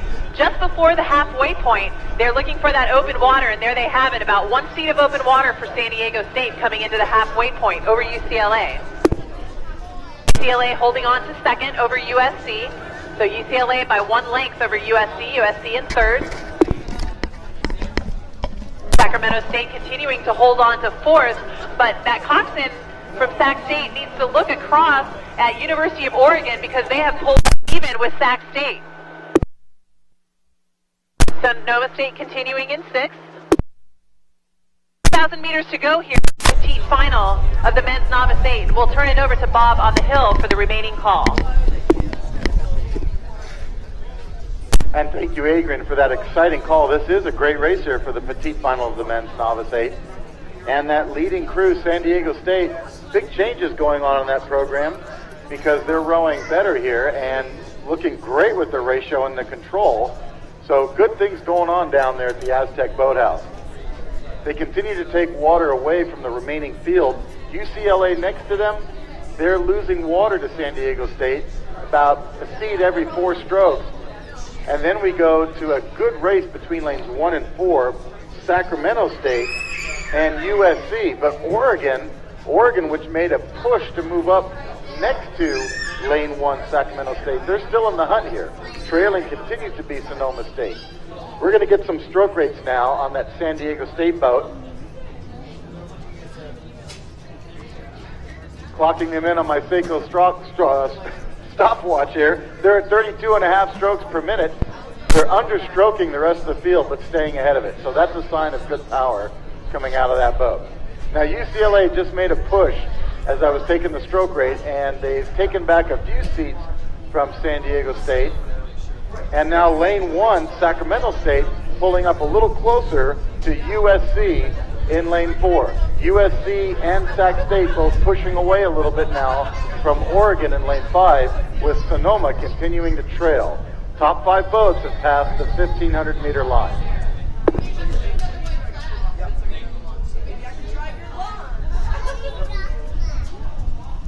Let's see who the referees are on this one. You can be the white flag monitor. Will you be my white flag person? Thank you. Let's see who's coming down. I can't tell yet. Yes, go. All right. Attention, row. San Diego State now getting their open water lead over UCLA. UCLA wanting to get even more water from their crosstown rival, University of Southern California.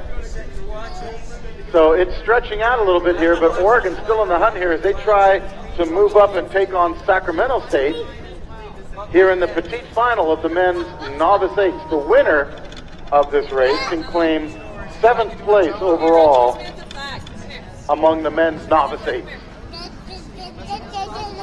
It's San Diego State, UCLA, USC, Sac State, Oregon, and Sonoma trailing. Good swing, good ratio, good power in that San Diego State boat as they are chased by UCLA. Oregon on the outside trying to catch lane 1 Sac State. Here comes the finish for the petite final of the men's novice eights.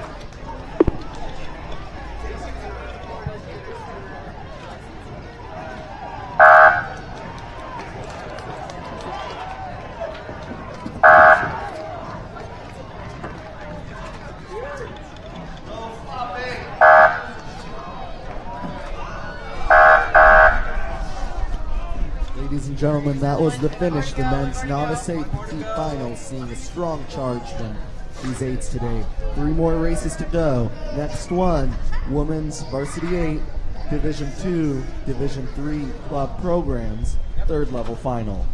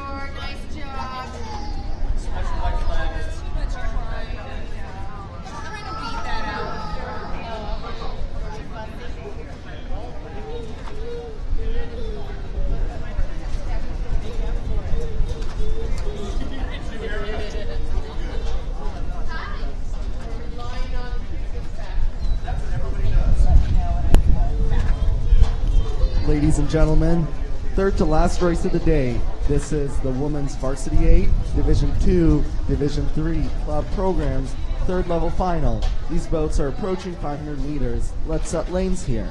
In lane 1, Washington Willamette University. Lane 2, Mills College.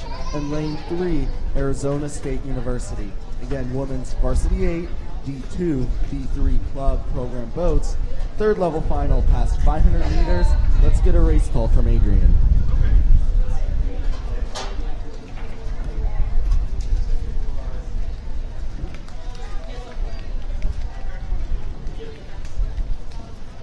And ladies and gentlemen, we have a 3rd level final currently underway and approaching 750 meters.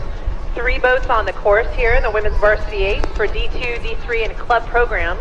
And right now, way out front is Mills College rowing out of lane 2. Mills College with about 1 boat length of open water over Willamette University in lane 1, and with Arizona State back by several lengths of open water, rowing cleanly and in lane 3. We'll give you an update at about 500 meters to go.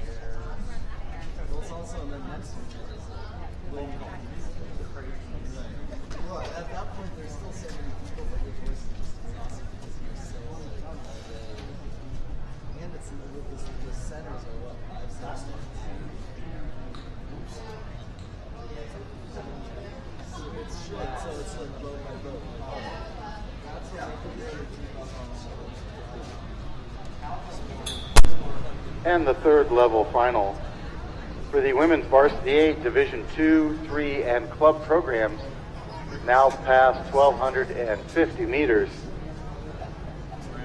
The leader continues to be Mills College from Oakland, California. Mills College, a D3 program, and they have an open water advantage over Willamette University in lane 1. Willamette with significant open water over third place, Arizona State. Arizona State, one of the younger teams in the league, rowing on the Tempe Town Lake down near Tempe, Arizona. So these three boats now coming down the course cleanly into the spectator area in about a minute or so. This is the third level final. The winner can claim 13th place overall among the women's varsity 8s for the Division 2, 3, and club programs.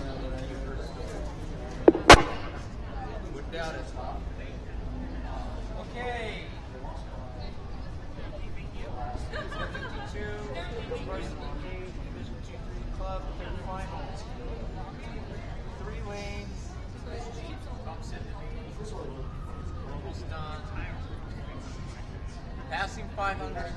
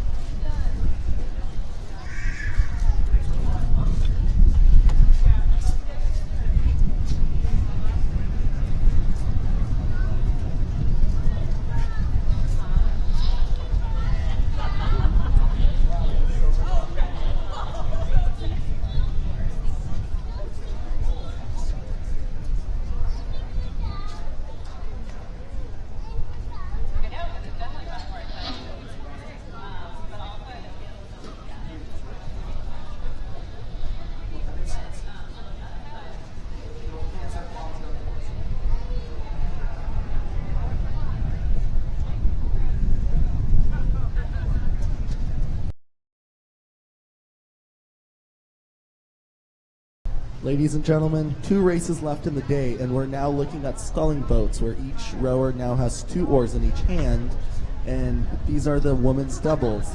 This is a straight final. In lane 1, Chico State. In lane 2, Seattle University. In lane 3, Washington State University. In lane 4, Portland State University. Let's look out on the water. Women's double final headed down the race course with their sculling boats. Turn it over to Adrian for the race call.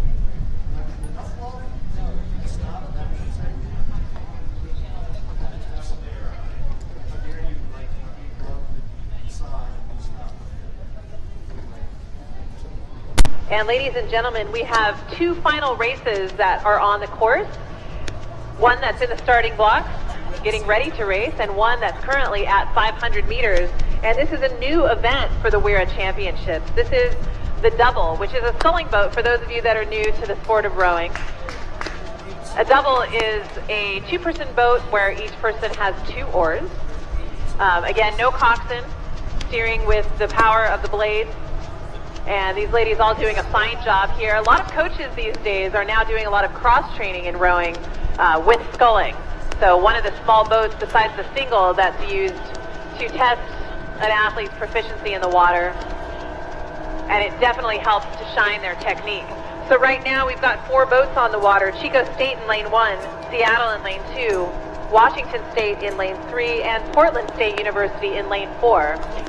Right now our leader is Seattle rowing out of lane 2. They have about 2 lengths of open water between themselves and Portland State. Portland State looking back about 2 lengths behind them is Washington State. And then several lengths back to them will be Chico State in lane 1. So quite a bit of spread between these boats. We'll have Bob pick up the next update in about another 500 meters.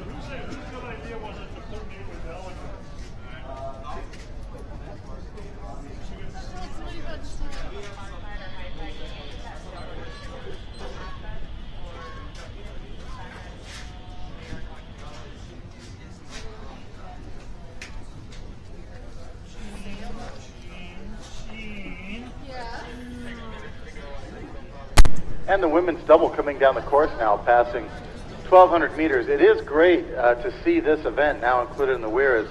Sculling can be such a great way for more rowers on the team to be competitive, as well as try to qualify and head off to ACRAs or their respective national championships.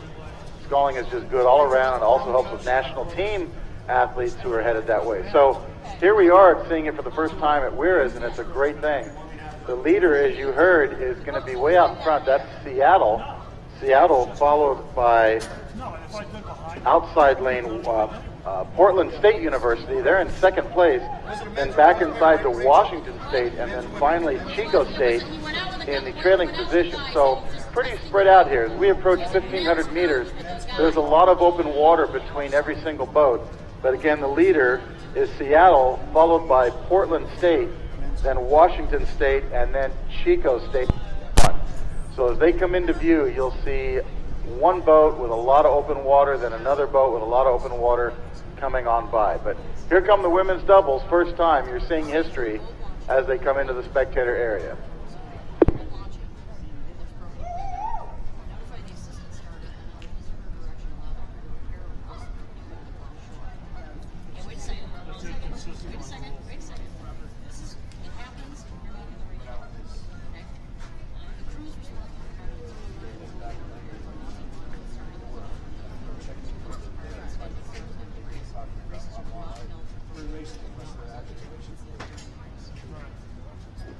Yeah, so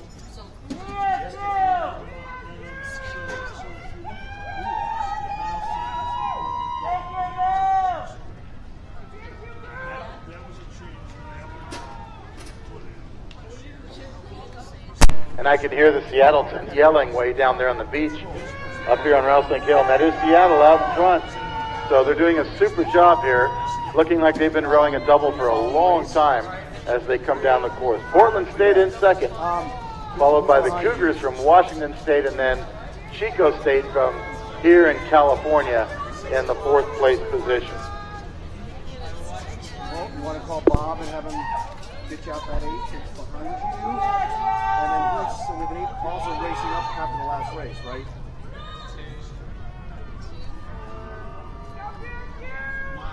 Right.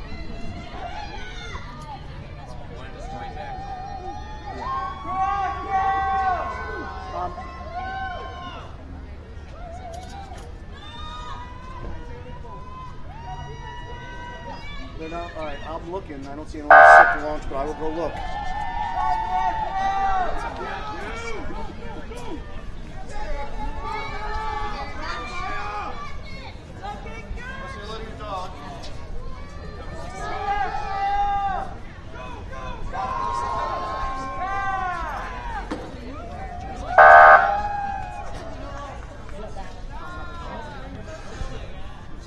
May I have your attention, please?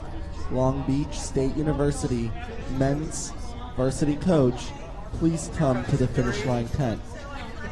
Long Beach State University men's varsity coach to the finish line tent. Thank you.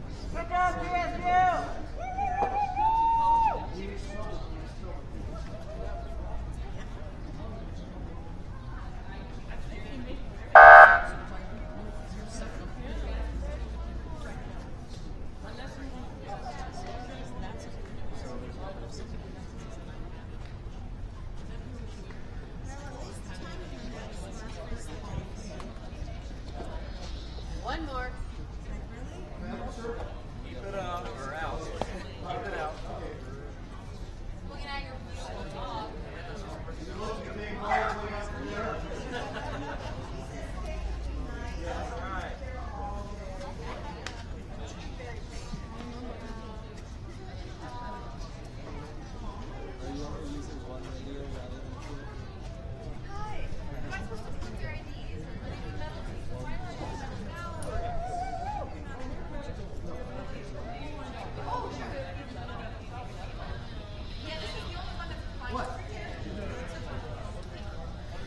Following you?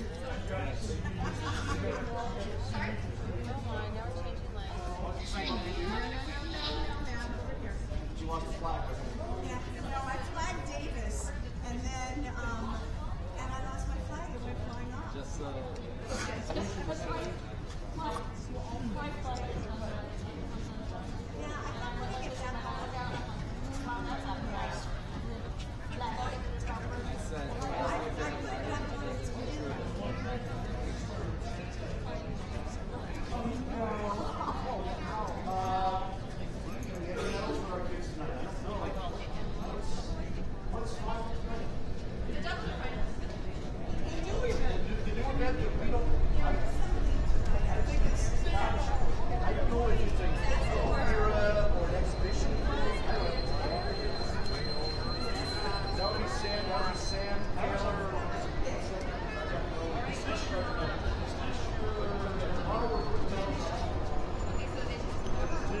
Ladies and gentlemen, still seeing a packed crowd here at the beach, and we have the last race of the day now underway.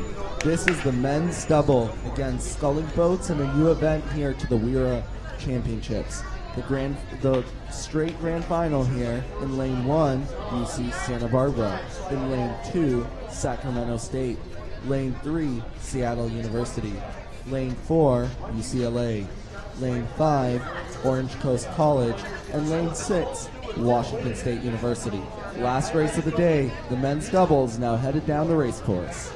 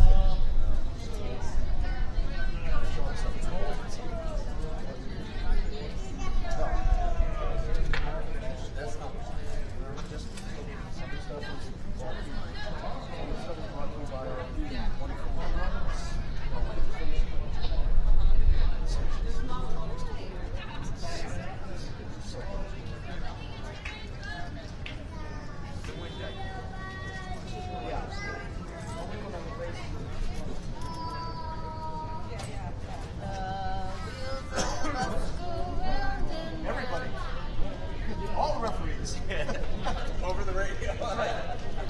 All the bases. I'm going to need Bill Eldon right now. Bill's the choir master. Beth Lee and all the other people really can sing this.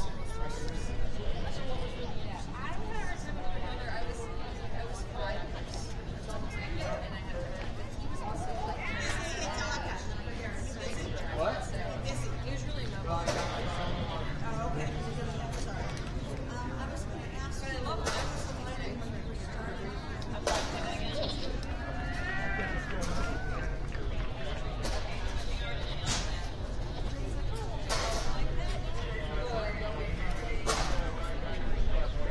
And ladies and gentlemen, the last race of the day is on the course, and this is the grand final for the men's double. We've got 6 boats racing with UC Santa Barbara rowing out of lane 1, lane 2, Sac State, lane 3, Seattle University, lane 4, UCLA, lane 5, Orange Coast College, and lane 6, Washington State University. And right now, our leader, with about a length and a half of open water, is Orange Coast College. That second place position belongs to lane 3, Seattle University. And in third place, we'll move to the outside lane, Washington State. Our fourth place crew is going to come out of lane 1, UC Santa Barbara. Now down to them by about 2 lengths of open water is UCLA rowing out of lane 4. And then back by several lengths, Sacramento State. So Sacramento State sitting in 6th. But Orange Coast doing a nice job. Looks like they have experience rowing in a double, and they might very well. Coming from the Newport Beach area, there's a lot of sculling down in Southern California. And they look very adept at making sure that that boat moves efficiently and cleanly. Coming into the final 750 meters, Orange Coast continues with a 2 lengths of open water lead over Seattle University. Seattle with 1 length now over Washington State.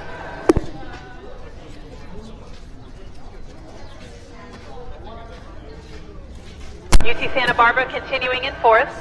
Back to them by a couple of lengths. In the 5th place position is UCLA. And then finally Sac State in the 6th place spot.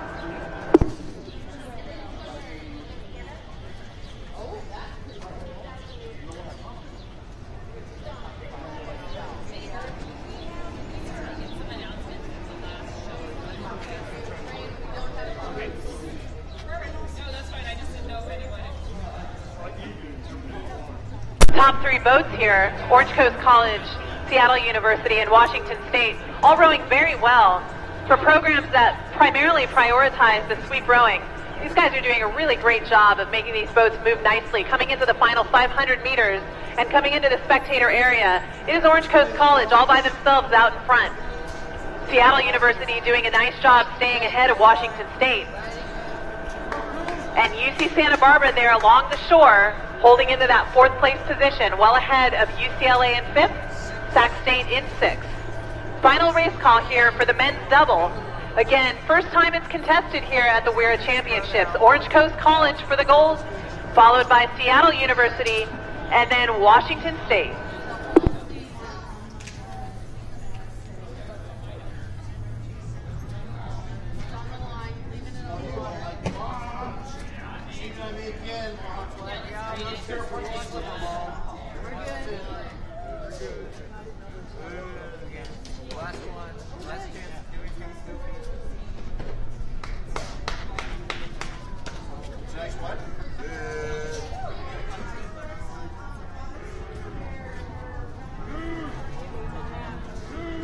Well, I mean, so was it better this time to actually go down in years? All right, okay. I mean, well,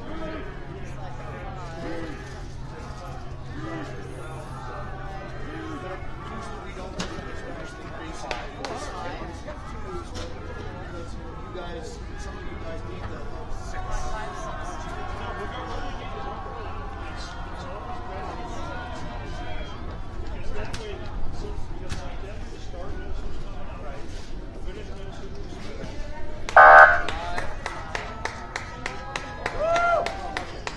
Ladies and gentlemen, that was Orange Coast College for the gold.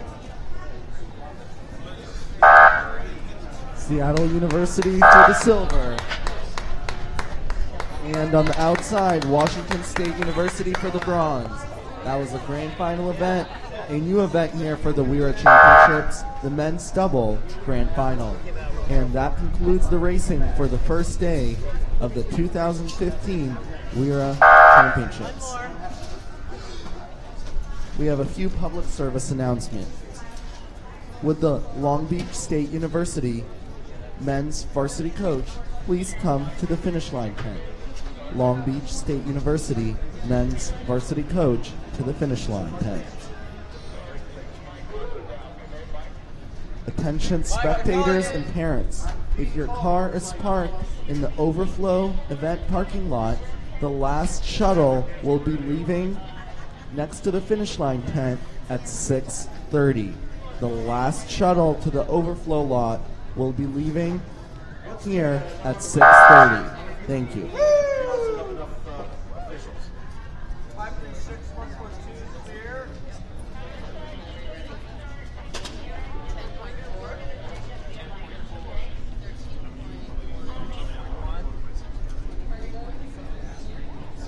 Okay, are we all counted for then?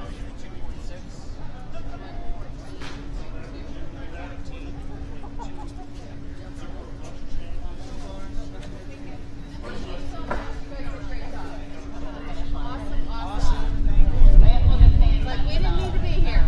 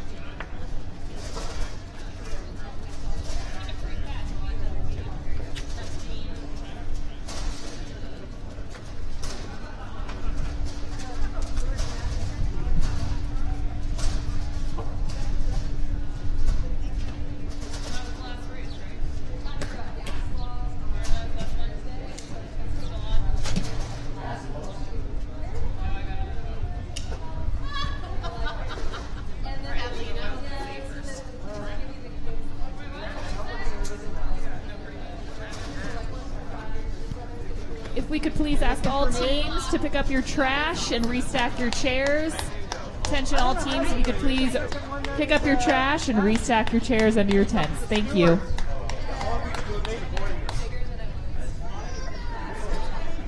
Hey, Mike? What are you doing with the medals?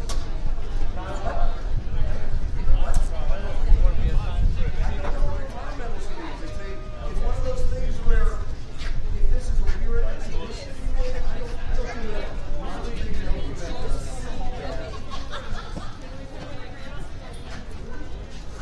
We don't know. Referees don't know, but they got it. Yeah.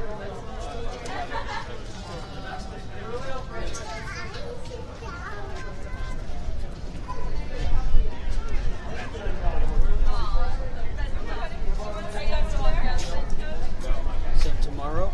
Yeah. So we're going to keeping the number down. Today was a little bit much. What?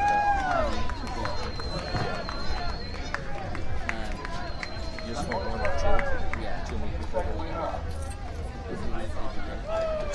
What part of the practice is quarantine closed? One guy was here and two he was talking about uniforms. Oh, that's not middle one. You don't want that. Yesterday, people got it central. We got all talked about there was no practice. Court was closed. I don't see the other teams other than you out. Come in. If you want to raise that, deal with it. Tomorrow When we'll the see top of the coach, you have to be warned tomorrow. You understand that, Doctor? You don't want to put yourself in. Even though this is cool, whatever, on Friday. No, someone else. Yeah, believe me, one person. No, he did not. I have it from 2 days ago, and that is not the case. 11:23. That doesn't. I was said it last night, and I told everyone last night. It was very clear. So everyone's getting a nice big fat W. There's another one. Yeah, there is. I don't want to be here when you guys are on the course. So once I leave, 7 o'clock, you have nobody here. That's fine.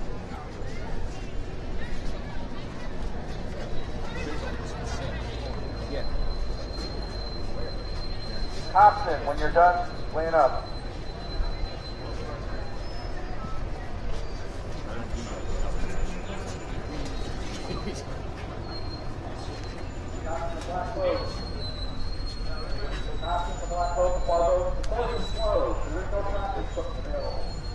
Okay? You may carry a warrant for tomorrow. Having fun?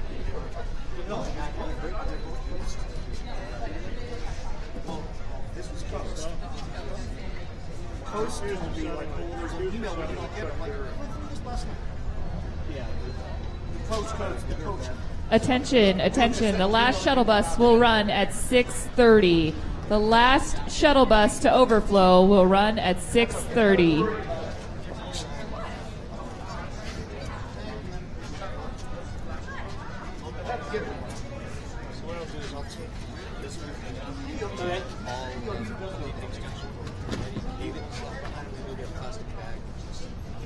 Yeah, it should be electronic or low.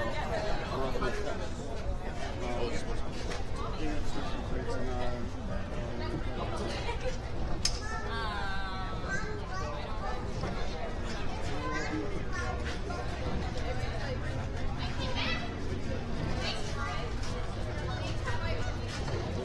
Start tomorrow, huh?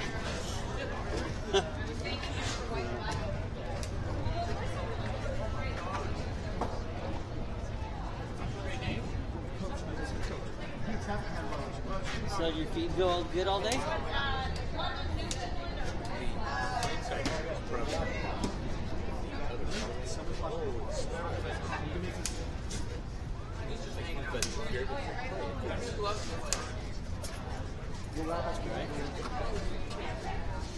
You need a radio. Yeah, yeah. Oh.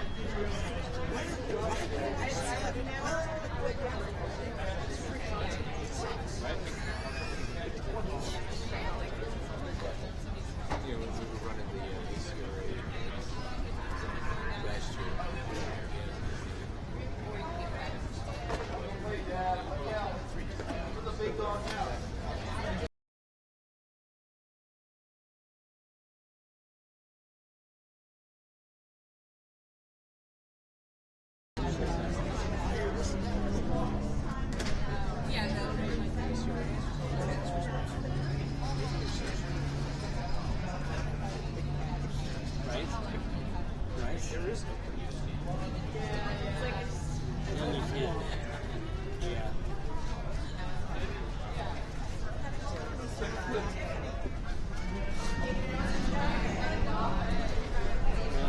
See that time starts here.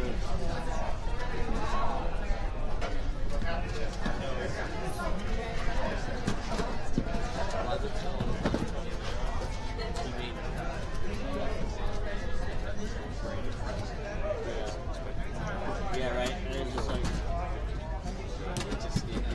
No. yeah.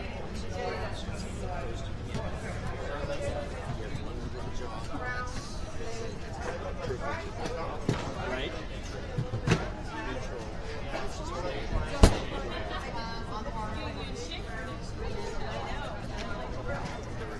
It's a little different. Yeah, still. Three other guys.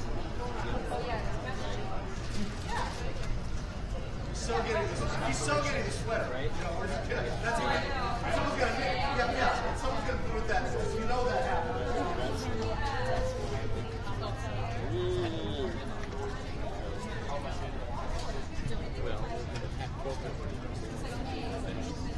Right? But the difference is that every guy will be down there. Yeah.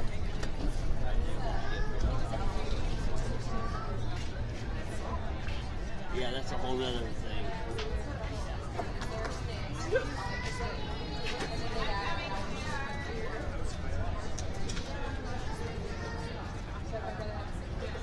Oh gosh. We stayed right in it. Yeah, That's a good thing. Couldn't, I was thinking Jay and Rick were looking for another hour at noon.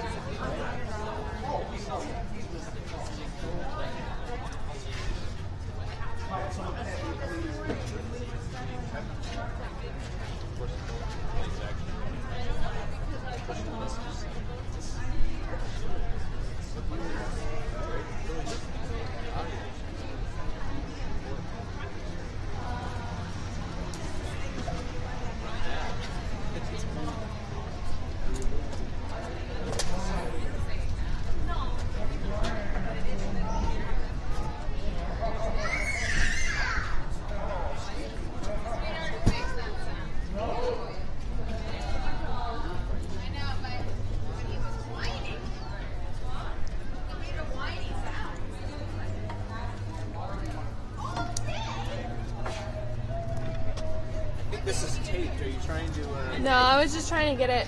Oh yeah, you could coil it up there. Yeah. Yeah, just leave it right there.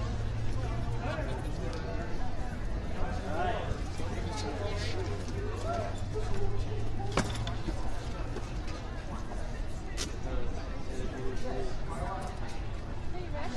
Yeah. I have a question about this power. Yeah. Power back. Don't worry about it. You just want me to leave it? It's safe and bring it on the other side. I'm gonna go get my gummy.